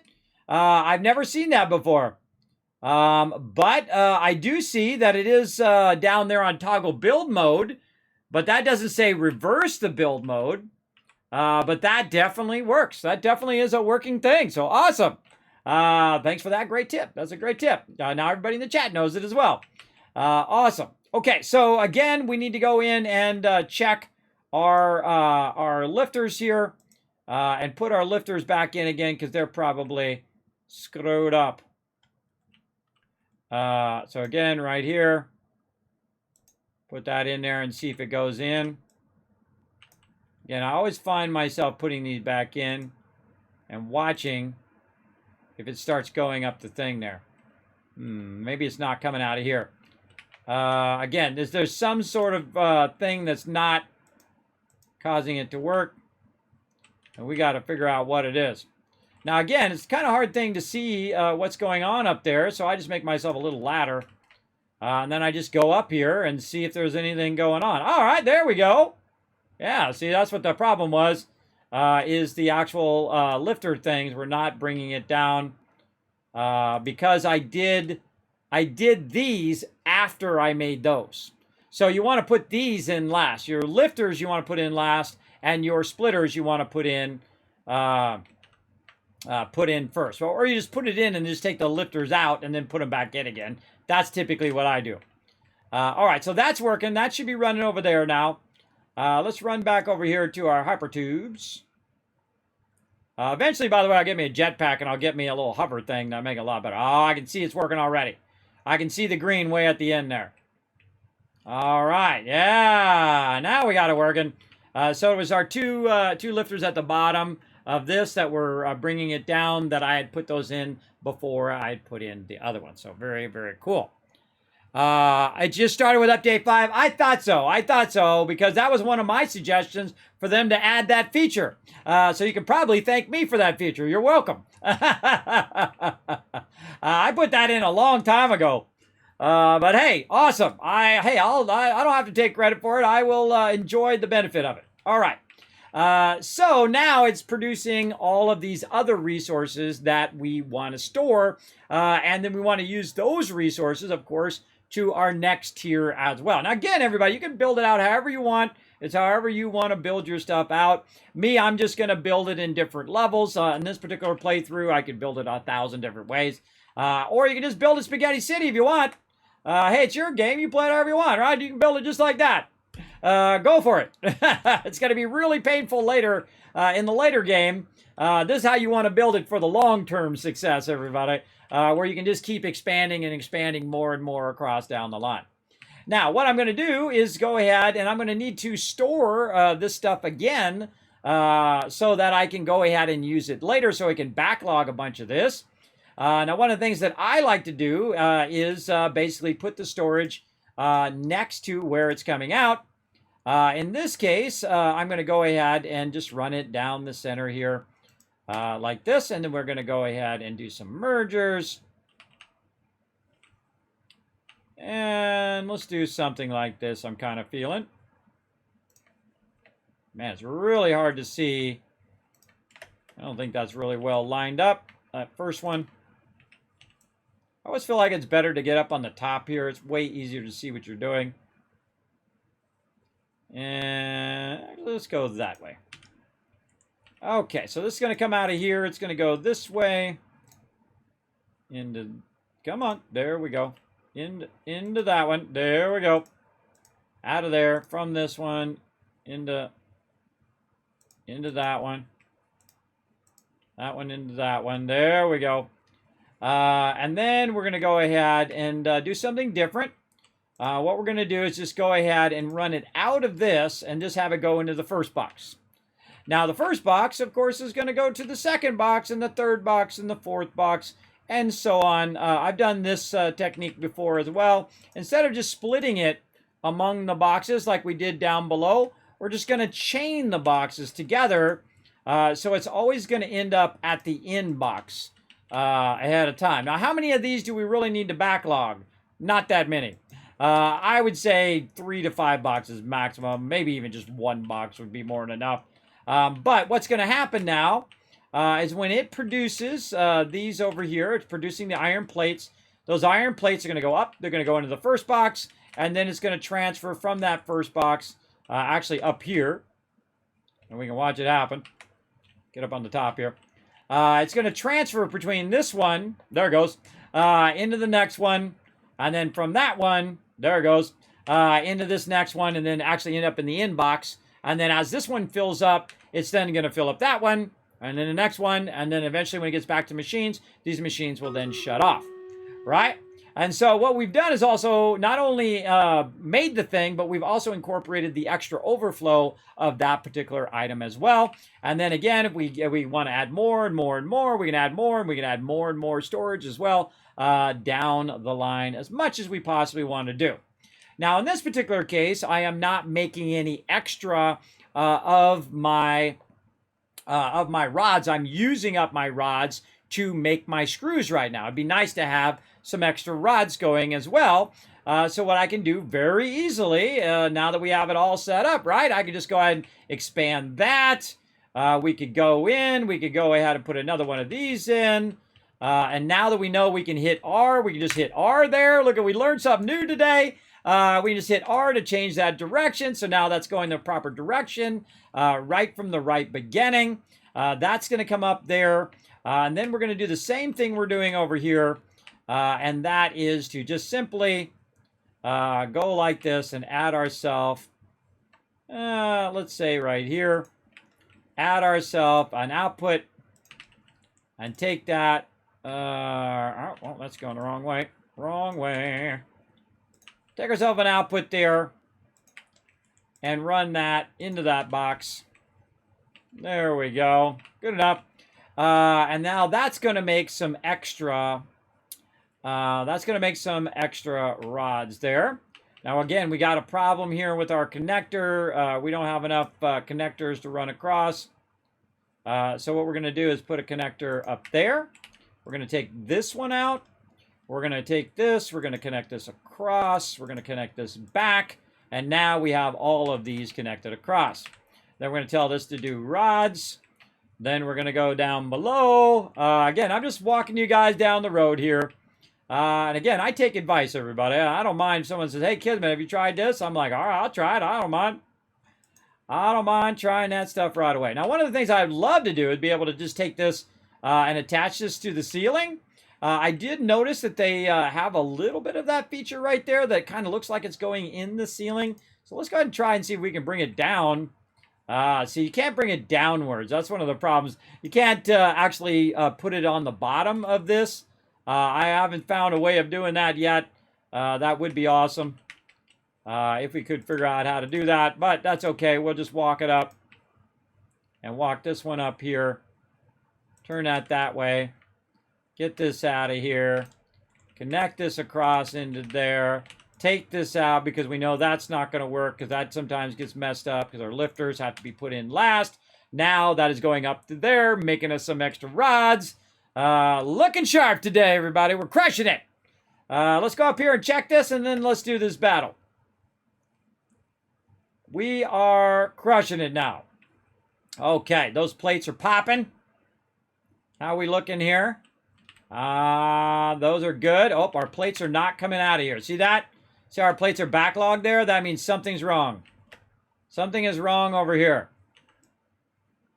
What is going on? Something is wrong over here. Something is funky chicken. If I see that stuff, I know something is up. Which way is this thing facing? That way. Something is definitely wrong there. All right, this. Why is that not going in? This is the wrong too. All of these things are wrong, man. That's just too wrong. Two wrongs don't make a right. Especially when you're building your factory. All right, there we go. All of those out of there, all the way into there, these into there. Those are then going to go up to here, up into the top, into there. There we go. Again, always double check your stuff, everybody, because you might have did that while you were talking to your chat. We're not paying enough attention to not screw that up. All right, let's get up on top here. Let's see what's happening. This stuff's dropping down into there. Now, I can't really see it going down in there. Sometimes I'll offset it just so I can see that it is functioning and it is working. But I can tell you that this one's working up here because that thing's popping off there. And then if I go look in this box, I see some iron rods in there. So that is working as well. And again, we could add more iron rods, merge them back together, run them back over there, put them in the boxes. We could do all of that as well. But we're just going to let that run for now. We got plenty of all of this right now. But again, we're just trying to make it where we can just put line after line after line. Now, an infinite expansion of machines that we can add and an infinite expansion of storage we can add. And you always want to have a good backlog of each and everything. So again, what we've done over here is we've merged all of these together and then turned it around, ran it into a box. Let's go ahead and do the same thing over here, except for hopefully with less fail. Let's go ahead and get this one aimed in the right direction as a merger. Let's get up on the merger because it's just easier to see. And let's hope that it all goes the right direction this time. Into there. And don't worry, I'm going to get to that battle here in just a moment. Let me get all this stuff in place first. And I've got the sound off because Ada's being creepy. Sometimes she's like that. She gets all up in my creepy. Creepy girl. Yeah, it looks pretty good right there. Let's go with that. Raise this up. Crank that into there. And that should be putting screws in there. It is. All right. And then let's definitely backlog a serious amount of screws here. Turn this around the right way. Again, I like to leave a little bit of a gap. That's good enough. This way I can go up here and I can look and see if it's actually putting the stuff in there. See, that's what I want to see. I want to have some visual clues and letting me know that it's actually working. Like right now, I can tell you there's a problem. Because this one, there's nothing coming out of there. These two, cranking. So what's wrong with this one right here? What's this one doing that it's not doing? It's not getting its iron rods. That's what it's not doing. Why is it not getting its iron rods? Well, that's a good question. That's a question for down below there. Let's go double check that as well. Double check every machine. Make sure all of them are working. What's going on here? What's this? This is a splitter. I bet you it's this thing right here. Let's get a new one in there. And then I bet you that's what it was. Again, it's always those darn lifters that trip you up. I find that when most of my stuff is not working, it's going to be one of those lifters. And we'll run all the way back. And now we want to see that third one, yeah, it's popping off now. We go look at our screws. We should see some screws coming out of there. Yeah, there it goes. All right, now we're talking. And now we're pumping screws in there like crazy. We're making some extra iron rods over here. And we're probably making a ton of plates over here. And of course, that we'll take now and utilize it for our reinforced iron plates. And we'll take those and we'll run them up above to do our reinforced iron plates up above, up there as well. Now, another thing that I'm also doing is creating a channel in which I can run it up above. And then also run it up above this stuff if I want to, or in between this stuff. I could go ahead and turn this back around and connect it along this same edge. And then, of course, run it with our lifters. And then, see, it gives me also a thoroughfare area, or an area that's not directly over the machines. And you can do it directly over the machines. It's just way more awkward to do it that way. If you do it over here, you can do it all the way down the line, and we can just keep adding more machines and then also lift it up above all the way down the line. But you really only need one area where you're lifting it up and then you're connecting it to all of the stuff that's up above. Again, be thinking on multiple levels at the same time, kind of like a 3D chess. All right, let's go. To battle! Holy mackerel, look at all these units. All right, I'm going to go ahead and give you guys a big old range boost there. Look who we got. We got Taylor coming in. We got Joey crushing it. Vanya crushing it as well. Paul showing how it's done. And Akia with all 6 units as well. Let's see how this battle goes. Let's get it going. Let's see. Yeah, they added that a while ago in 5, and I never even noticed it. I use wall mounts for belts and snap the splitters in the belts. Getting the alignment can be tricky, though. This is true. I've done that many times. I do love the wall things that do the 1, 2, or 3 wall things where you're running them. Those are really nice. Sometimes I use those, or I don't use them at all, because you can get them much closer if you're not using those wall splitters. You can actually put those belts right next to each other and run them. You know, you can get an extra one of them in versus using the 3 lines. That space that's in between and on the sides, you could get a 4th one in there if you wanted to. It's up to you. All right, let's go. Whoa, I'm the MVP. Who let Kismet be the MVP? Rotisserie G and Taylor getting the love. I'm going to say Hype is our MVP. We don't count me. Nice job there, Hype. Crushing it. Oh, and look at this. We got some armored enemies. Number 33 getting done. Wow, did we just get like 3 of these done in the same day? I think we just got 3 tiers done in the same day. Holy mackerel. How are we looking on time here? I think we got one more battle that we can get in. Let's do that. Let's blow it up. Come on, battle. There we go. All right. And again, I need this, and I need my flying rogue, I think. I don't know. I got to double check. Yep, flying rogue. Right over here. Let's find the sparkle dog. Still 12 minutes. And then also my bomber on cooldown. Kill some range enemies, flying rogues, bombers. Let's collect that one for armored units. And then we got some gold, so we can now collect the gold one. Oh, we're not there. We're 985. Well, I thought we just got it. Oh, we can upgrade our shinobi there, too. Oh, let's upgrade him. Yeah. Oh, and upgrade our Orc Slayer, because we got ourselves some legendary scrolls there. Very nice. But I thought I just got this one done. Oh, I did. I just had to go out and come back in. All right. Didn't register that one. Get 75 assists. That's going to take a while. All right. I got to place 4 berserkers as well. Berserkers, bombers, and flying rogues. So, I probably got a berserker in there somewhere. Let's see. I probably got a max level berserker. All right. What's my berserker look like? Right here. Yeah, he's max level. All right. I'm going to go berserk. Throw my berserker in there. Get him doing some crazy stuff. We'll come back to that in about 30 minutes.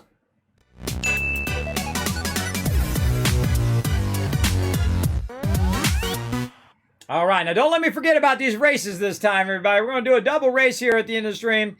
We're going to do a race now. We're going to do 2 more races. is what I'm trying to say. We're going to do a race now, and then after we do that battle, we'll do another race, and that should get us all 8 of our races, and then all of our 8 of our battles as well.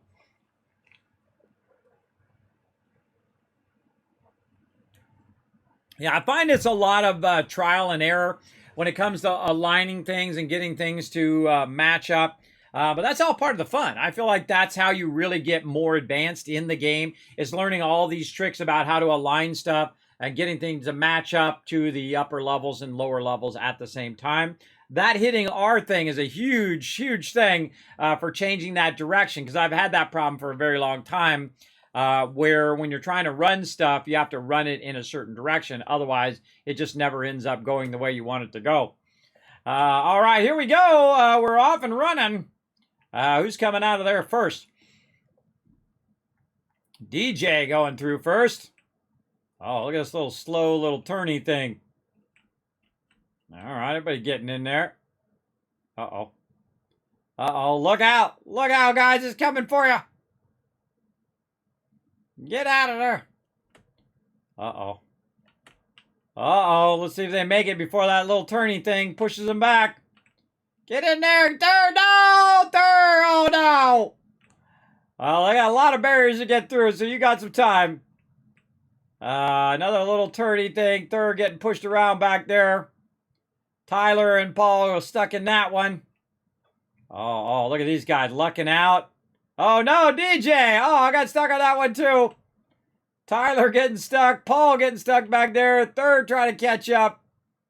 Again, remember, it's always anybody's race, everybody. You never know until you... Oh, wow, look, that's the end right there. Looks like a mustache or something there. Yeah, looks like a mustache at the end. All right, looks like Akia got the lead, but you don't really know because this thing's going to push everybody around.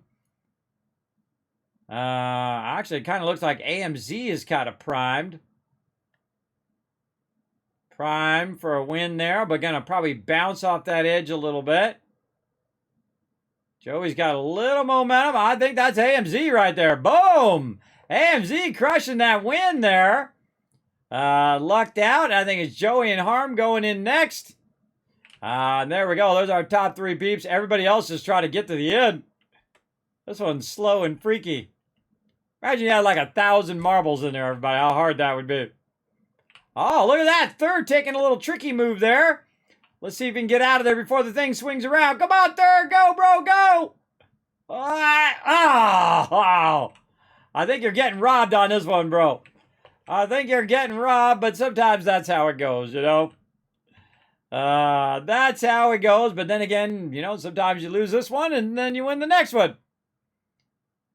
That's how these races typically go. At least you didn't fall off and die. That's the good one. All right, I think he's got this one here. He's got the mustache one going.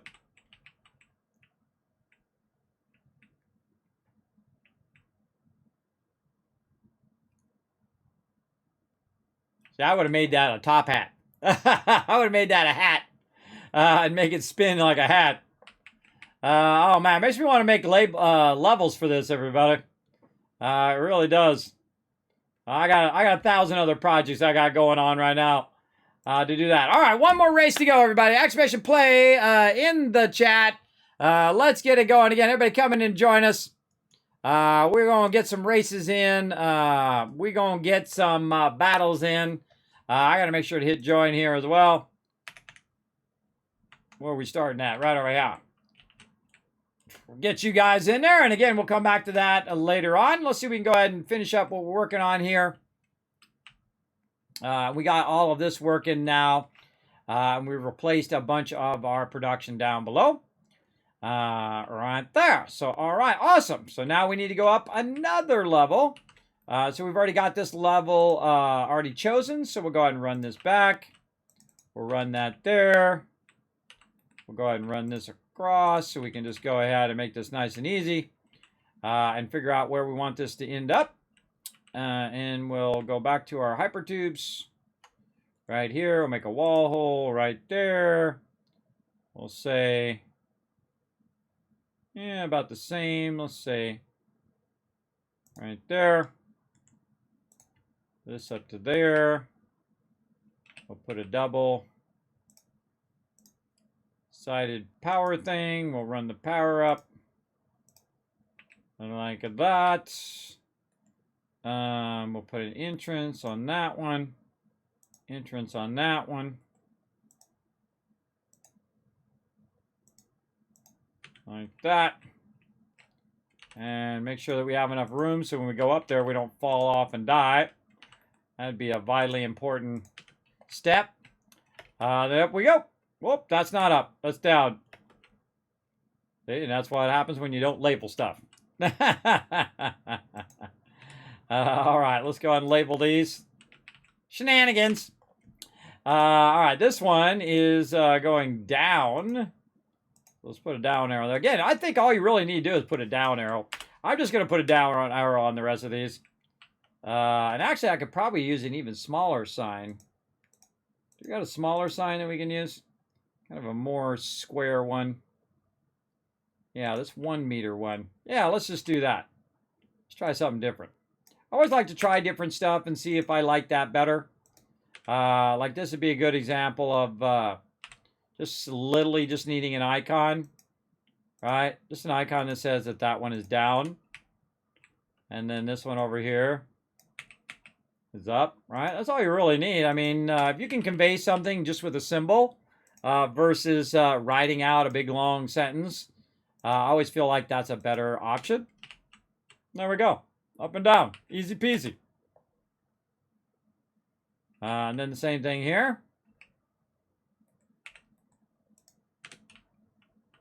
And then just go in. Monochrome. That's going to go down. Select image. GG's all around. There we go. All right. So now, again, we want to go ahead and figure out how to get this up here and utilize this resources here for making our reinforced iron plates.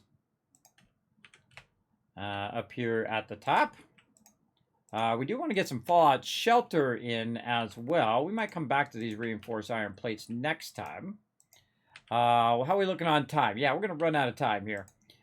So let's spend just a little bit of time on our fallout shelter. And we'll just kind of fill these in a little bit. And I think we just absolutely crushed it today. I got a lot done on that. And really got our different levels set up. And again, I'm just going to keep building it up higher and higher and higher until it gets to a really high level, and that'll be my train level where I have my space elevator and then also my other thing, my hub. And then those trains will come in and drop off a bunch of resources. Those resources will then can feed downward. Now I got to watch out for this guy. See, he's going to be flying by over here. Another reason why I'm building in the other direction. Is he's going to fly by. And we're going to leave an area for him to fly right through the middle of our base as well, which is going to be super cool.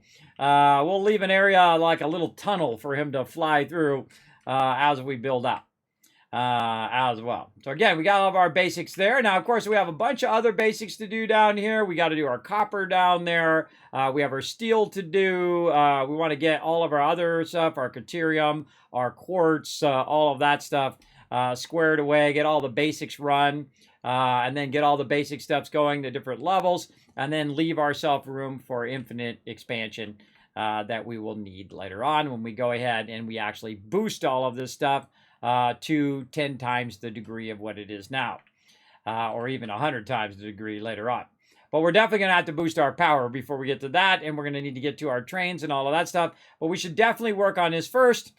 Because then once we get this squared away, we know we have all that squared away and we can always expand it if we need more of that particular thing. And especially where I'm storing all of my resources. So when I'm looking for the resources, I'm not running all over saying, okay, I got some resources over here and I got some over there and I got some down here and I got some over there. I really want to have a central junction like I usually build where I have one of every different types of resource. And if I need some rotors, I go grab some rotors. If I need this, I can go grab that. If I need this, I can go grab that. And I usually put it by my hub because what do you usually do with the resources? You usually take the resources and you put it in your hub so you can unlock the next thing, right? That's usually what you're doing with most of it throughout the entire game. And then the other bit that you're not using in the thing, you're using that to make other resources, which is then making other resources, which is then allowing you to put down stuff to make even more resources. You get the idea. And we want to clean up all of this spaghetti down here. And we've actually removed most of this now, at least the part that's actually underneath this part right here. A lot of the iron and all that stuff now can be picked up and take out of there. But we need to put in our plating. We also are going to need to add even more for our reinforced iron plates. So we're going to put those upstairs as well. And then also for our modular frames, for our stators, for our rotors, for all of that stuff, that's all going to get added as well. And kind of unified for sure. Now again, we can jump a long way now. Boop. Boop. Boop. There we go. Get real close to that right there. All right, let's go ahead and switch over real quick here. Let me click some buttons and flip some switches. We're going to switch over to some dealio. Real quick, yeah. All right.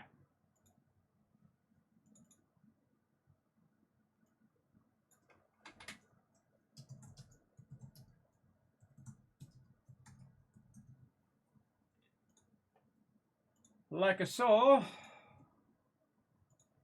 right, got to press a lot of buttons in this stream to make just a few things happen. All right, there we go.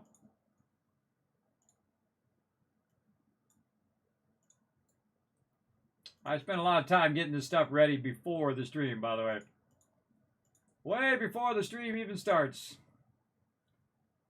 I'm working on all this stuff. Usually on Fridays and Sundays and Mondays, I'm getting all this stuff ready for all the different streams I'm doing during the week.